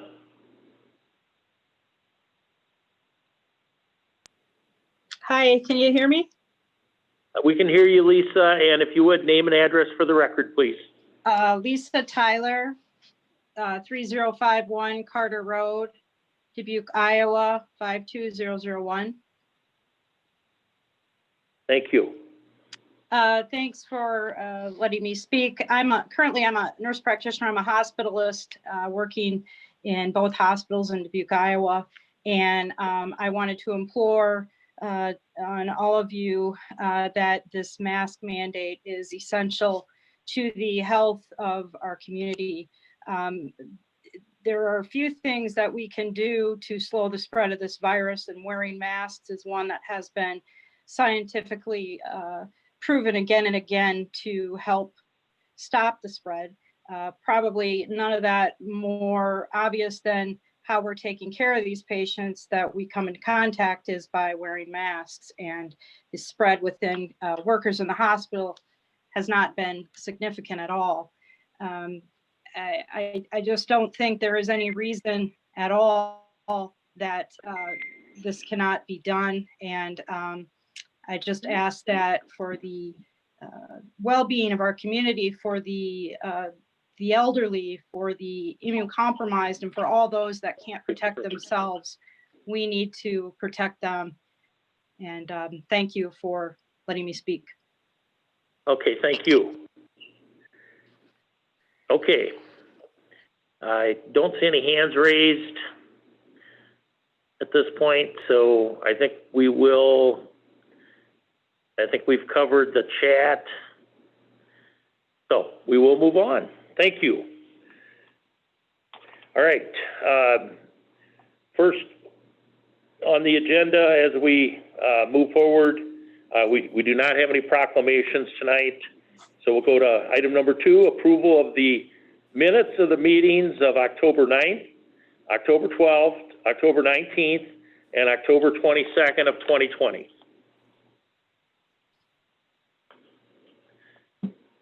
Move approval. There's a motion to I will approve. second that. And a second. Okay. Any discussion on the meeting minutes? Okay. Hearing none, all in favor signify by saying aye. Aye. Aye. Aye. Carried, 3-0. All right, now we're into consent items. The following items will be acted on by a single motion without separate discussion, unless a supervisor requests that a specific item be considered separately. We have FY20 final financials for the 1st Judicial District, Department of Correctional Services.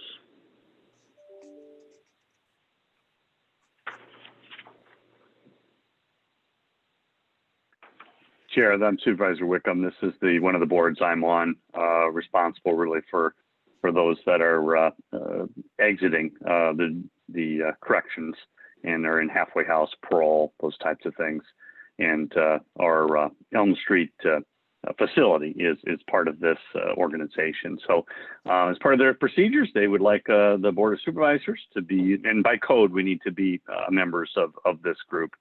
And so part of the, I believe, code language states that we should have their financials for the year, and we should submit those into the record. Okay, thank you. Is there a motion? So with that, I will make a motion to approve.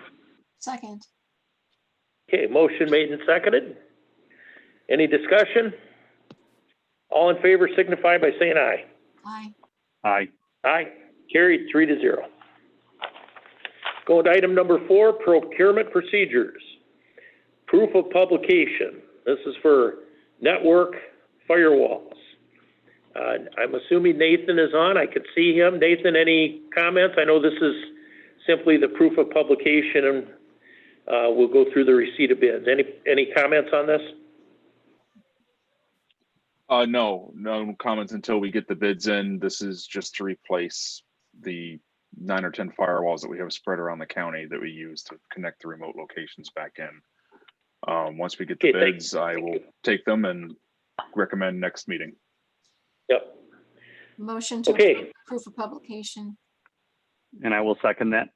Motion made and seconded to approve the proof of publication. All in favor signify by saying aye. Aye. Aye. Aye. Carried 3-0. Okay, next up. Receipt of bids, network security hardware. And this would be Nathan Gilmore. We have Mary Hobble, our deputy auditor, working on this. Do you need any help? 3 bids, Mary tells us.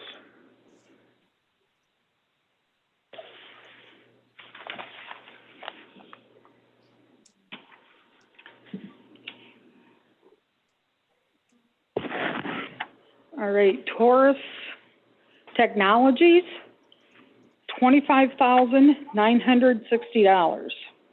$25,960. And what was the vendor? Taurus, T-O-R-U-S Technologies. Okay.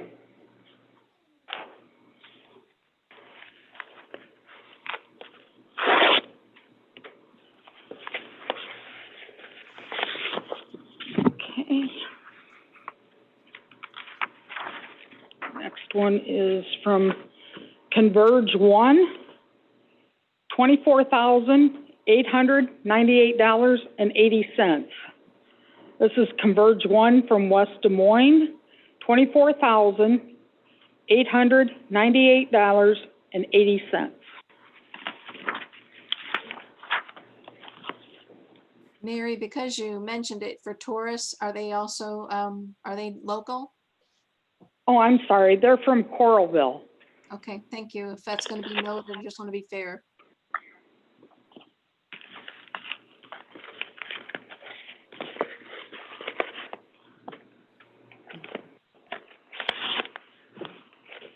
And the final one is from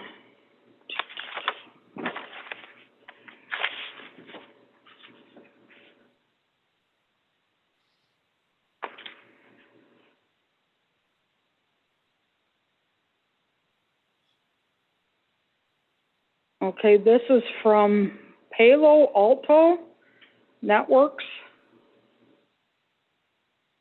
in Chicago. And their bid is $27,078.20. Well, I guess the company name is CDW-G. Their bid is $27,078.20. And this was the final bid.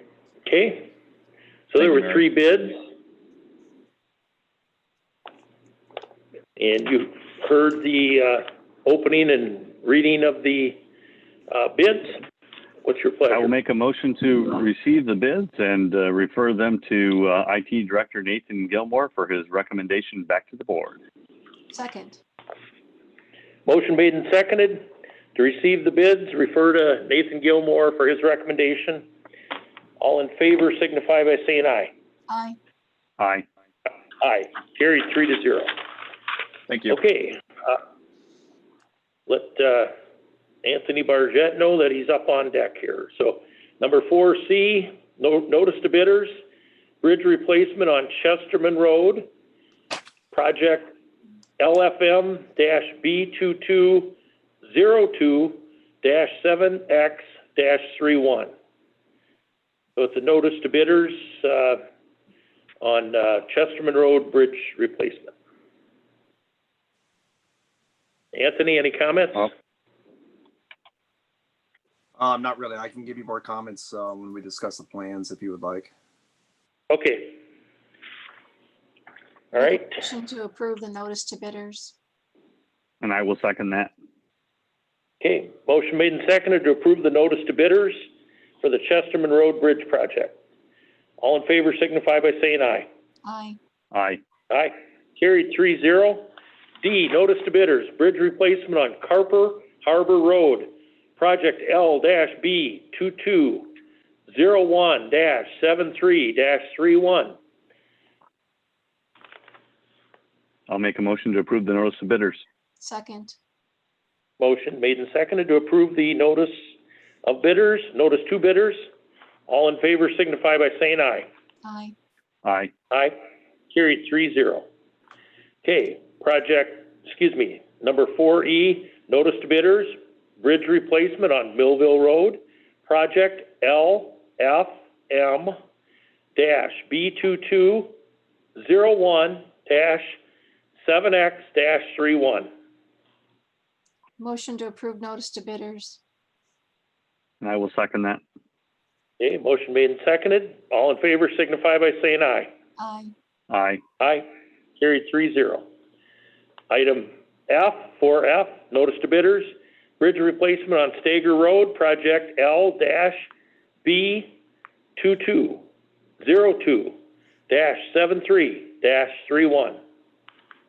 Make a motion to approve the notice of bidders for the bridge replacement on Stager Road. Second. Motion made and seconded. All in favor signify by saying aye. Aye. Aye. Aye. Carried 3-0.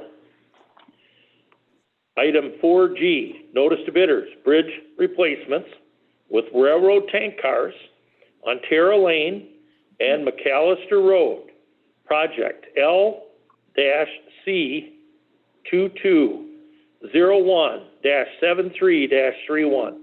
Motion to approve notice to bidders. And I will second that. Okay. Motion made and seconded. Any discussion? All in favor signify by saying aye. Aye. Aye. Aye. Carried 3-0. Okay, under public hearings, we have item 5A, a notice of public hearing, FY21 budget amendment number 2. We had a work session earlier today with our budget director, Stella Rundy. Stella, I don't know if you have any comments on this? Hi, everyone. No, not really any additional comments, but I'll point out that we are setting the public hearing for Monday, November 9th at 9 a.m. Okay, thank you.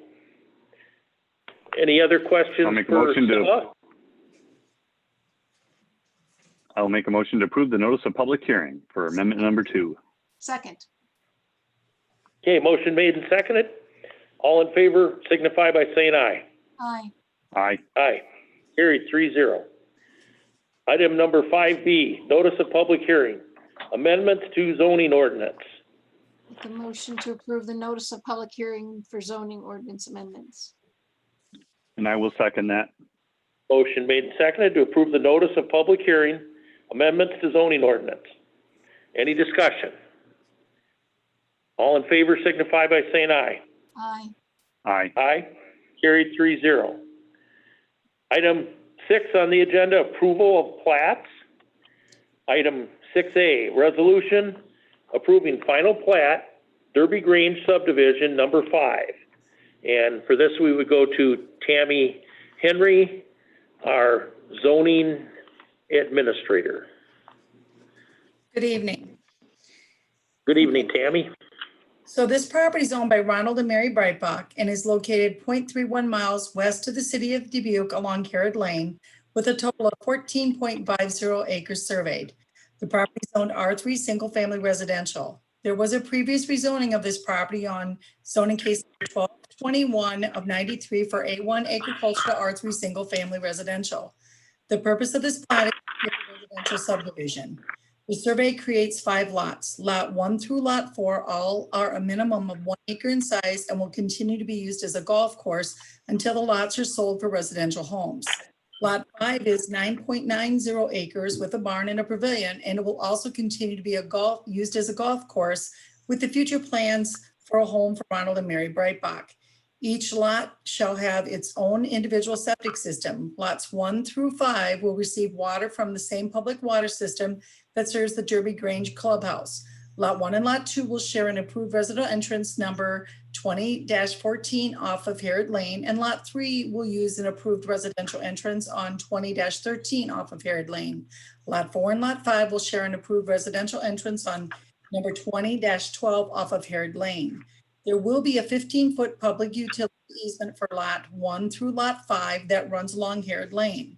And lots 4 and 5 will drain into an existing sediment basin that is currently retaining water. Lots 4 and 5 currently drain into this basin and will continue to do so as after the grading is completed. Based on the stormwater calculations, this basin is large enough to handle the Dubuque County stormwater quality standards for lots 4 and 5. After lots 1, 2, and 3 are developed, a secondary retention basin will be built as identified by the final plat here. The water quality volume standard for Dubuque County will be met by using soil quality restorations. All stormwater improvements will be the responsibility of the developer, Ron Breitbach. There were no additions or corrections required for this plat, and the mortgage holder's acknowledgement is signed and attached, and all the signatures are current. This plat's been reviewed by myself as Plat's officer and has all the required signatures. I respectfully recommend approval. You've seen this in a preliminary form before, and nothing has changed. And I know that Dave Schneider is on if you have any questions for him. Tammy, Supervisor McDonough, just so we have public disclosure, Mr. Breitbach now has joined our county zoning board. Is that correct? He has, yes, he has. Just so we make that public disclosure, we're all aware of that and voted to approve him. Yes, and his application for joining the board was after this. This was in process before he joined the board. Correct. Thank you for pointing that out. Okay, any other questions for Tammy Henry or any questions for David Schneider?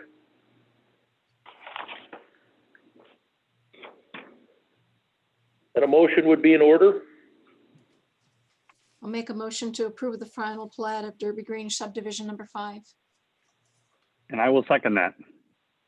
Motion made and seconded to approve the resolution. Any discussion?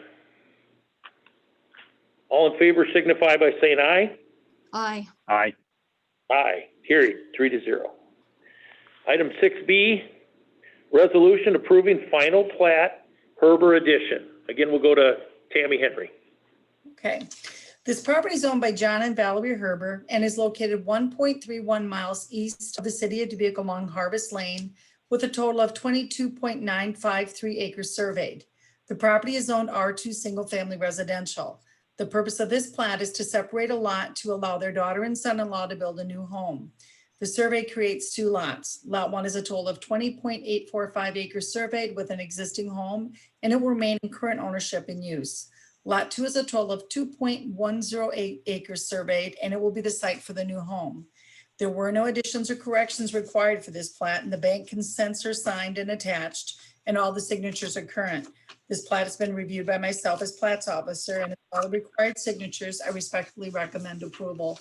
This is a residential subdivision. Everything meets the standards that we need. There's no upgrades that need to be done. And all they're doing is creating lot 2 here as a home site for their daughter. And this is off Old Davenport Road, Tammy? Yes. And I do know that I see Valerie Herber is on if you have any questions for her. I don't have any. I don't either. I'll make a motion to approve the resolution for the final plat for the Herber addition. Second. Motion made and seconded to approve the resolution. Is there any discussion? All in favor signify by saying aye. Aye. Aye. Aye. Carried 3-0. Next up, action items. Item 7, the board may approve, deny, or table any action item. Item 7A, resolution. Appointment of deputies, assistants, and clerks. For this, we would go to our Human Resources Director, Dawn Sherman. Thank you, Chair Baker. This is Dawn. This is for a permanent part-time food service worker up at our Sunnycrest facility. This is replacing an employee who has since left employment. So it is filling a vacant budgeted position. So I would recommend approval. A motion to approve the resolution. And I will second that. There's a motion and a second to approve the resolution. Is there any discussion? All in favor signify by saying aye. Aye. Aye. Aye, carried 3-0. Item 7B, resolution, request for payment number 113 for Jumpstart Federal Housing Rehabilitation Payment Program 08-DRH-204. I'll make a motion to approve the resolution as presented for the Jumpstart Federal Housing Rehabilitation. Second. Okay, motion made and seconded to approve the resolution. Any discussion? All in favor signify by saying aye. Aye. Aye. Aye, carried 3-0. 7C, resolution, approving the county land stewardship fund allocations.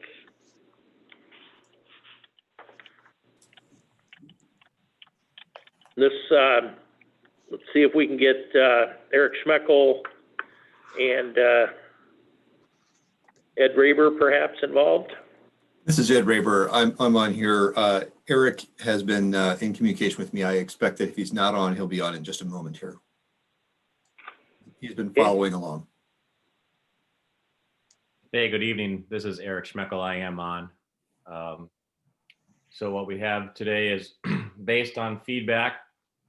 Mr. Raber put together a resolution based on our last few work sessions and feedback from, I think, all three of the supervisors as far as the $390,000 that was allocated back in the February-March budget session, and the funding breakdown of that $390,000. I concur with the recommendation of all supervisors looking at piloting a couple different funding opportunities with the Iowa Soybean Association, the Soil and Water Outcomes Fund, and partnering as well as with the Land O'Lakes and the Chutera folks to dive a little further into the Insight Engine and work with our ag retailer in Dubuque County, and then $140,000 as far as an eco services end of field CRP related payments that could go to farmers and landowners for engaging in buffers and other good management practices that deal with water quality and flood mitigation. Make a motion to approve the resolution. And I will second that. Motion made and seconded to approve the resolution. Is there any discussion? All in favor signify by saying aye. Aye. Aye. Aye. Carried 3-0. Next item is item 7D. And that is a resolution approving the contract with Tricon Construction for the courthouse elevator modernization project. And for this, for any discussion, Chris Soder, if you're on, if you want to comment. Yes, Dave, this is Chris Soder. We've got two bids on this. These were the Tricon Construction was the lowest responsive and responsible bidder, and they met all the requirements for the contract. Okay. Any questions for Chris? Chris, what's your expectation on start date and finish? Start date is probably going to be right before the holidays. It's hard to say because this is going to be the same company that's doing the courtroom project, so it may be a back-to-back project. I haven't determined an actual time frame with them yet because we're going to be having our first pre-construction meeting for the courtroom project next week. So we're looking at probably a finalized date in March or April. This won't happen until March or April. That's what we're looking at for a time frame right now, but I won't have a firm time frame until actually after we meet for this first pre-construction meeting. And when do you expect that to be? The 4th will be the pre-construction meeting for the courtroom, and I should have some answers that day as to when this other project start and the actual time frame. Asking Don Sherman to bring this back in work session in 2 weeks. Bring back the contract or just the issue? Are you approving the contract and just want an update on the project schedule? I want to stay updated on status. Okay, we can do that.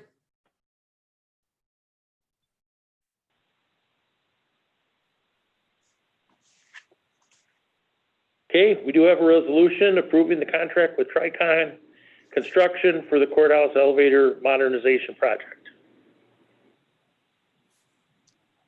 Move I'll make a motion as second. I will second.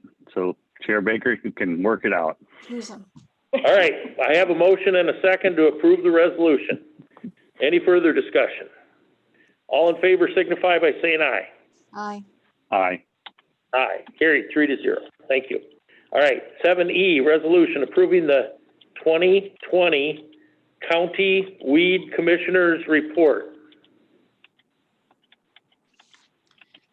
I took a look going back to the report that was filed last year, and we don't really have any changes except we've spent significantly more money on herbicides. But mostly, I'm just interested in if my colleagues are interested in maybe looking at and noting that for the second year that I've been involved in these, our weed commissioners looking at more funding, but then also looking at some kind of program to mow weeds before they go to seed. So I just draw that if our engineer is present and folks are listening, maybe we can work that up a little bit going into the next budget year.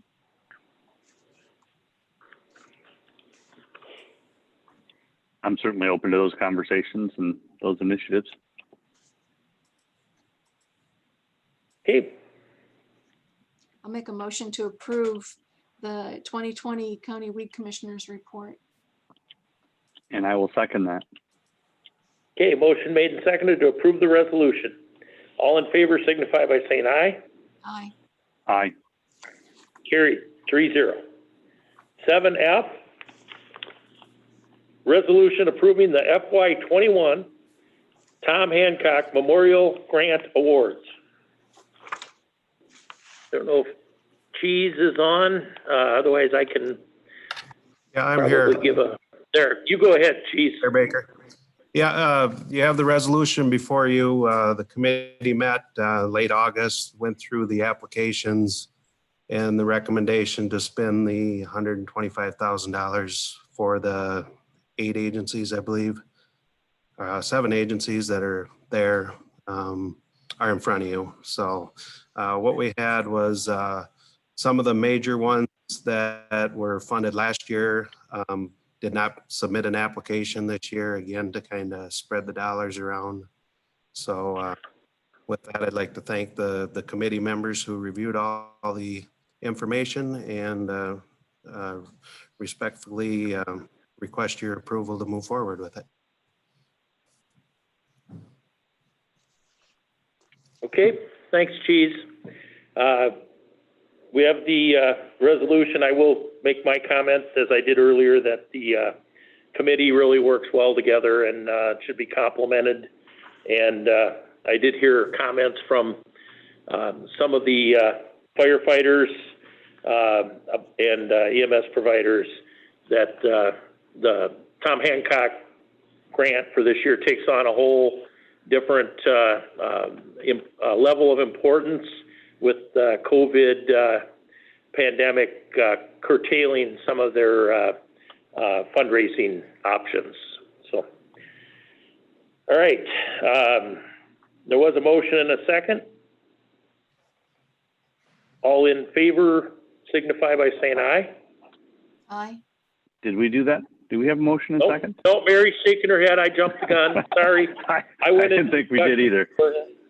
My bad. All right. Well, we will help you out. Before I do that, I would also like to note that certainly these are, some maybe capital improvement types items, some maintenance, and some just needed tools that are very, very needed to make sure the services are provided. But behind that is all the volunteers.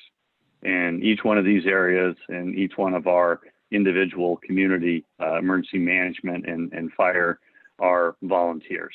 And without their help and their dedication over the last few years, decades now, I don't know where Dubuque County would be. But I'm very thankful for all the volunteers and all the time and energy that they put in this, and the least that we can do with their tax dollars to make sure they have the right tools to do the job.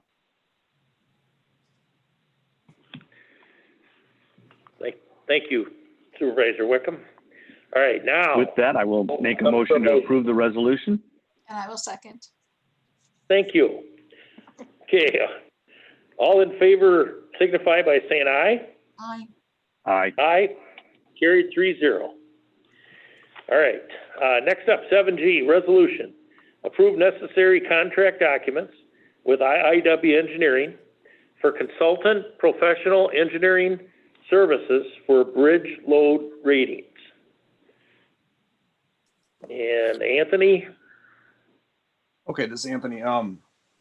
So this started about 4 or 5 years ago. The Federal Highway Administration and then the Iowa DOT started requiring us to rate our bridges according to these special haul vehicles. And basically what they are is there are these 4-axle, 5-axle, 6-axle, and 7-axle vehicles.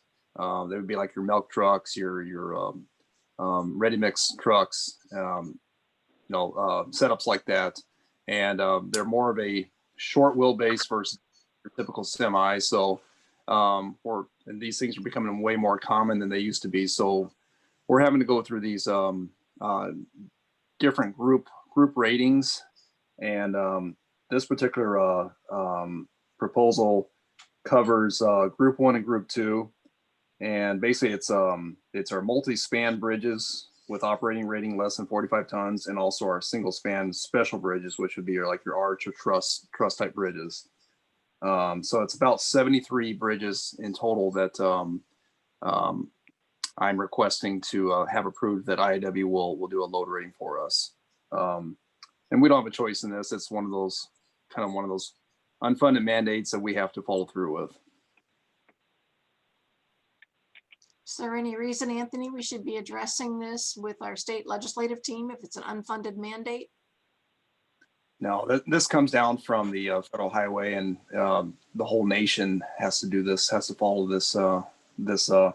It comes out of our national bridge inspection standard. So this is something the entire nation has to do for the bridge inventory. Sounds good.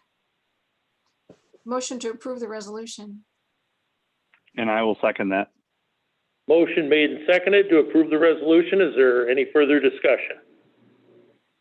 All in favor signify by saying aye. Aye. Aye. Aye. Carried 3-0. All right, 7H is a resolution approve the final progress voucher for the bridge replacement project on Derby Grange Road, project BROS-SWAP-CO3187-FE-31. And we'll go to Anthony again for this. Okay, like you said, this would be the final voucher for the Derby Grange Bridge project that Jim Schrader Construction completed for us. So we've gone through the auditing requirements through the DOT, and everything's good to go for project closeout. We need the signature of the chair to close out this project. Okay. I'll make a motion to approve the resolution. Second. Motion made and seconded to approve the resolution. All in favor signify by saying aye. Aye. Aye. Aye. Carried 3-0. All right, 7I, resolution approving 28E sharing agreement extension with Delaware County for county engineer services. So I would comment on this. When this first happened, I recall the supervisors set up quarterly meetings to review this, and I have regular meetings that involve the Delaware County supervisors, and I can tell you that we're pretty happy. They're pretty happy with this, and I know I am.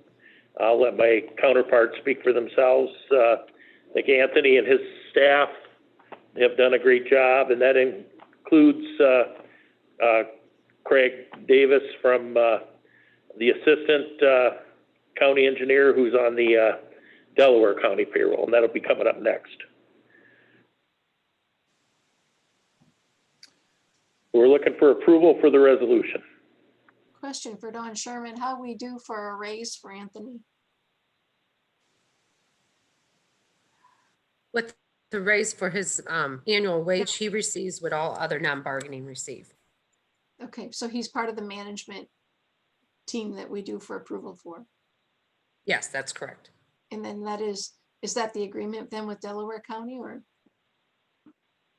We decide the wage increase for him, and then we split that between the two according to the 28E.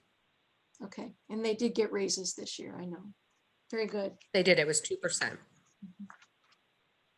Motion to approve the resolution approving the 28E agreement regarding the county engineer and thanking Anthony for his services.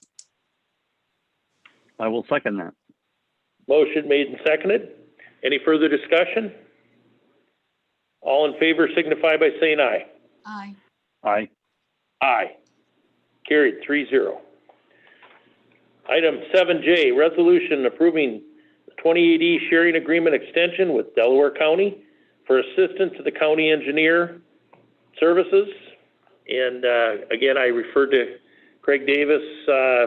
He is an expert in the bridge, regarding bridges. Anthony, feel free to comment if you want. Yeah, Craig is definitely a great asset to the team, between Delaware and Dubuque County, and he does a fantastic job helping me put together bridge plans and also inspecting our bridges. So he's a vital asset to what we're doing right now. So this would just be a continuation of the current 28E agreement and then extending it by 2 years, similar to mine. Okay. I will make a motion to approve the resolution for the 28E sharing agreement with Delaware County for the assistant to the county engineering service. Second. Okay, motion made and seconded to approve the resolution. All in favor signify by saying aye. Aye. Aye. Aye. Carried 3-0. Excuse me. Item 7K, resolution to approve necessary right-of-way documents for the culvert replacements on Terra Lane and McAllister Road, project L-C2201-73-31. Okay, this is Anthony. So this would be a temporary easement permit with Robert and Teresa Oswinkle, and they live on actually Terra Lane, which is a dead end road. We're gonna have to build a runaround for this culvert replacement that we're gonna put in. And what we typically do is with our temporary easements, we pay $300 for the inconvenience to that person's land and then do the cleanup process once the project's complete. So this is typically what we do for temporary easements. Move approval of the resolution. And I will second it. Motion made and seconded to approve the resolution. All in favor signify by saying aye. Aye. Aye. Aye. Carried 3-0. Okay, and next up we have item 7L, resolution to approve snow and ice removal 2080 agreement with the city of Balltown for the 2020-2021 winter.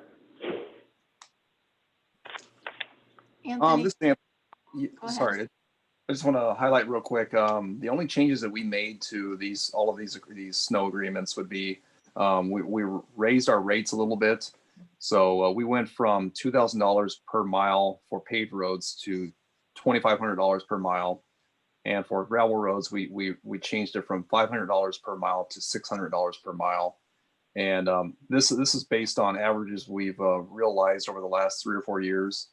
Specifically over the last 2 years, when we increased the salt concentration or the amount of salt that we're applying out on the roads, our costs have gone up since then. So we feel that these average or these costs are closer to what we're actually spending.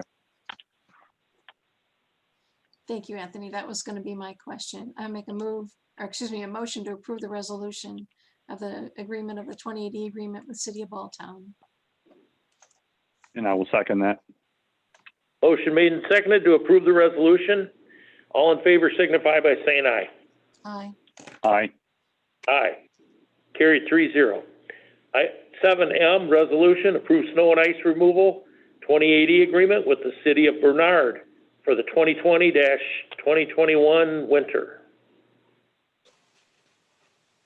Anthony, all these agreements the same? Yes, sir. They're all the same. Short of the dollar amount in the paved miles. Yeah, the dollar amounts per mile is otherwise the same. Okay, thank you. I will make a motion to approve the resolution for the city of Bernard. Second. Motion made and seconded to approve the resolution. All in favor signify by saying aye. Aye. Aye. Aye. Carried 3-0. Item 7N, resolution to approve snow and ice removal 2080 agreement with the city of Durango for the 2020-2021 winter. Move approval. I will second that. Motion made and seconded to approve the resolution. All in favor signify by saying aye. Aye. Aye. Aye. Carried 3-0. Item 7O, resolution to approve snow and ice removal 2080 agreement with the city of Rickardsville for the 2020-2021 winter. I will make a motion to approve the resolution. Second. Motion made and seconded to approve the resolution. All in favor signify by saying aye. Aye. Aye. Aye. Carried 3-0. We have a resolution 7P to approve snow and ice removal 2080 agreement with the city of Sherrill for the 2020-2021 winter. Move approval. I will second. Motion made and seconded to approve the resolution. All in favor signify by saying aye. Aye. Aye. Aye. Carried 3-0. Item 7Q, resolution to approve plans and specifications for the bridge replacement on Chesterman Road, project LFM-B2202-7X-31. Anthony, you have any comments on this one? The only comment I would say is that we're replacing, I believe it's a 20-ton embargoed bridge with a 100-foot by 30-foot concrete slab bridge. And this bridge has some issues with the deck. It's a good one.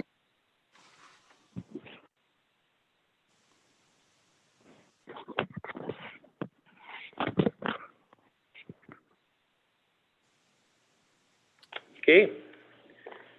Anthony, were you done or did you get cut off? No, that's all I have. Okay, sounds like you're breaking up a little bit. Okay, it sounded like Anthony was done. Any questions, Supervisors Wickham or McDonough?